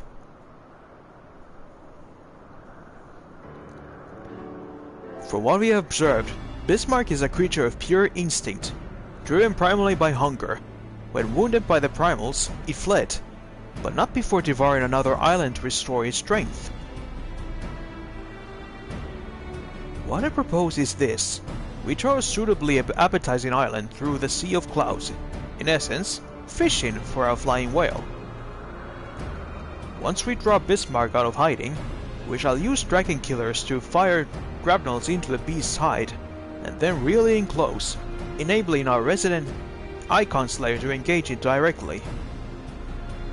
A bold plan, Master Garland, but exceedingly dangerous one. Should Leo fail to subdue the creature, he would almost certainly be eaten, along with the rest of your appetizing island.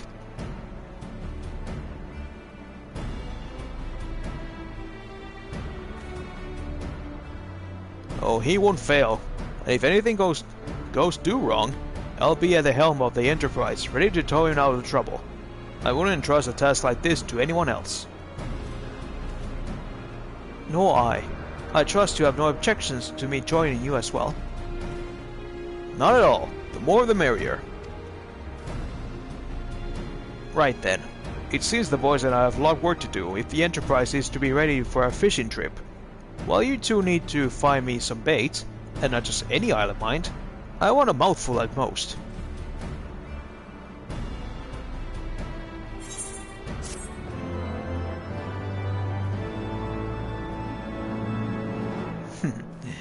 So we must now find a tasty island. Well, you heard Sid. We need an island to bait the hook. By way of a first step, I propose we speak with Chief Sonu. If the Zundu are as concerned by Bismarck's behavior as they are given us to believe, they may well be supportive of our efforts to slay him.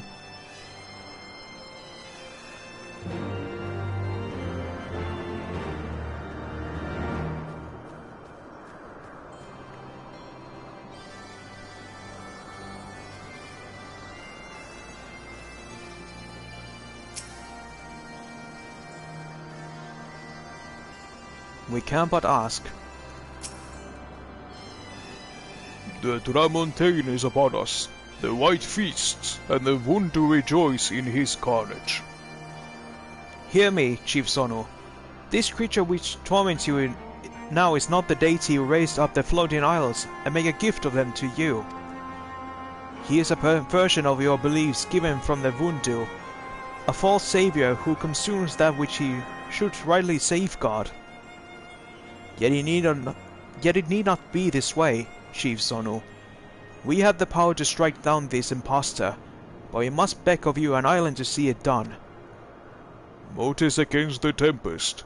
In vain do they struggle. Yet who is Zonu to speak of what they may be? Perhaps even the Tramontane can turn to their opponents. Very well, Netherlings. When you're ready, tell Zundu scouts what matter of island you require, and they guide you to it. We shall not fail, Chief Sonu. On that you have my word. Leo, come, let us see how Sid's preparations are progressing. Thank you, Chief.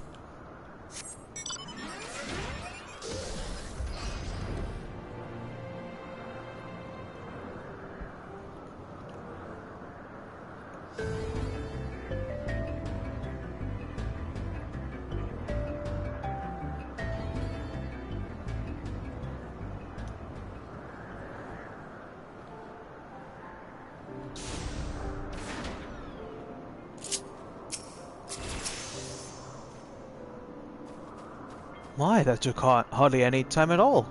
The Iworks engineers do not disappoint. Our Ishgarian friends have furnished us with dragon killers and ammunition. I've taken the liberty of procuring a Magitech field generator as well. Rest assured, we've chains to spare, every link forged by the manufacturer's master craftsmen. If you have any lingering doubts as to their strength, know that they were originally intending to bind dragons, and were not found wanting. It pleased me to inform that the Vanu Vanu have agreed to furnish us with an island of our choosing. All that remains is to confirm the readiness of the poor buggers who will actually be doing the fighting, Leo. Let Wedge know when your party is assembled. What party? I'll do this solo, baby. I probably should be telling you this, but I don't like this plan. I don't like it one little bit. But I can't help but getting excited all the same. So tell me, Leo, are you ready to hunt the white whale? Yes. After you then, Leo. All aboard? That I will do, but first, clear this. Except this. The limitless blue. Inspiration often finds us in surprising ways. So it was that a casual mention of sky fishing helped Sid Garland convince a plan to lure out Bismarck, the Lord of the Mists, by using the Enterprise to tow an island through the Sea of Clouds. After biting the beast with chains fired from dragon killers, he hopes you can engage it with a traditional fashion. Though the plan is somewhat sound in theory, there is no telling how effective it will be in practice nevertheless. The engineering has seen you through many dangerous situations in the past, so at least the odds are in his favor.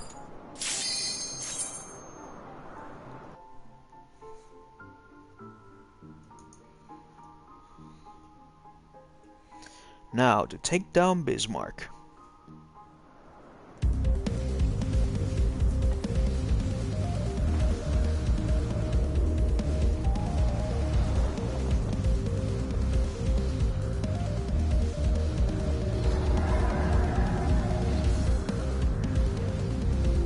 There he comes.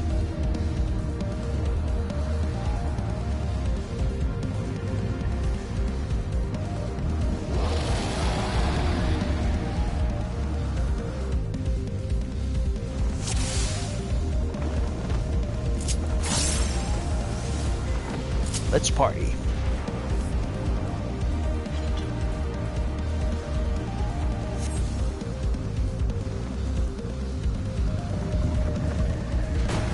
Oh.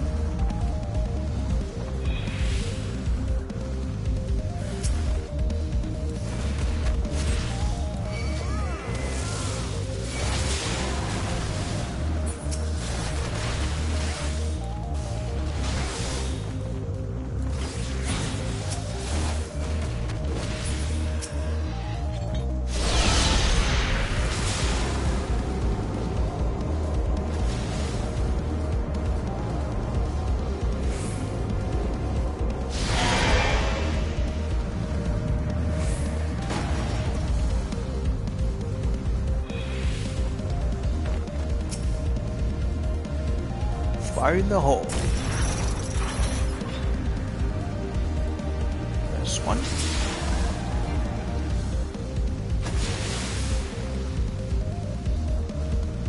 Oh.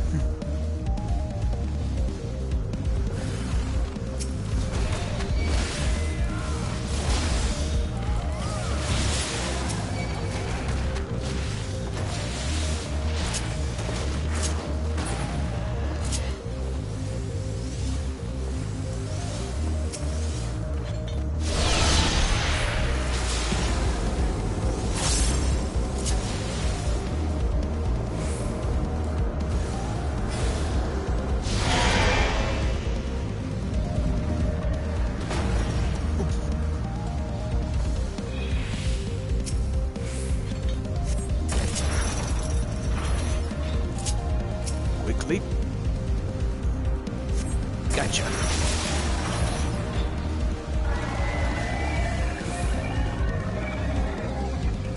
Closer, closer. Now.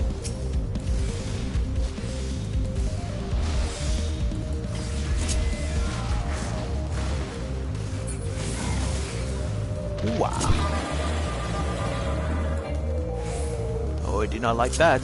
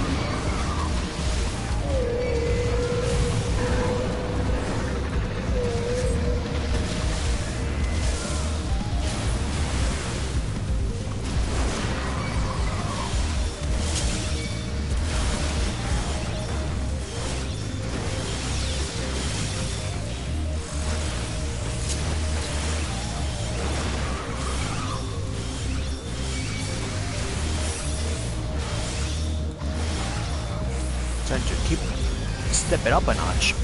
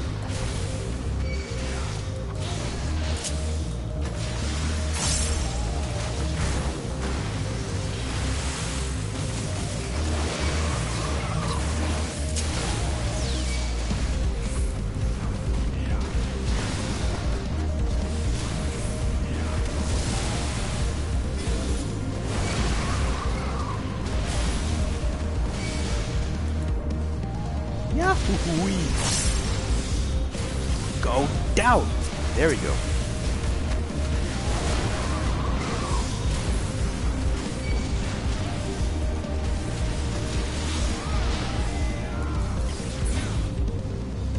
Oh. What is happening now?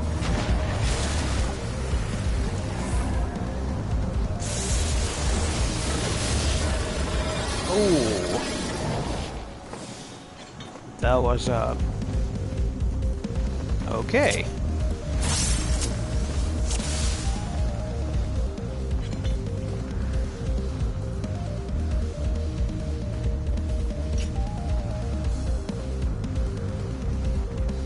Alright then, once more with feeling.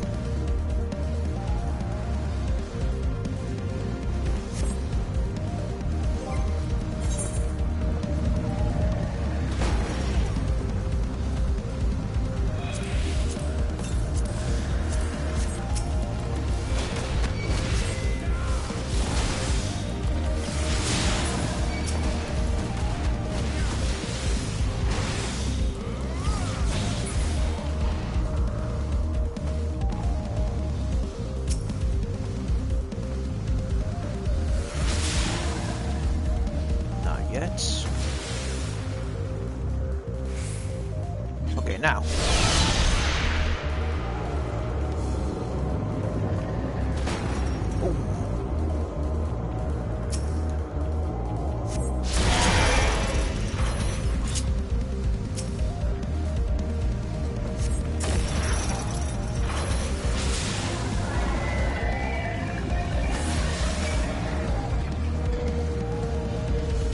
Get over here.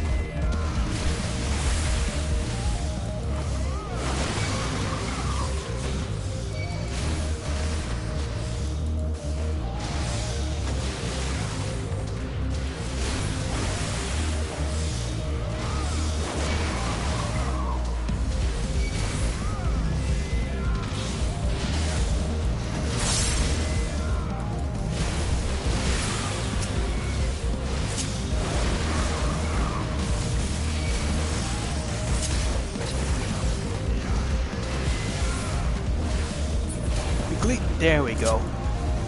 Phew.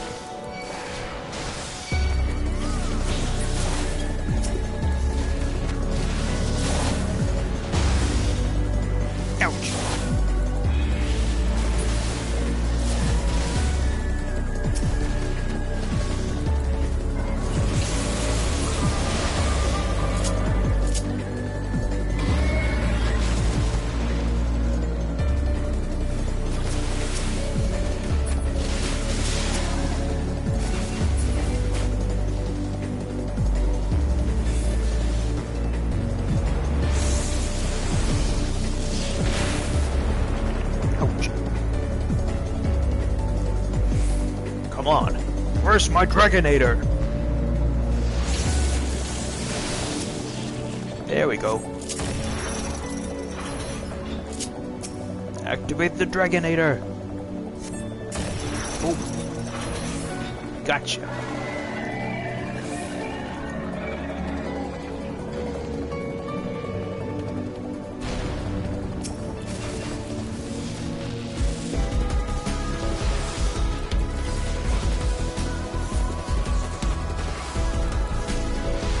Bam.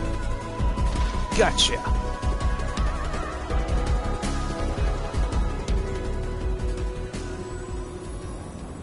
Rest in peace, whale.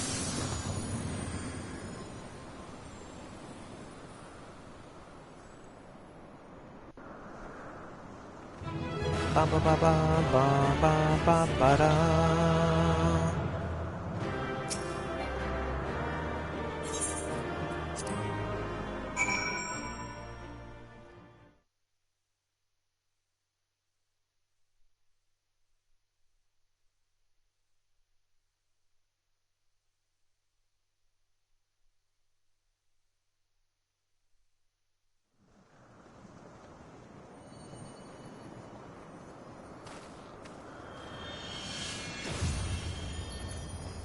Ah, there it is.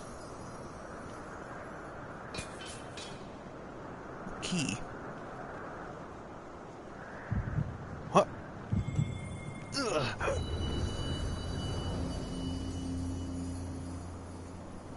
Seems another of the crystals has awakened.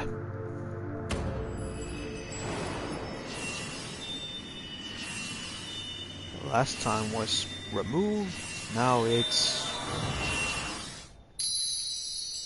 Garuda. Worry, light, beloved.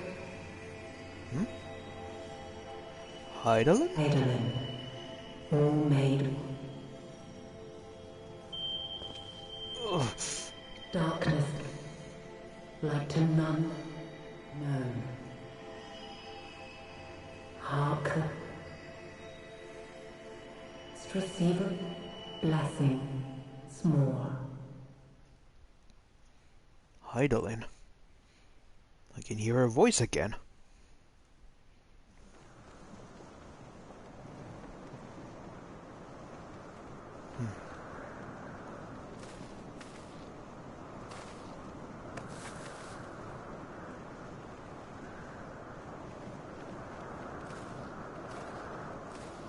Huh?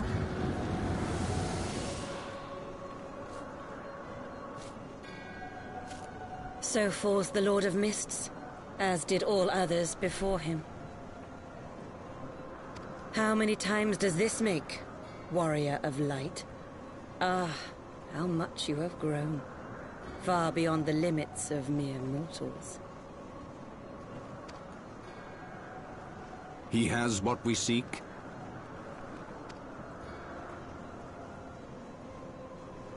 That he does. The key to Azizla and the secrets of Alag.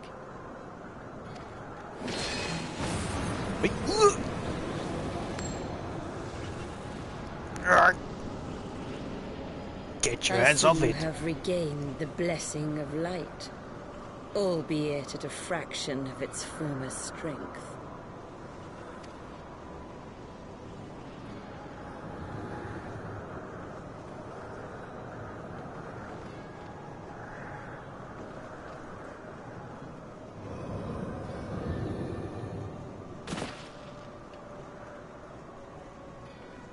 My thanks to you, Asian. And to you as well, Warrior of Light, for saving us the effort of slaying Bismarck.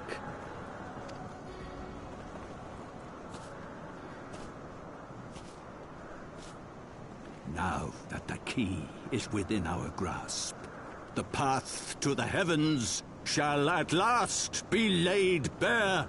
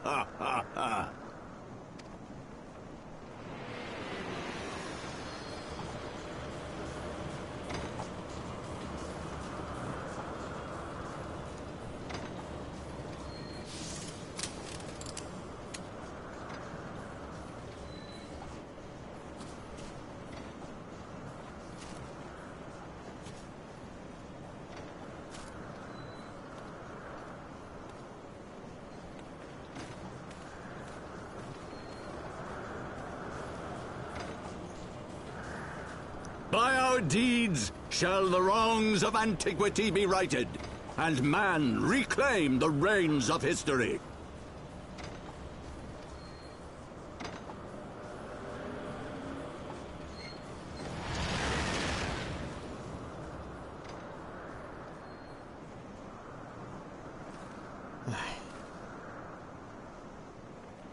This is not good.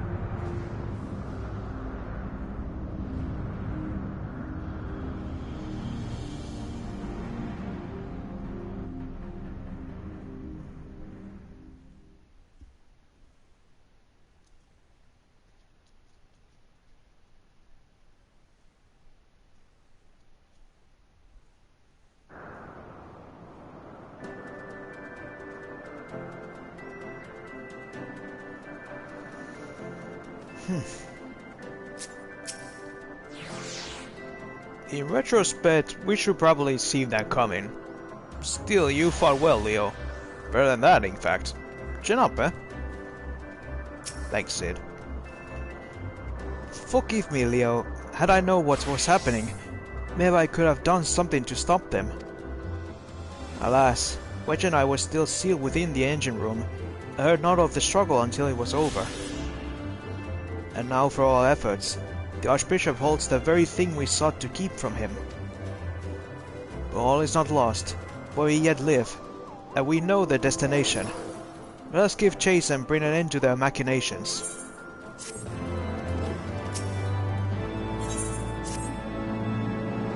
Though we failed to secure the key, we must not forget that we succeed in ridding the realm of the Nether Primal, and prevent the Vanu Vanu's islands from being consumed in doing. The Zundu, at least, shall be glad of our deeds this day. Let us go inform Chief Sonu of our victory. She and the others will need a moment to tend to the Enterprise besides.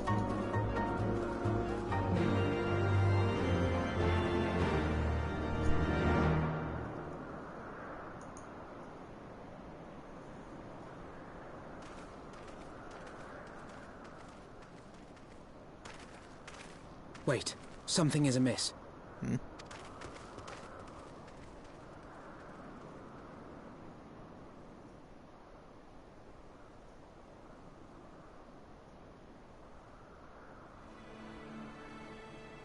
Imperials.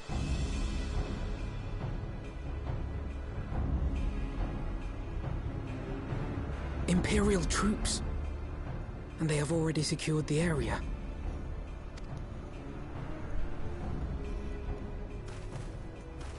Reveal yourselves at once!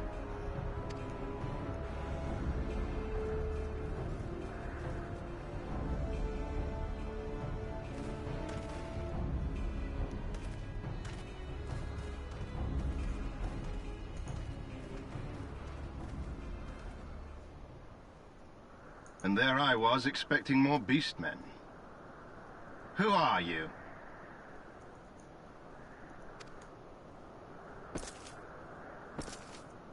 I thought Ishgardians responsible for the disappearance of our scouts, but I see now that I was mistaken.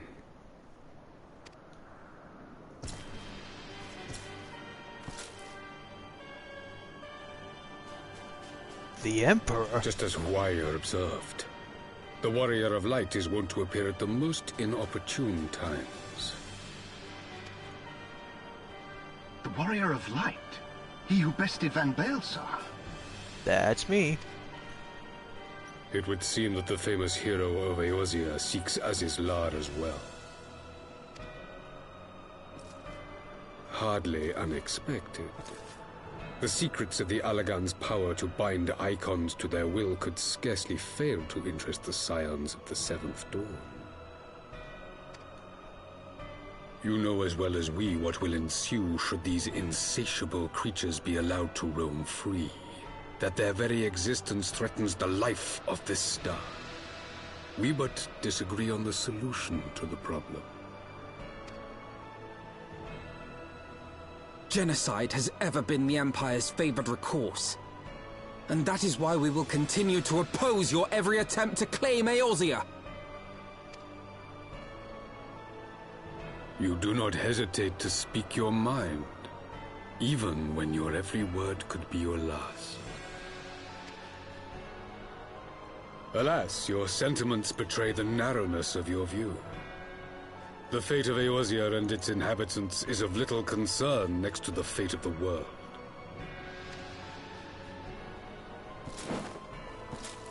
Tis my solemn charge as Emperor to bring the icons to heel. If this requires the extermination of certain elements, then so be it.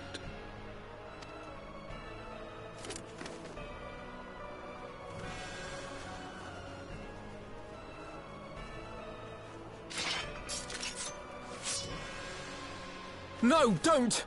They are not his thralls!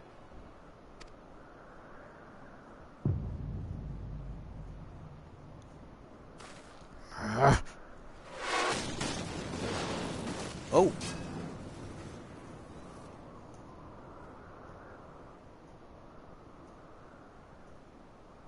Where did that come from?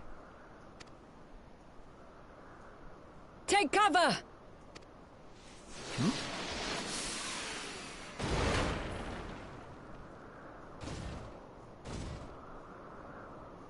Your Radiance, we must withdraw.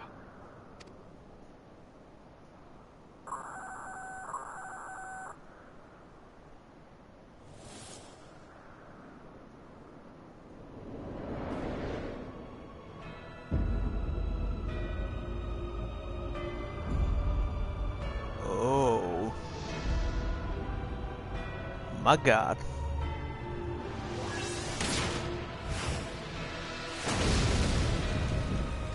We shall meet again, Warrior of Light. On that you have my word.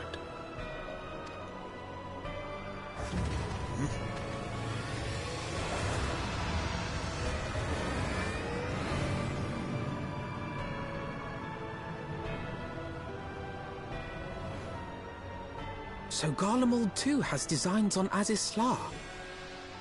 But why would the Emperor himself elect to lead the expedition?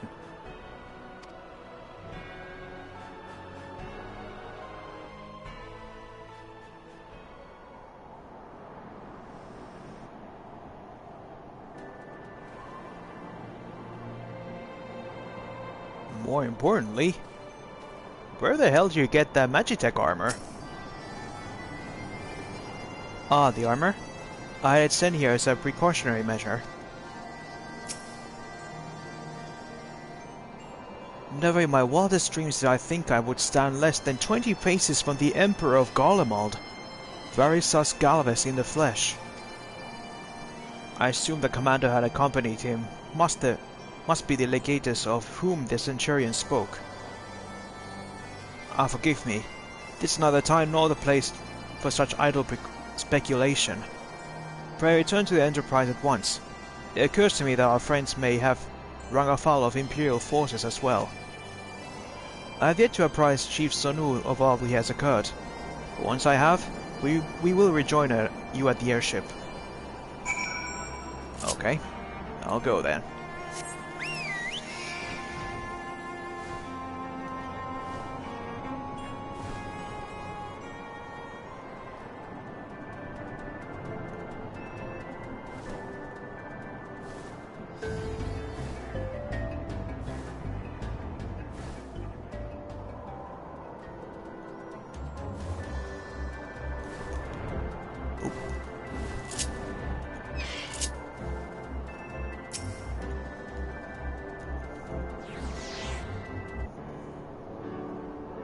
Thank the 12 you're alive, Leo.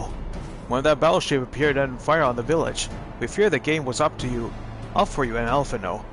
What in the seven hells happened out there?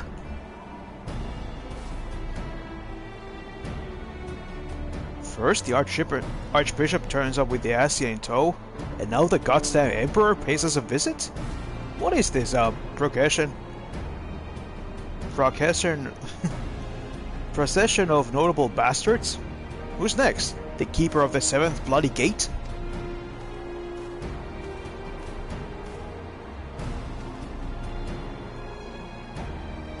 No one so notable, Master Garland. I'm happy to report that the Zuntu were overjoyed to learn of Bismarck's demise. Chief Sonu sent his warmest regards, Leo. There was much talk of westerly winds.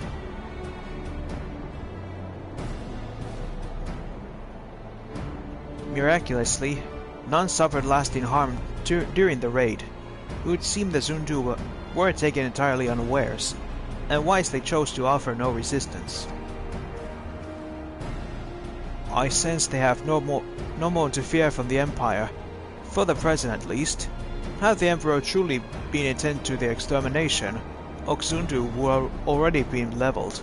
Plainly, Varys is not only interested in his region as his law. Speaking of which, if you're ready to continue the chase, the Enterprise is as well. Shall we?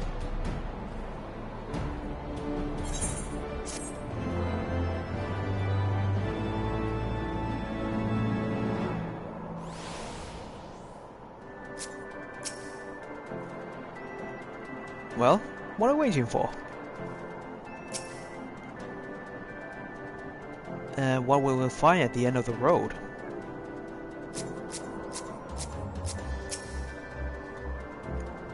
She's all patched up, Leo. Nice. Which? I've died, Leo. I worked out which way they're headed. Whenever you're ready, we'll set course to Azi's Law.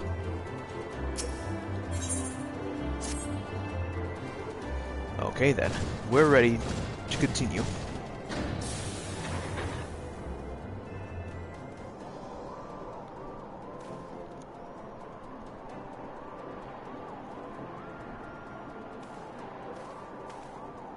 Lest you wonder, Wedge was able to calculate the heading indicated by the beam of light emitted by the key. If Aziz's Law lies in that direction, we'll find it. The Soleil may have let us lead on us, but she's no Enterprise. We'll catch them, you'll see.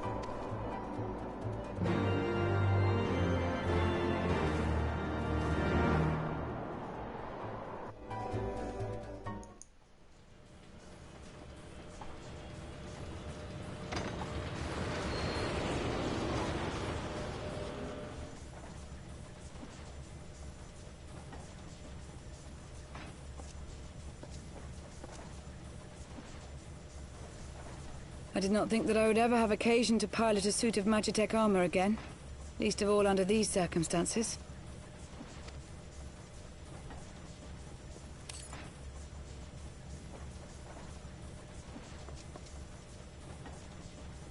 Oh.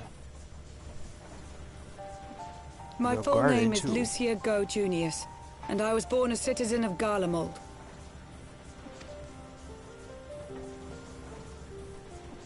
Ah, that explains it. When we first met in Ishgard, I very nearly called you Livia. Livia? Livia Sasjunius? The tribunus who served under Gaius van Baelsar? Oh, her. Yeah. Aye, she was my sister, though we spent little time together. After our parents were killed in an uprising, we were sent to live in different households, setting us on separate paths. Livia felt at home on the battlefield and chose to become a soldier, while I underwent training to become a spy. Then, Ishgard was... my mission. It was believed that Allagan relics of great worth were stored in the vault, and I was sent to investigate. Though I was given little information at the time, I now suspect I was searching for the key we but recently lost. And then I met Sir Emeric.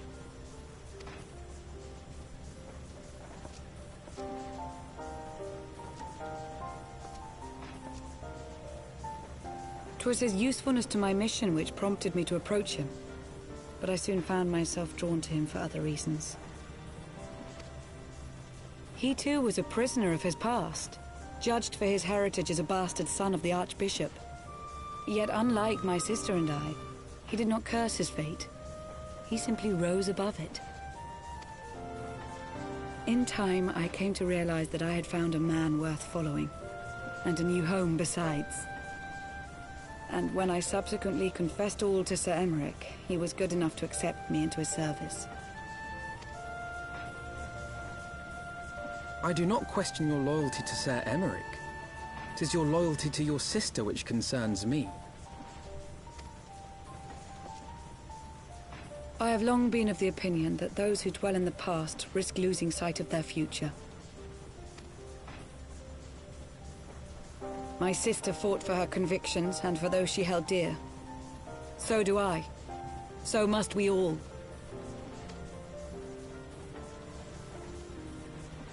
Well, I, for one, am happy to welcome a fellow Garlean to our merry band. Especially one who can make Magitech armor sing.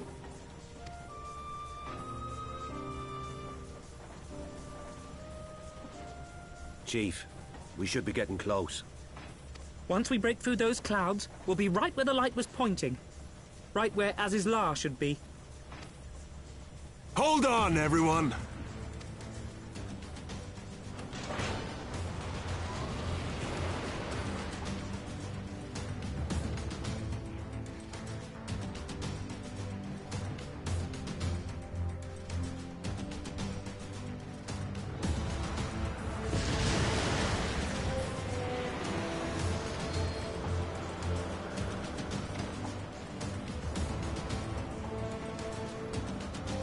Look! I think that's it!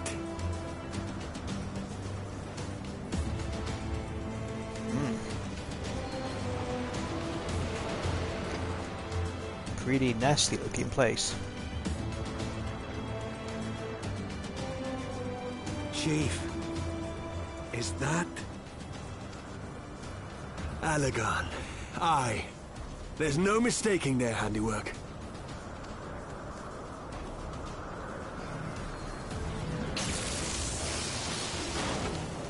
What was that? Some sort of barrier.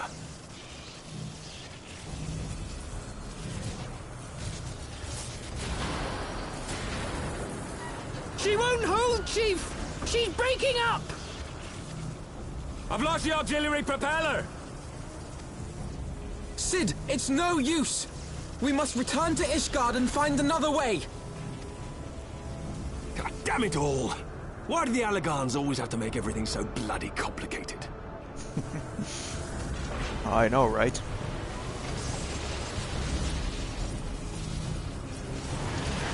Retreat!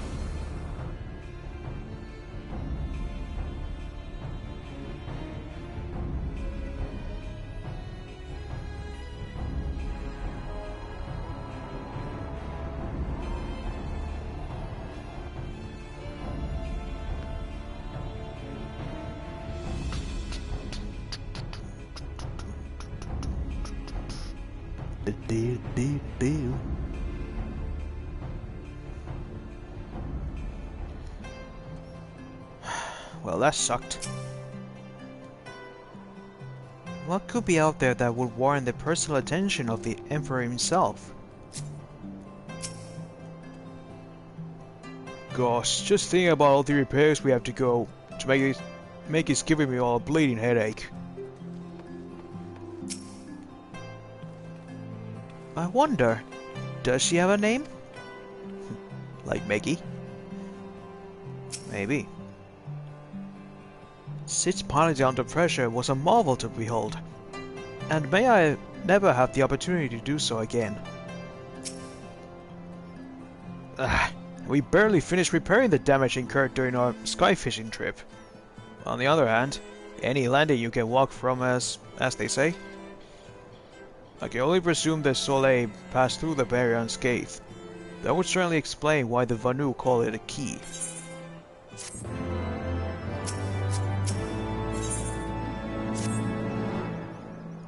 Assuming Sid is correct, and I have no reason to think that he is not, the Vanu's key is required to pass through the barrier protecting Aziz La. But even without it, we must find a way to reach the Isle. I shall have everyone convene at the sea of the Lord Commander, though we might discuss how to best proceed. As before, make yourself known to the Guardsman when you arrive, and he will show you in. Alright, know the drill.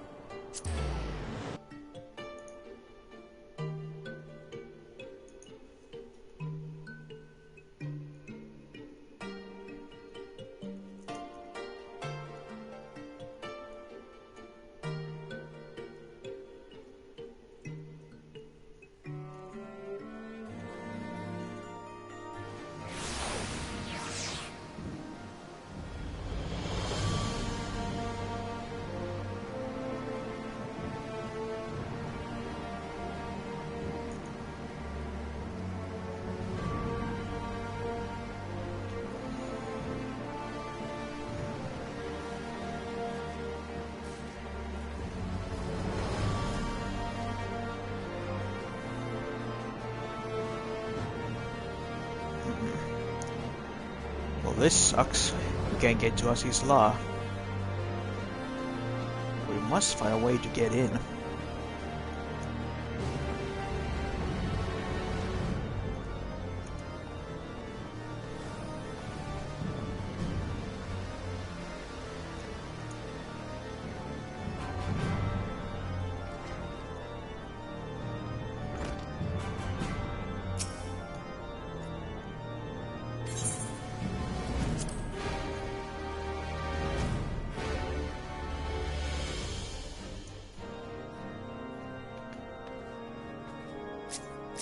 Oh. Count for Tom. Welcome back, my friend, and pray forgive my earlier display. I grieve for my son still, and shall continue to do so. But I have resolved to be strong. It is what he would have wished. Good to hear, Count. Though I know little and less of Aziz La, one thing is plain. The Archbishop and the Garleans cannot be allowed to avail themselves of its secrets.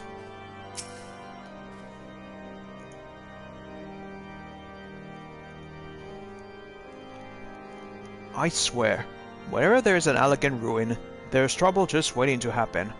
I suppose that's why they erected such damnably convoluted defenses around everything.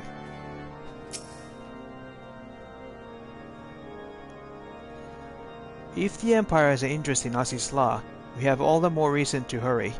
I will not see its secrets fall into the hands of either the Archbishop or the Emperor.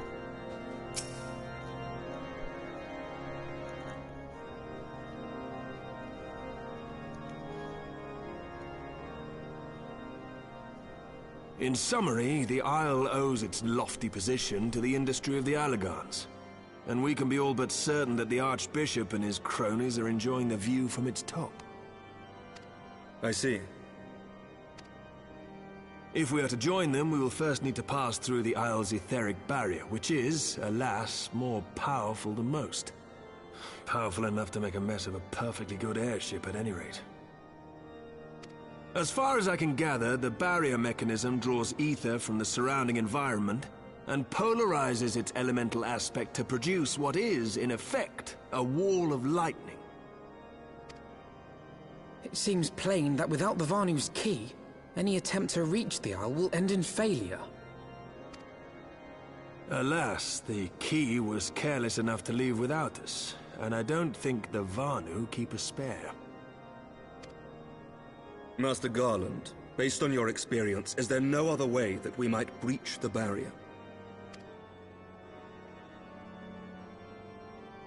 Well, in the past, we've beaten similar barriers by nullifying them with elemental converters. But the one we're up against this time dwarfs aught we've encountered before. The Enterprise simply isn't large enough to bear the requisite amount of crystals.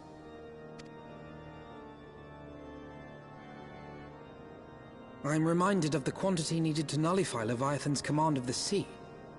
A veritable mountain of crystals that could only be borne by lashing two galleons together to form a twin vessel, scarcely able to propel itself, much less fly. That said, we're not without options. If it isn't feasible to nullify the barrier, we might try piercing it. How? We create a ram of condensed ether and mount it on my ship. There's just one problem. I don't have the faintest idea how to build one. It's going to take a true authority in the field, I reckon. Would that the Archons were still with us.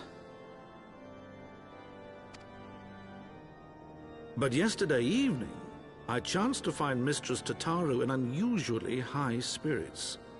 Assuming I understood her excited ramblings correctly, she has acquired a clue, pointing to the whereabouts of one such individual.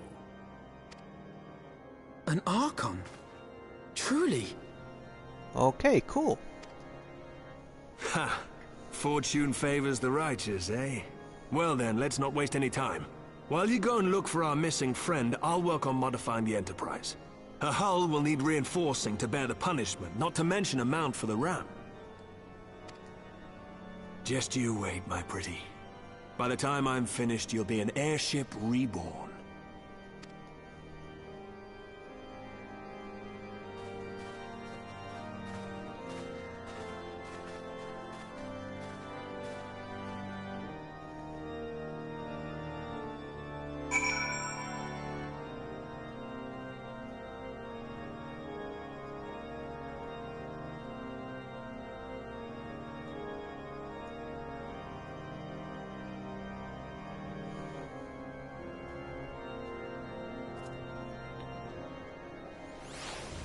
Alright.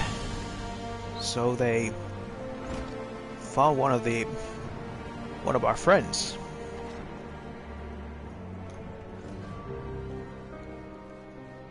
Tataru? Welcome back, Leo. How goes the mission?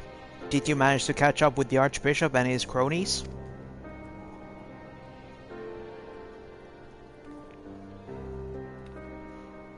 So you finally arrived at Asisla, only to find your way barred by some sort of barrier. Typical. But it's not all bad news. I made progress in search of our friends. Don't worry, Leo. We'll get to Asisla yet. Yay. Well, what's the news? When you fled the victory feast, you used the ancient watercourse beneath the city, right? Well, shortly after things went back to normal in Ul'dah, I asked Marshal Tarpin to have the tunnel searched. A logical place to look. It was there that you lost contact with Minfilia, Thancred and Y'shtola, was it not? Dare I ask what the Marshal found? I don't know I don't actually know. Pippin's message just said that there had been a discovery, and that we were to come to the Hall of Flames at our earliest convenience. I dare not to think what it might be. We shall depart at once. Tataru, let Urianger know to join us in Ul'dah. He will wish to be present as well. Yes, sir.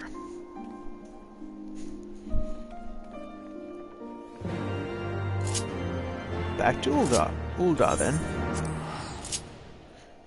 Well, here we go. Boop.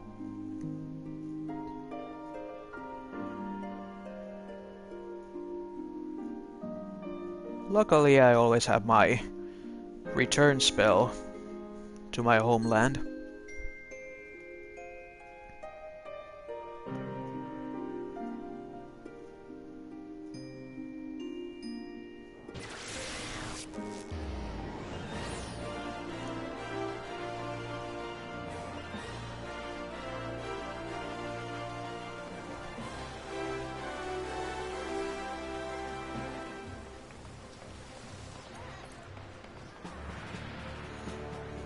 Hey Urianger, long time no see.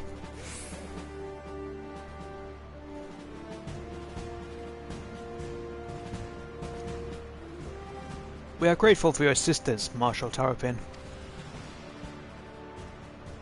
You saved Her Grace and Father both. It is the least I can do to repay you. Forgive my impatience, Marshal, but your missive mentioned a discovery? Yes, of course. As per your request, I had my men scour the waterways. Almost immediately, we encountered a difficulty. An entire section of the tunnel had collapsed. With the Mineral Concern's cooperation, however, we were able to remove the rubble. It shielded the battered bodies of a dozen crystal braves. Go on. Be at ease, Master Alphino. Your friends were not among the deceased. That alone is cause for hope. And then, there is this. Y'shtola's wand! I assumed as much. If I may, Marshal.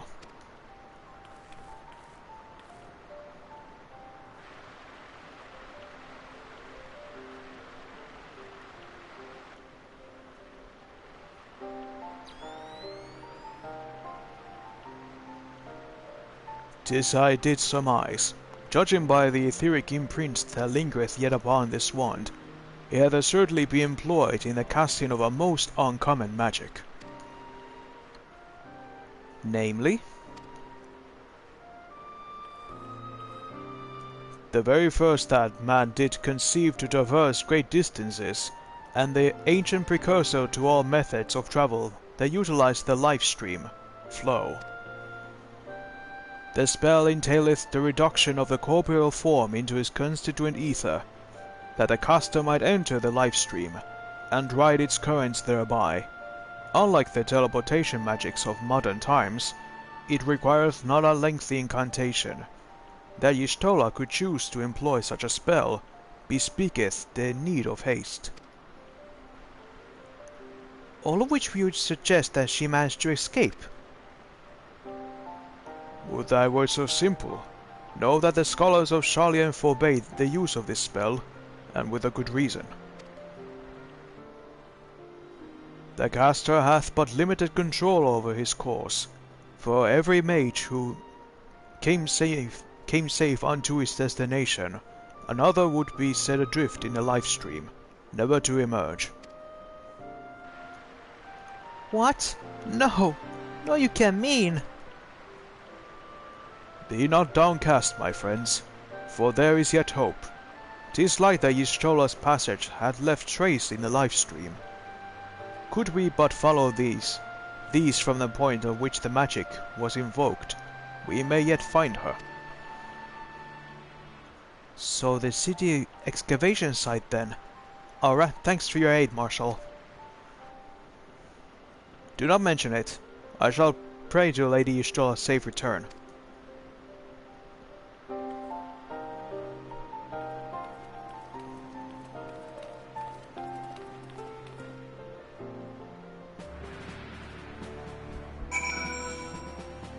Well then, thank you, Pippin. Over there, okay.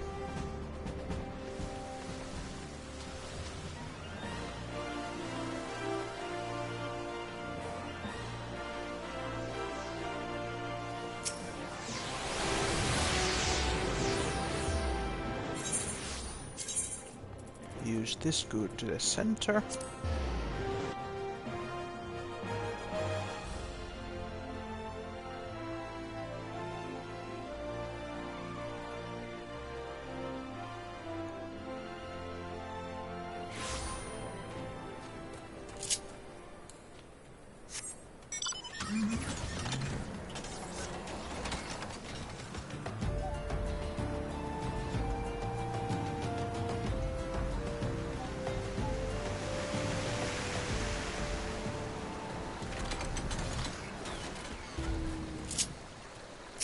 And we're here.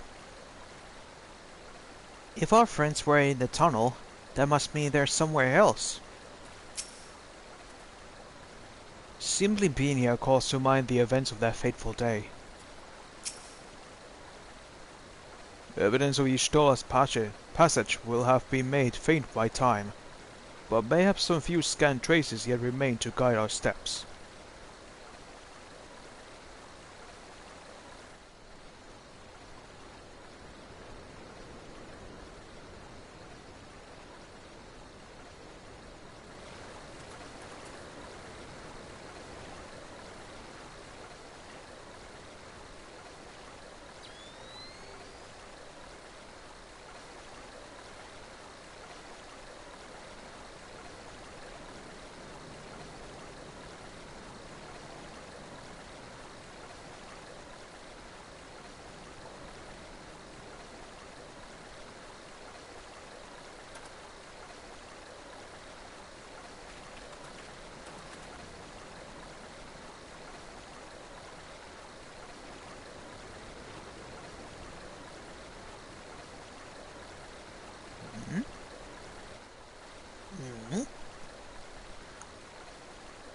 That way.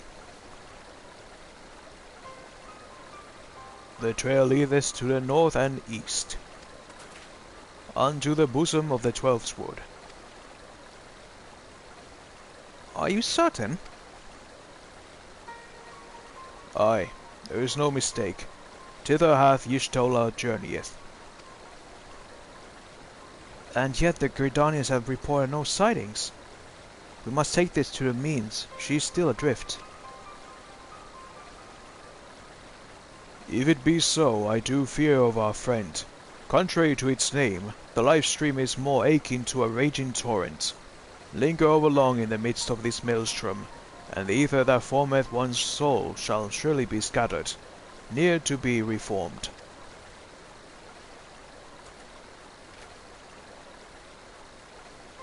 We have no time to waste, Urianger. Pray explore all possible options for reversing the effects of this forbidden magic.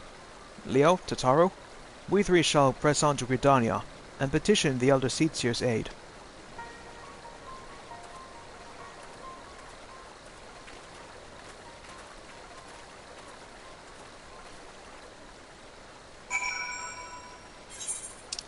Now, to Gridania.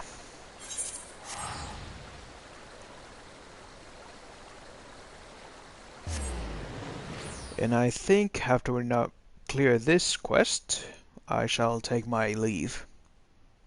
I mean, I've been streaming now for 5 hours and 11 minutes.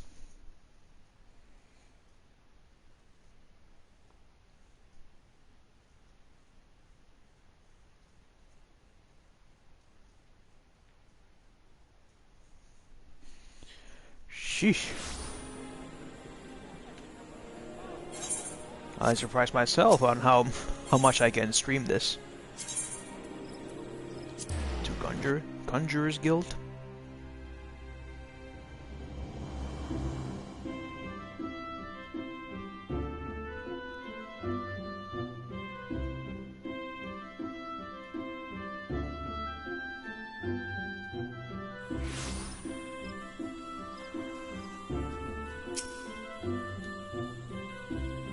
Hold on, Y'shtola. We're coming for you.